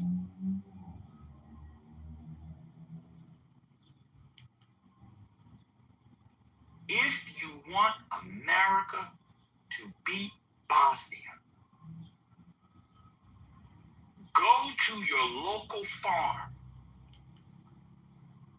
get a ram, get a bull, go to your Whole Foods or Co-op, get a bag of grain, ritually purify yourself, bring it to your own tent of meeting. Take the blood from the ram. Take the blood from 7 male goats. And just like Jobu did in Major League, played by who? Dennis Haysbert. If you don't help me, Jobu, I'll fuck you, Jobu. I do it myself. Take the blood, those 7 goats, and spread it on your own tent of meeting. Rick, what we saw last night was an abomination before God. Which God? All of them. The Canaanite gods, the Hittite gods, the Israelite gods, the Christian gods, the Greek gods, the Roman gods, the Mesopotamian gods, the Babylonian gods, the Aztecian gods, the Incan gods, the Maya gods, the gods of the earth, and the gods down on 125th Street. What up, son? What up, God? It was an abomination before This is John God. Kitover, Chicago, Maryland, Canada. I am in an online debate right now with liberal progressive Democrats, socialist communists. They have extreme Trump derangement syndrome. They hate America. They're controlling the rents now. They want to spend trillions. They have no business acumen, no business experience. They're all political. I need you to like this video. Share this video. And go to ChicagoMayorVote.com right now. Every time the motherfucker speaks, he puts a tennis ball at the end of it. Well, I think it's a good strategy what Norway is doing because they're resting their... They lost 4-1. They are completely out of sync. Joint. Whack. Out of everything. Can I borrow some some sugar? I'm out of sugar. I got people over. I need some for coffee. They're out of sugar and ketchup too. Did anybody see the game today? I certainly did. The United States thought they were a butterfly in the sky. The United States thought they were Amelia Earhart. The United States thought they were Charles Lindbergh. And the flight to Asia. Remember when Charles Lindbergh? Anybody remember this? In 1930, took that flight. Took the Canadian Arctic route. Went up to go to China, but went over what? The Canadian and Alaskan tundra. And his wife. Remember his wife? His wife was the daughter of a diplomat who was also a senator from New Jersey. He was the diplomat in Mexico. He would have goodwill tours. Brought Lindbergh to a goodwill tour. His daughter was down there. They got married within the year. She became one of his aviator.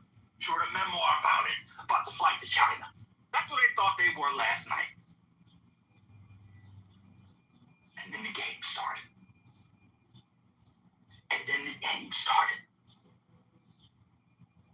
Oh, it's 1-0 in the first round. In the first 10 minutes, what a shot on the corner kick.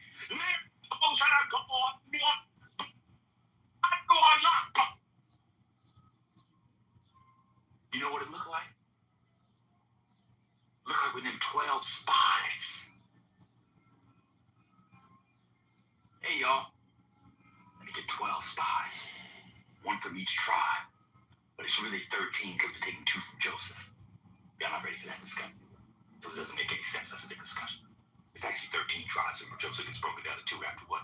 Reuben loses his birthright, but here we are. And they go look the spies. Not gonna be able to do it. Not gonna be able to do it.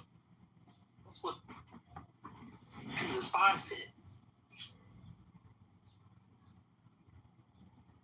Here come Joshua. By the way, he was renamed Joshua. Then his name before that was Joshua. Or Hoshea, that's right. And Caleb. We can do it. We can take on the Canaanites.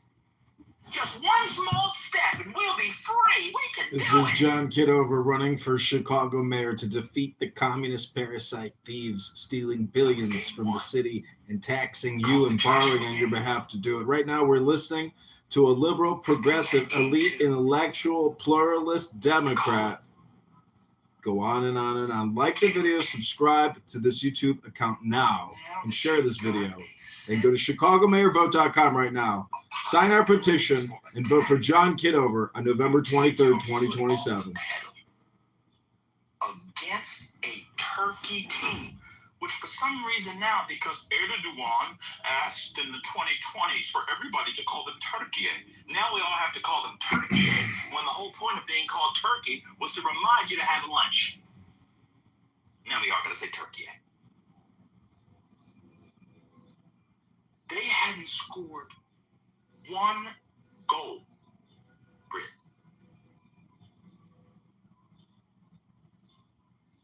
5 band, 10 band, 50 band, fuck it, man. It was like Drake counting up the number of bands. They scored 3 goals last night.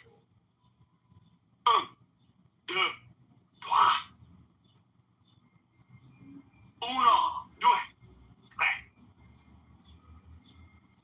They could have had 5.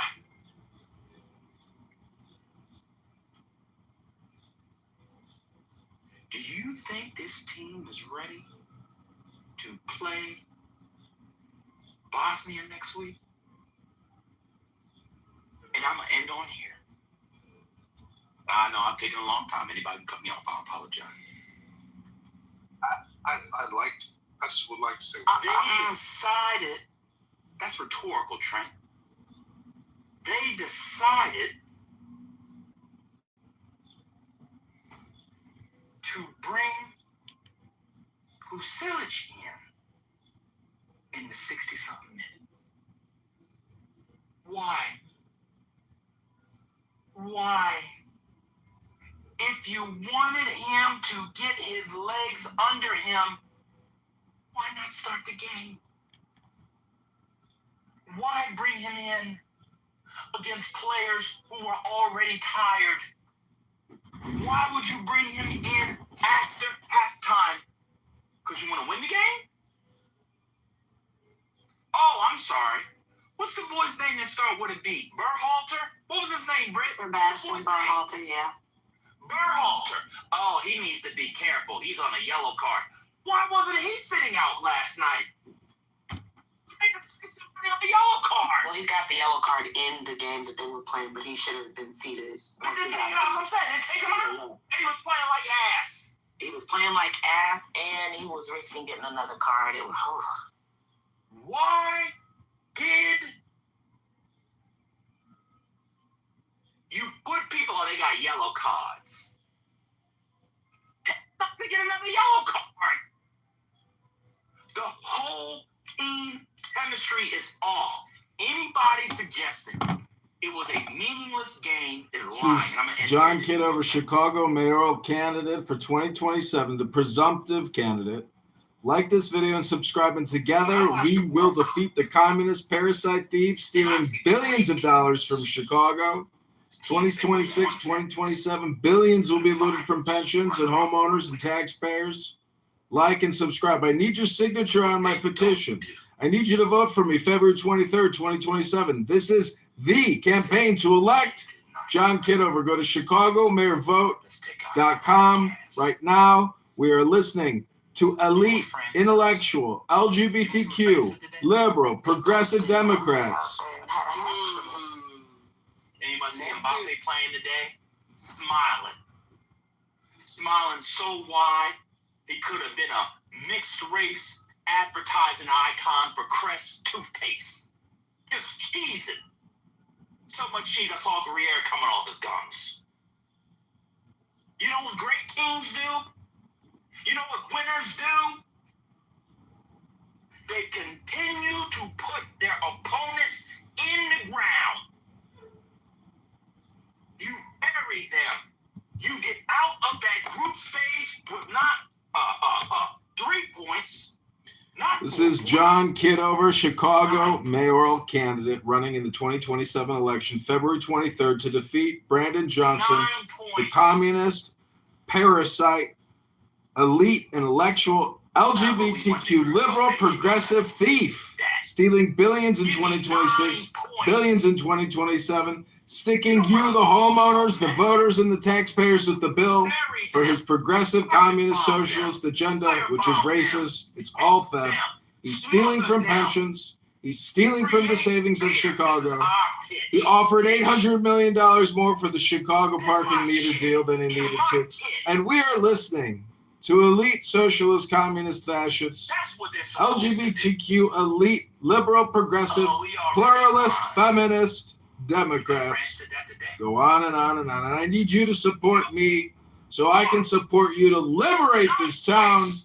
Hit the like button, subscribe, and share. And go to ChicagoMayorVote.com and vote for John Kitover February 23rd, 2027. Sign our petition now. Go to ChicagoMayorVote.com right now. Weeks ago, after having 2 bourbons and a red wine, that's exactly what I'm expecting. That's what I'm expecting. This is the Brandon Johnson City Hall official transition team. You know how you text your girl? I'm gonna tear it up. I'm gonna tear it up. When you first start to date somebody, and you have one too many drinks, and you show up, and it looks like a cornichon because you can't get on hard. That's what the United States did last night.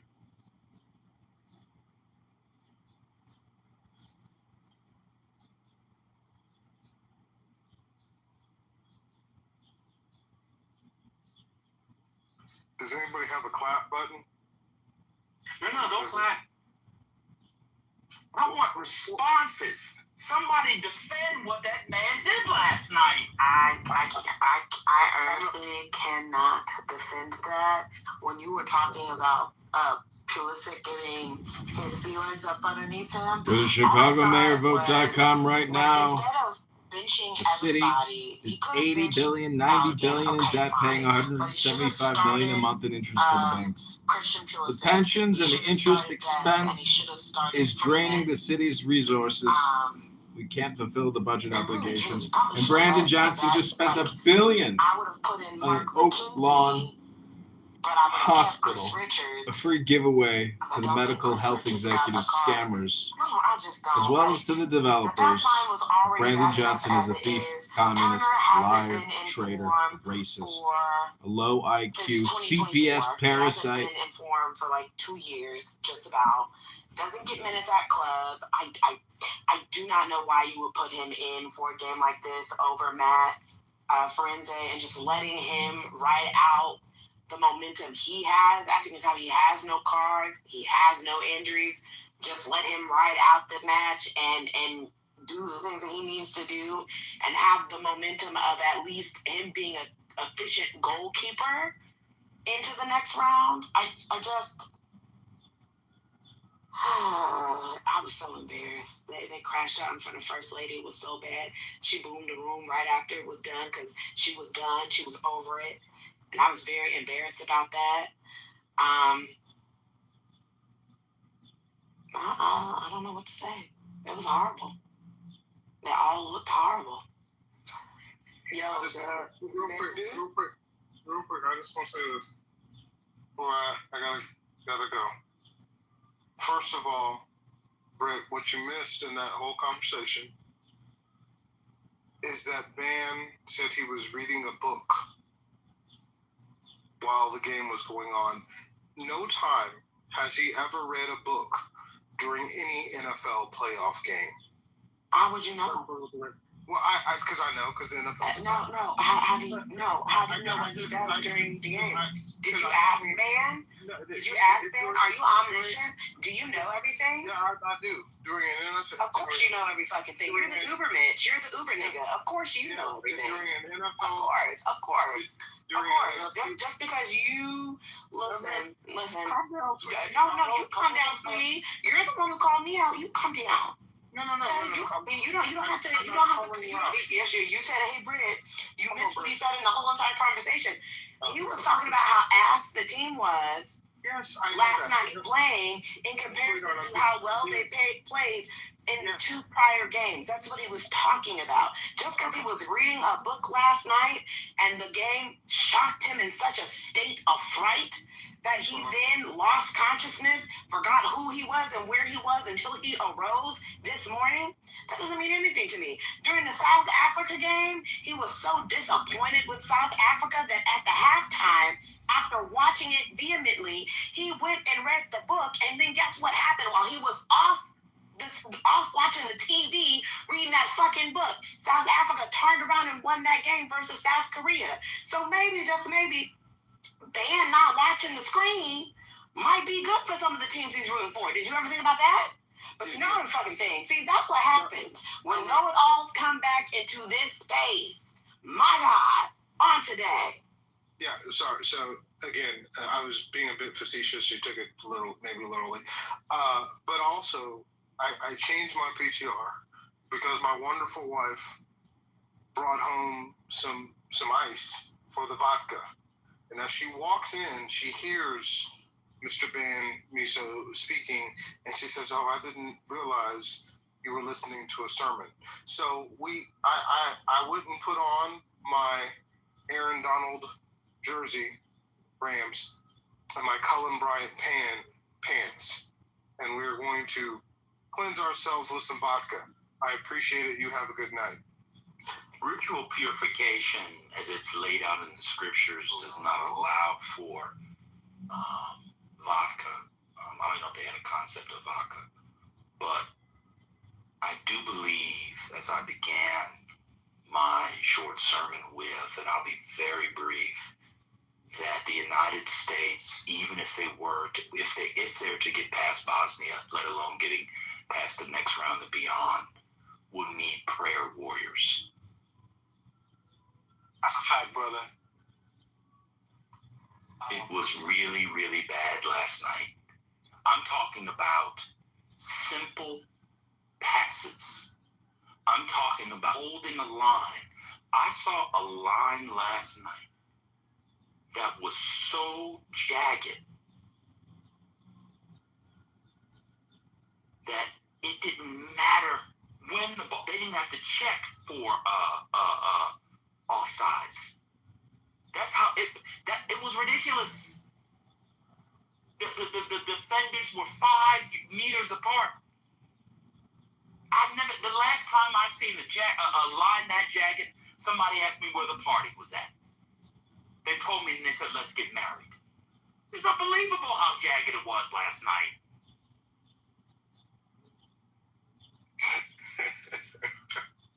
Never mind the fact that they were consistently offsides with their offense. This sermon is sounding very Baptist-like. Yeah, that's right. That's right. We need that benediction. Come on. To the podium. They don't You come said back. meet me where? I ain't ready for France, Brazil, and Argentina, man. Let's keep it First real. lady, what'd you say? Meet me where? At the altar. Sing it, girl. We have a What's at the benediction. altar? At the meeting. When you meet at the altar, you're not only meeting your beloved, you're coming to the altar after being ritually purified and morally purified because you are what? Purified to approach a holy place, a sacred place. That's where God meets you. It is not a common place. That's why we meet at the altar. They don't, watch this. They don't come to the altar at the same time because one partner has to purify themselves in a particular way, and the other partner, has to purify themselves in a particular way. We don't meet at the altar with 40s and Young Miami songs. Oh, sure. We meet at the altar once we've been ritually purified as laid out in the scriptures. Why? Because God is there, and behind him in the tent of meeting is what? The mercy seat, framed by what? The wings on both sides. What is in the ark? Watch this. The commandments, the rod, and manna. Law. How you build a state. How you build a state. Food. How you survive as a person. The sprouted rod. Faith. Wisdom. To keep it all moving. Huh? Faith what? Wisdom what? And what? Courage. When we get to the altar, we have to be qualified. That's why you don't see people just running up on altars.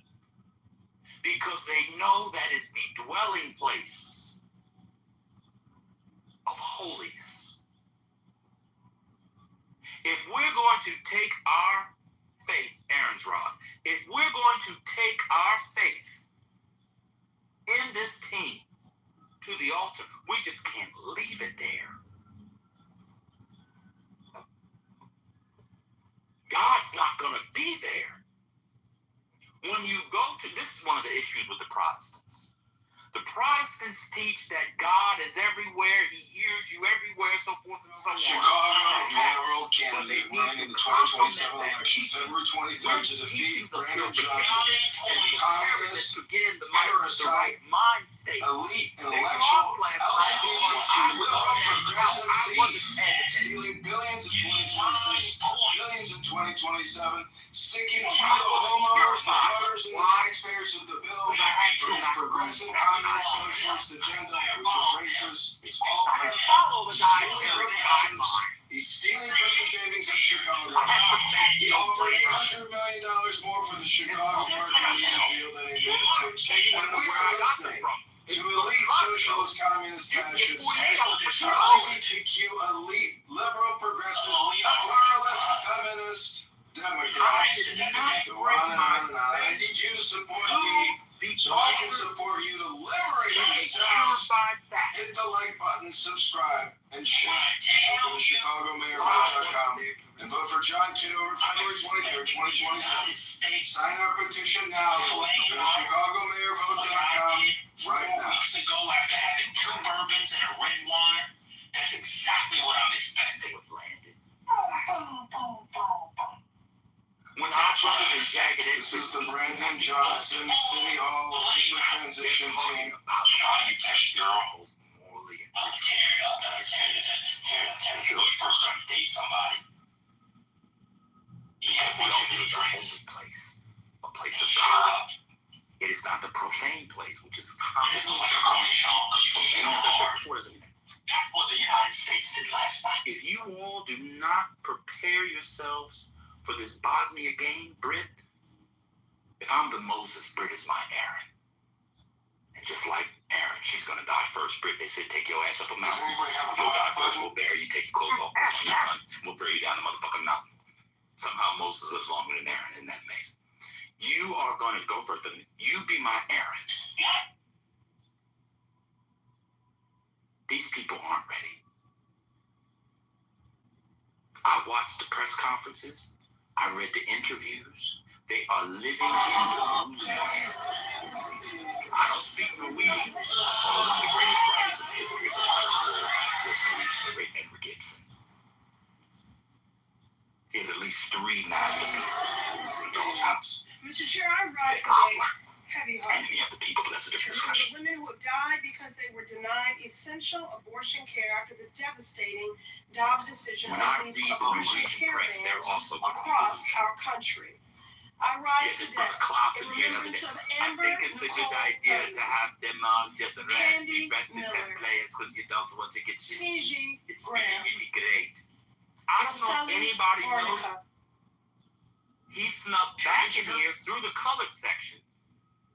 Smelling like fufu and suya.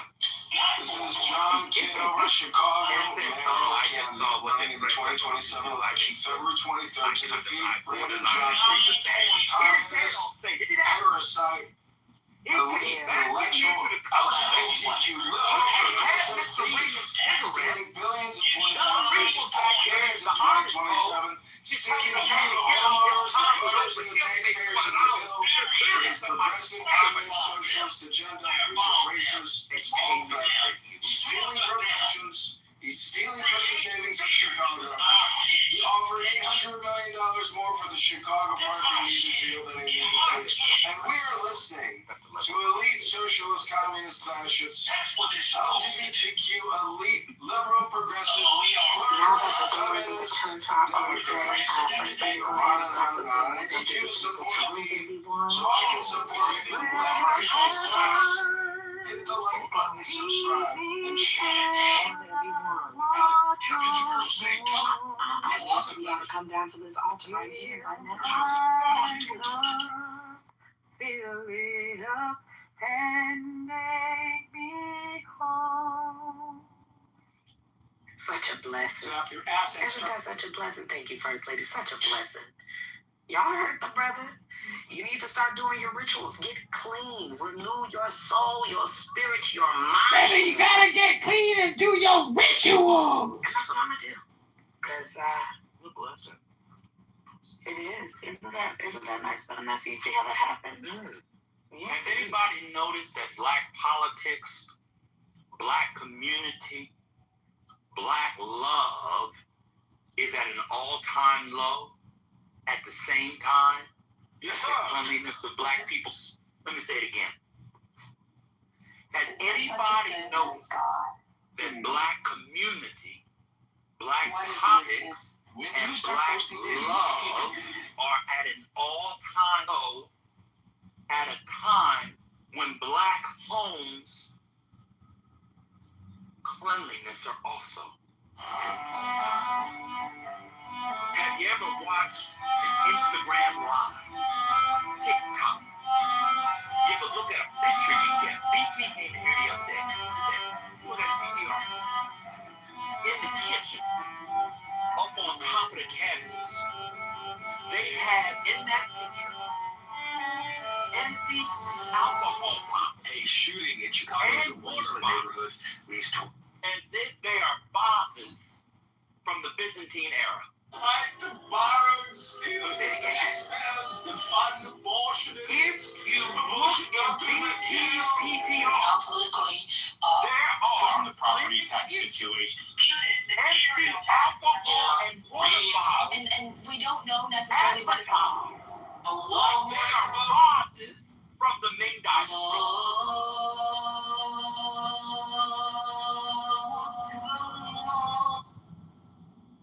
You cannot get your house in order. and this is the Pooh Cocktail Supreme. You cannot get your finances in order. You cannot get yourself in order. Your environment is in order.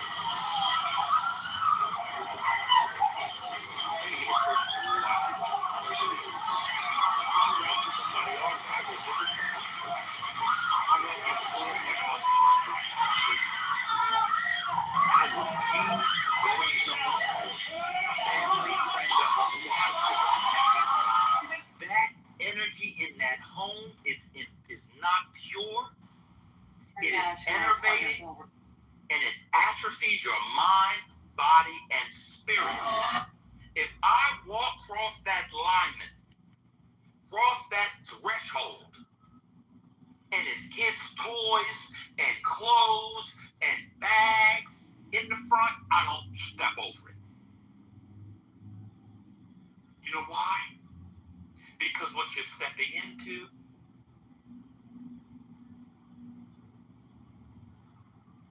is what the great John Milton called pandemonium. You get off work. You have a designated area for your bags. You have a mud room. You have a bedroom. You have a garage. You have a guest room. Keep your bag on your arm for 24 seconds and put it where it belongs. You come in, take your shoes off. Why do you leave your shoes at the door? Why do people think that Yahweh spent so much time in the book of Leviticus into Numbers explaining the proper protocols for the design, the layout, and the cleanliness of the tent of meeting? He did because, she did because, they did because, Yahweh did because. If your space is a mess, so is your soul. So is your mind, and so is your body.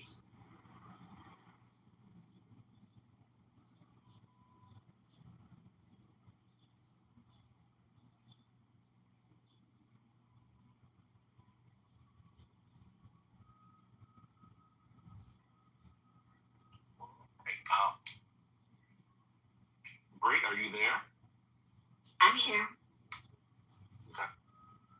Are you in the Megaton basement, or? I have removed myself from the Megaton basement. I'm trying to enjoy the last bit of the daylight laws before nighttime laws come into effect. I'm glad to hear that. I was worried about you in the middle of small sea crash happening. I was worried about the times, but I think you made it. You know, today has been a very trying day for the both of us. You did better than me, I will say that. I can always give you your 10s. At one point in time, I was like, ooh, brother's getting close, but you know, you never approached the small sea crash. So we see your improvement, wholesome, brother, wholesome, and we appreciate it. My God.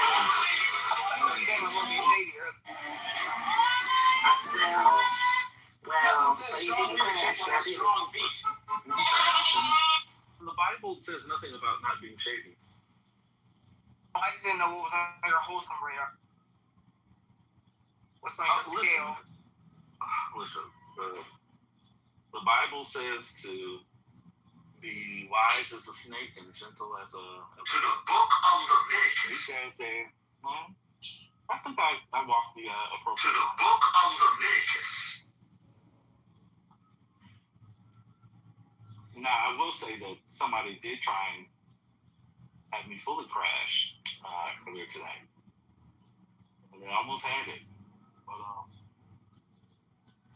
don't think I recovered well. Nothing says strong leadership like a strong beat. Slow motion crash. I think if one were to say something like that, I think that would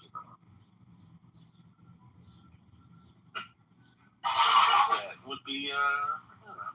Nothing says strong leadership like. It might be up to Someone else referred to you as having a fender bent. Nothing says strong leadership. A fender bender where nobody. Nothing says strong.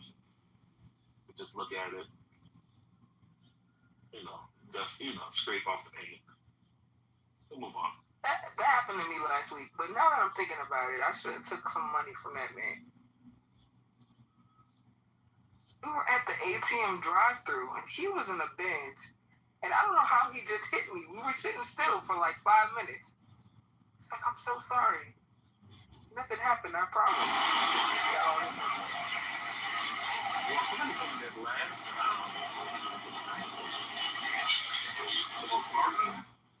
No, I had parked.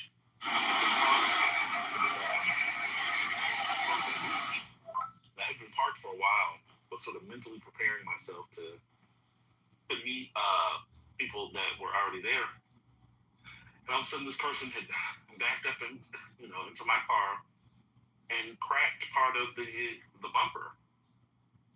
And they told me that it wasn't a big deal, that I shouldn't, worry about it, and that in the grand scheme of life, particularly, that it didn't matter because people in Palestine died. True story. And I shouldn't be worried about it because people in Palestine had it much worse. He said this, and he was also trying to go meet his people at the beach. The severity of the crash is usually in the eye of the beholder.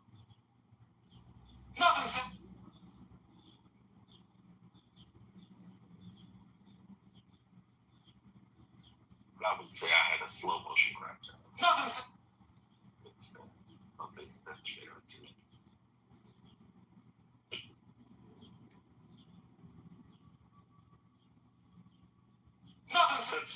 That's when he became rather false. Neoliberal.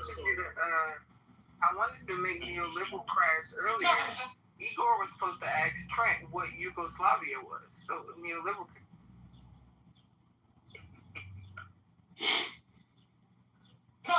Actually, Igor than me. Nothing says strong leadership. Well, to be fair, like a strong beat.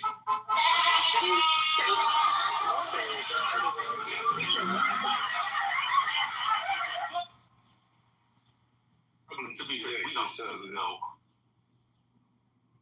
We don't know what Serbia is, and we don't really know where neoliberal is from.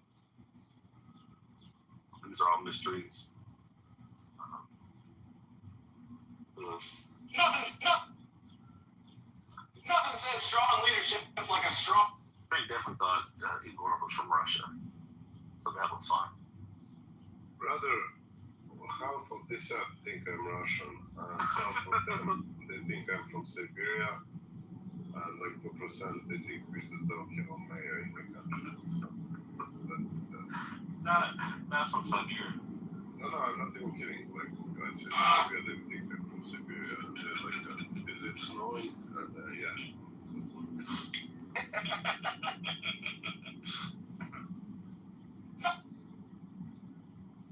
Nothing says strong leader. We don't have to.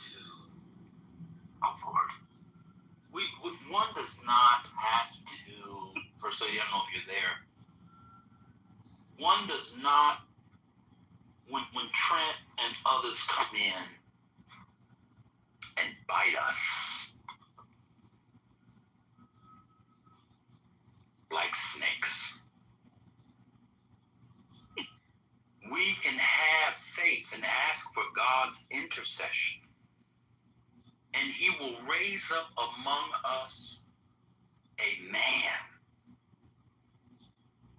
who will build a golden serpent upon which any of us can look and let me say it again. Just because Trent comes in on his belly like a serpent and bites you, all you have to do is look up. Nothing. And see. Nothing says strong leadership like a strong beat. Serpent. You don't have to hold your crash out in. Have faith if you're a brother wholesome. If you're getting bit by serpents, just look up. And there's the bronze serpent. And it'll heal you.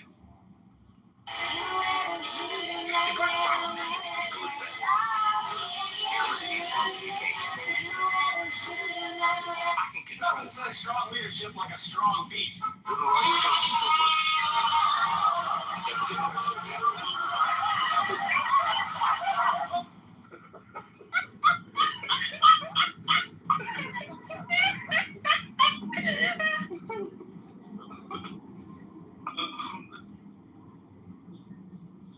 My tracking number is 582HL.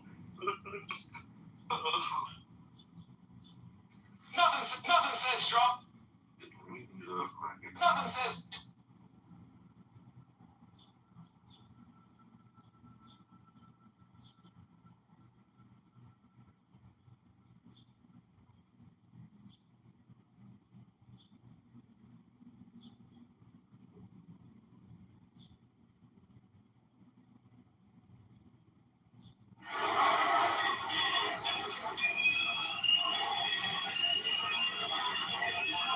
Nothing says strong leadership like a strong beat.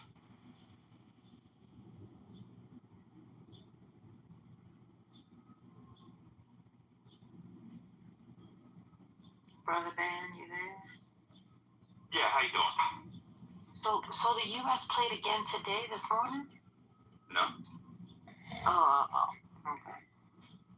They need to. No. So they play again when? I think on Wednesday. Oh, Wednesday. Okay. Last night was an abomination. Well, we'll keep them in prayer.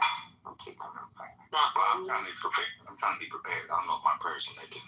The only thing that they have going for them, and this is an aside to what Ben's saying, it has nothing to do with what he's saying. Everyone should keep their set course. And the only good thing is that Canada and Mexico should be playing their knockout round games before the U.S. If one of them leaves first, then if America loses to Bosnia, it will be bad, but they weren't the first. But if both of those two teams make it through and America crashes out because y'all's prayers were not enough and their will was not enough, well, there are going to be some people who need to be fired. Man, please. Ain't nobody getting fired, man. Need some more talent.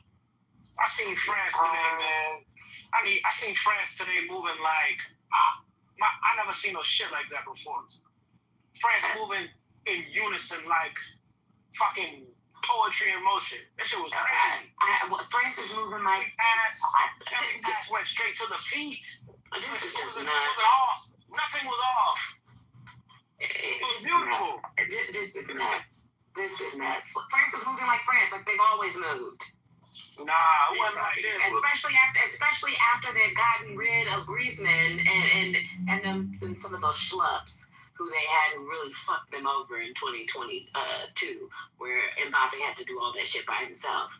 And now they have a Ballon d'Or winner in Dembele. So France is doing... Britt, don't mind him. He's tapping into his deep-seated love for France, which comes from being a Haitian, where deep down they really want to be French. I am no Francophile. So I am going for Vinny Jr.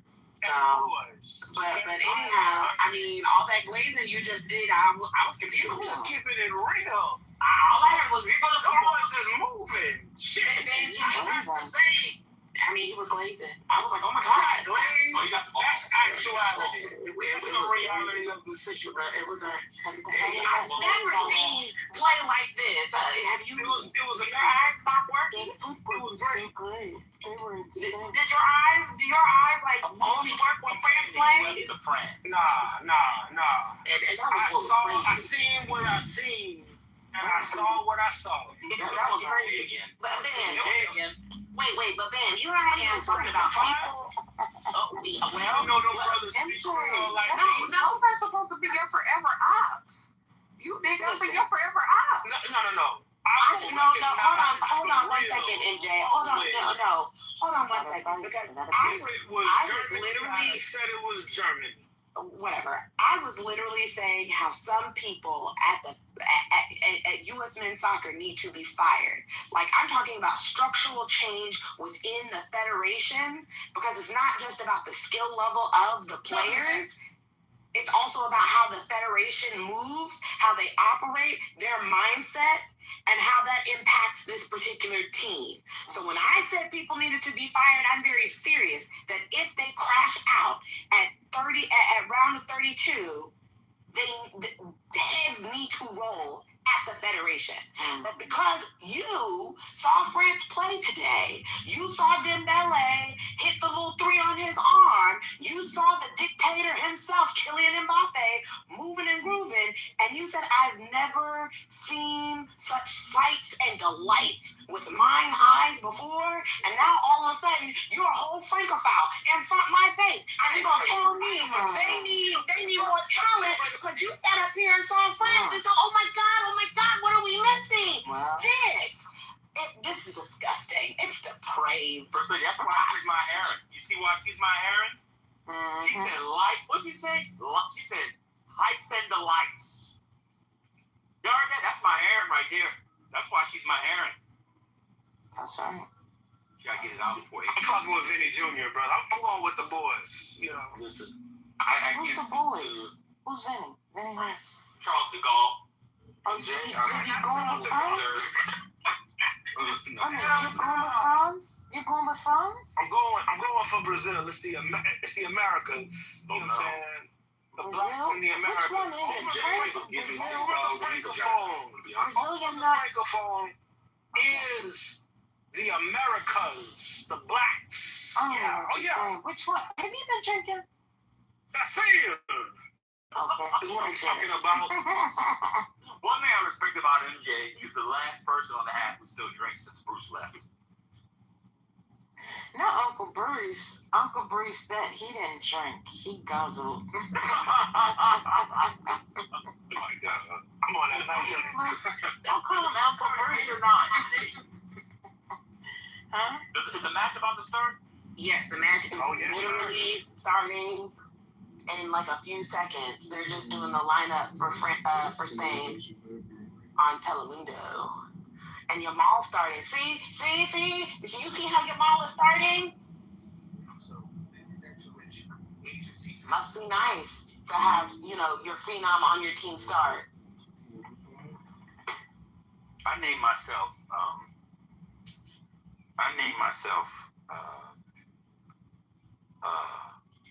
on this app after a great Haitian man Everybody can see it. Everybody can see it. J.B. Sans Souci. Jean-Baptiste Sans Souci. I'm going to have to change my name after what MJ just did.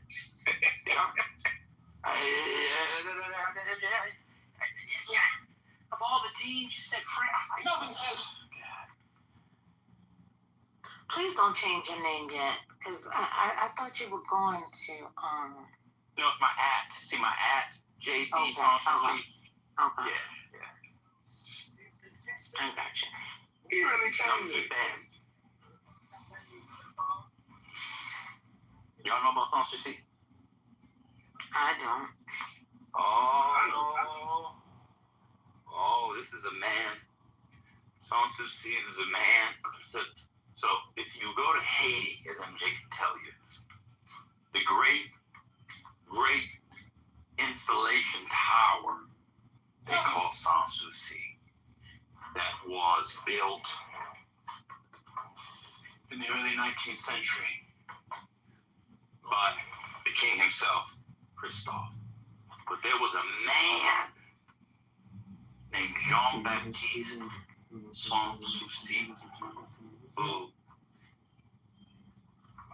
after many of the revolutionaries, MJ don't like this project a couple of years, after many of the revolutionaries decided to join France temporarily, he refused. And he led an internal insurgency against those who joined the French temporarily, you see. And what we know about him, the little we know about him, is that he was from where? Congo. He was bringing that freedom energy. He's a great man. Everybody should read about him. It's a beautiful thing. Oh, it's a beautiful thing. Jean-Baptiste Sans Souci. Oh, my goodness. Oh, my goodness. My goodness. And when the French came, they were fighting Leclerc. He took it to him. Let me mute up. I'm going for a long time. I'm done. Y'all got it. Let me get back to the...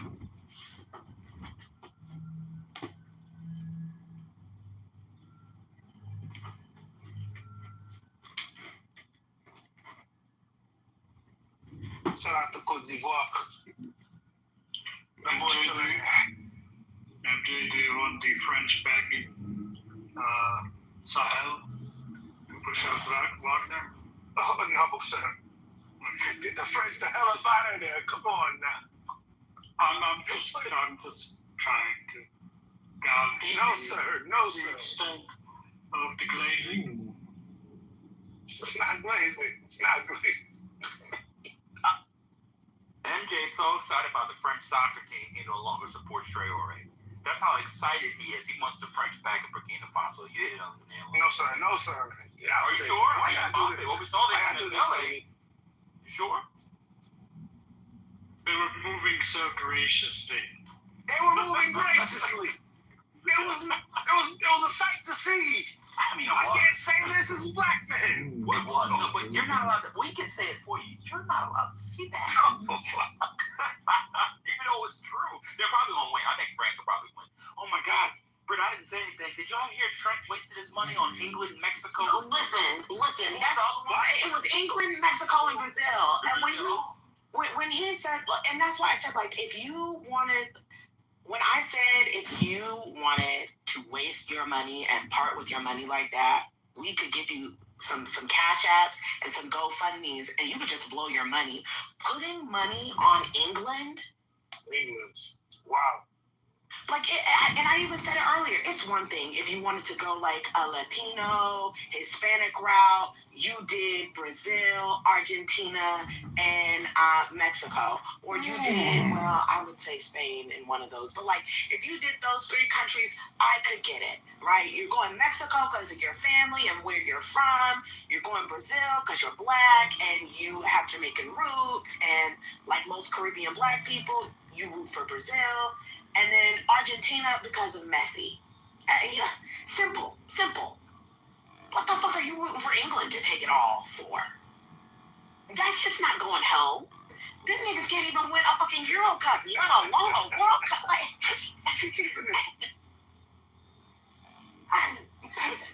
England better hope in one of these 2 rounds that they don't have to a game that goes to penalties. Because then all the blacks are going to have to hide in England. We are going to have to get money together to get Adesoji out of fucking England. And they will have to be removed. He has been speaking less and less. I think he's already relocating. I just don't know how safe he will be with those people over there. I think we all know Trent just picked the first 3 countries that came to his mind. Well, I mean, shit, if he was gonna pick a place with white people, he should have picked the country he lives in. But you know, I mean, he got good odds for Mexico, but the England, you probably didn't even get good odds. He said he got bad odds for all of them. It was like single-digit percentage. Oh Lord. Mm-hmm. He was just throwing money away to throw money again. That's why I said we can give you some links if you just want to blow some money. If you just want to waste your money. You know what day I lost some money for? USA second game when I had Balogun for an assist or a goal and he hit it off the fucking defender, scored the goal and it didn't count it. Well, that hurt. I'm sorry about that. That hurt it bad. See, that's what happens when you do all that damn sports betting. See, they're gonna take you up out of here with all that damn sports betting. I haven't placed a bet since then. That hurt my feelings. Exactly. We're gonna have to break you from that addiction. There's a couple of sports, like when you find yourself in the middle of the night betting on the number of corner kicks in the Korean League. That's how you know you have a problem. No, I'm not that bad. Like, I know niggas that, World Cup aside, they bet money on random, like, they bet money on the, like, middle of the night Korean soccer league that exists, or like Australian like women's tennis match. Yeah. It could be random, or like what is it, like Turkish basketball. They just betting money. I'm like, damn, what are you niggas doing? They say they got a 50-50 shot. Fuck it.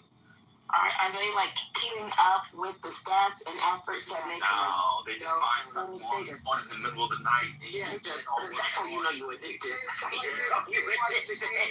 They watching the game and they might be somebody up 10 at halftime. They picking a 12.5 or over or under. Like, they just do it. And you know what the sports books did, and it was brilliant, was they found a way to get a lot of the stuff for you to watch it on the sports book. Yeah. You could be on the sports betting app in a random game in another country. You could just watch it while. Yes, and you're more likely to bet on something that you watch. And so they did. That was actually very brilliant.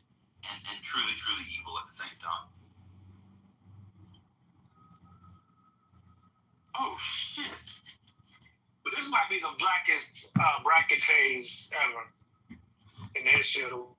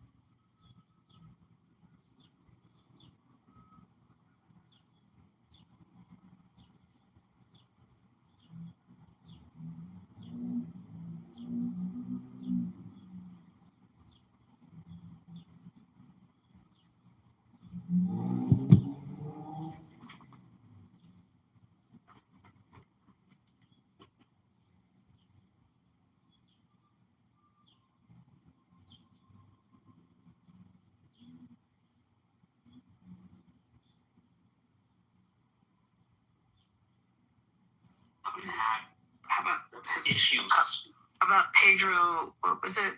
Pedro Gonzalez. What's the guy's name? That was a great tennis player. Mexican. From which country? Someone help me. It's the 70s, maybe. Africa. Gonzalez. Yeah. Africa's not a country. Pedro. South Africa. Hold on, I gotta look this up because they used to always have tennis rackets with his name on it. He was like one of the top tennis players. Gonzalez. Gonzalez, right? He's from Spain. You know what I'm talking.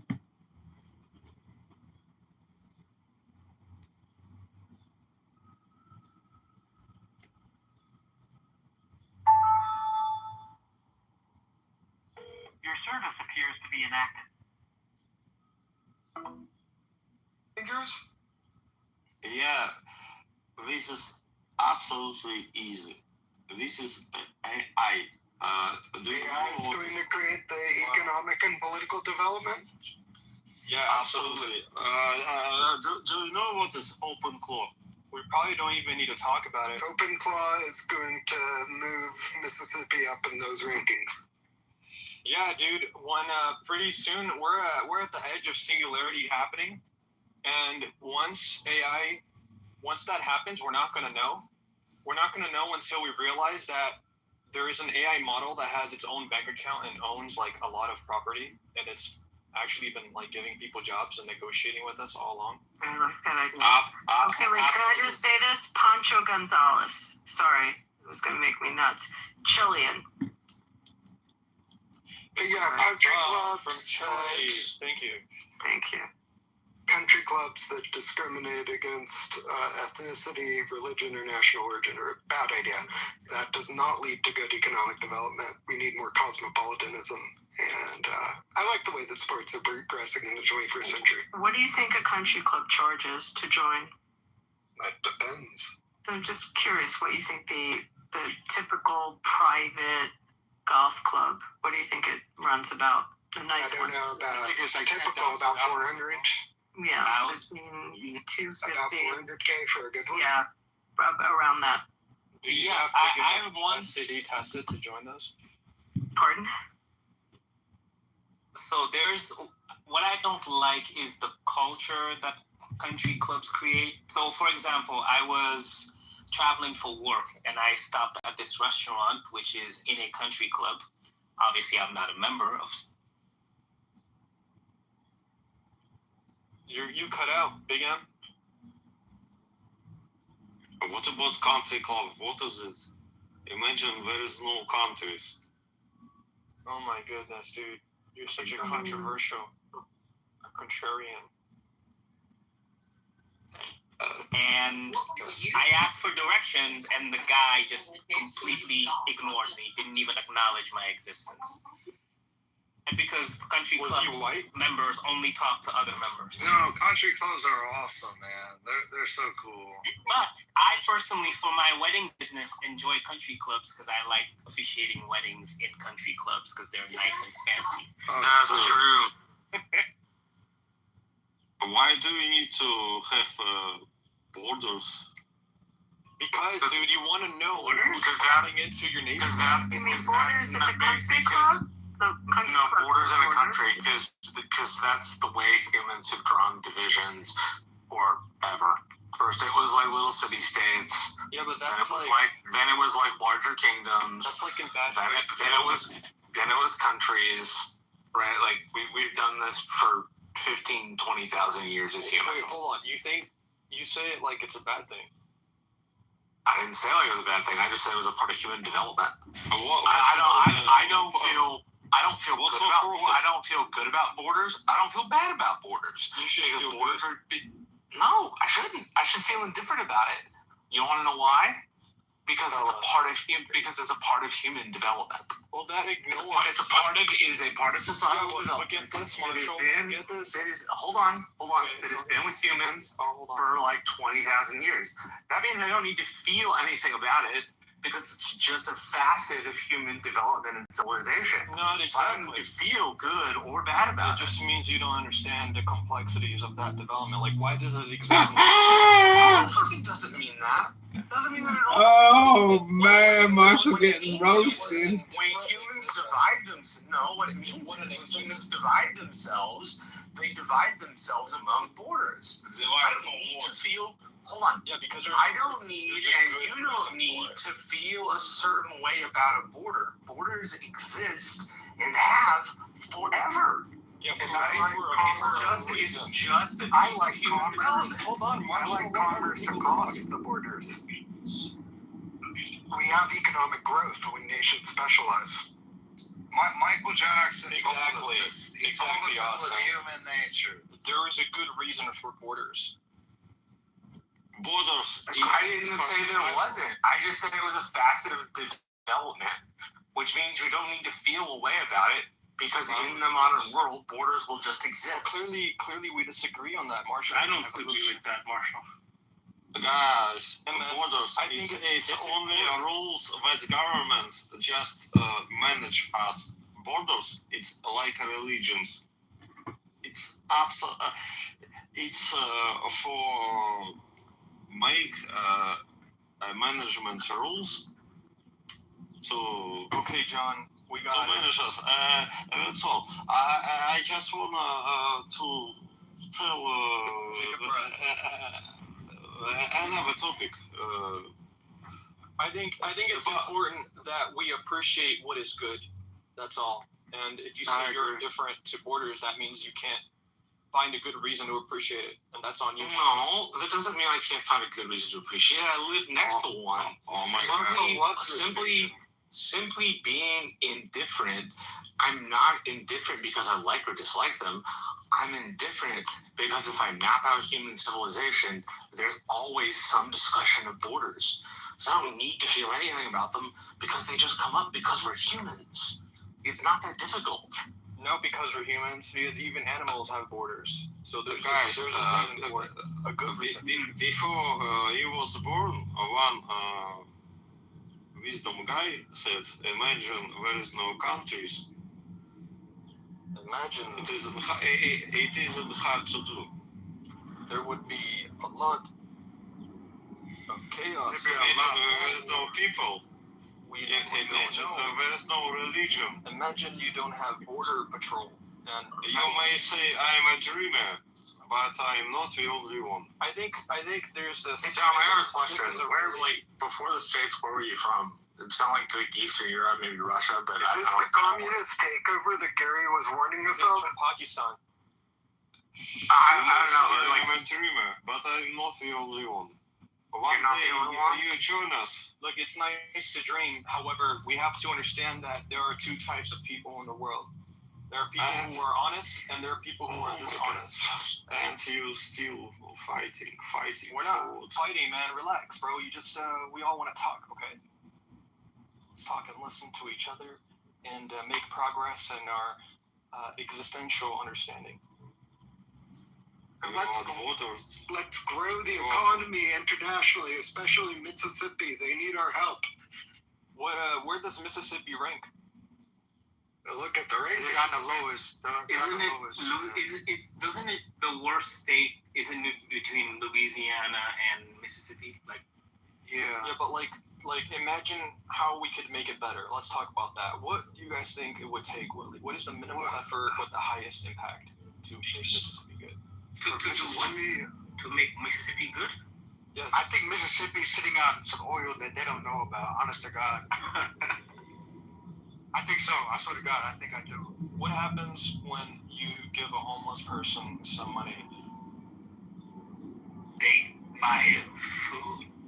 No? Yeah. It depends how much money, I guess. It depends on how much money. Right. What happens if you give them enough to afford living conditions for a month? Could that be enough? For some homeless, it'll be enough, but for the majority, it probably won't.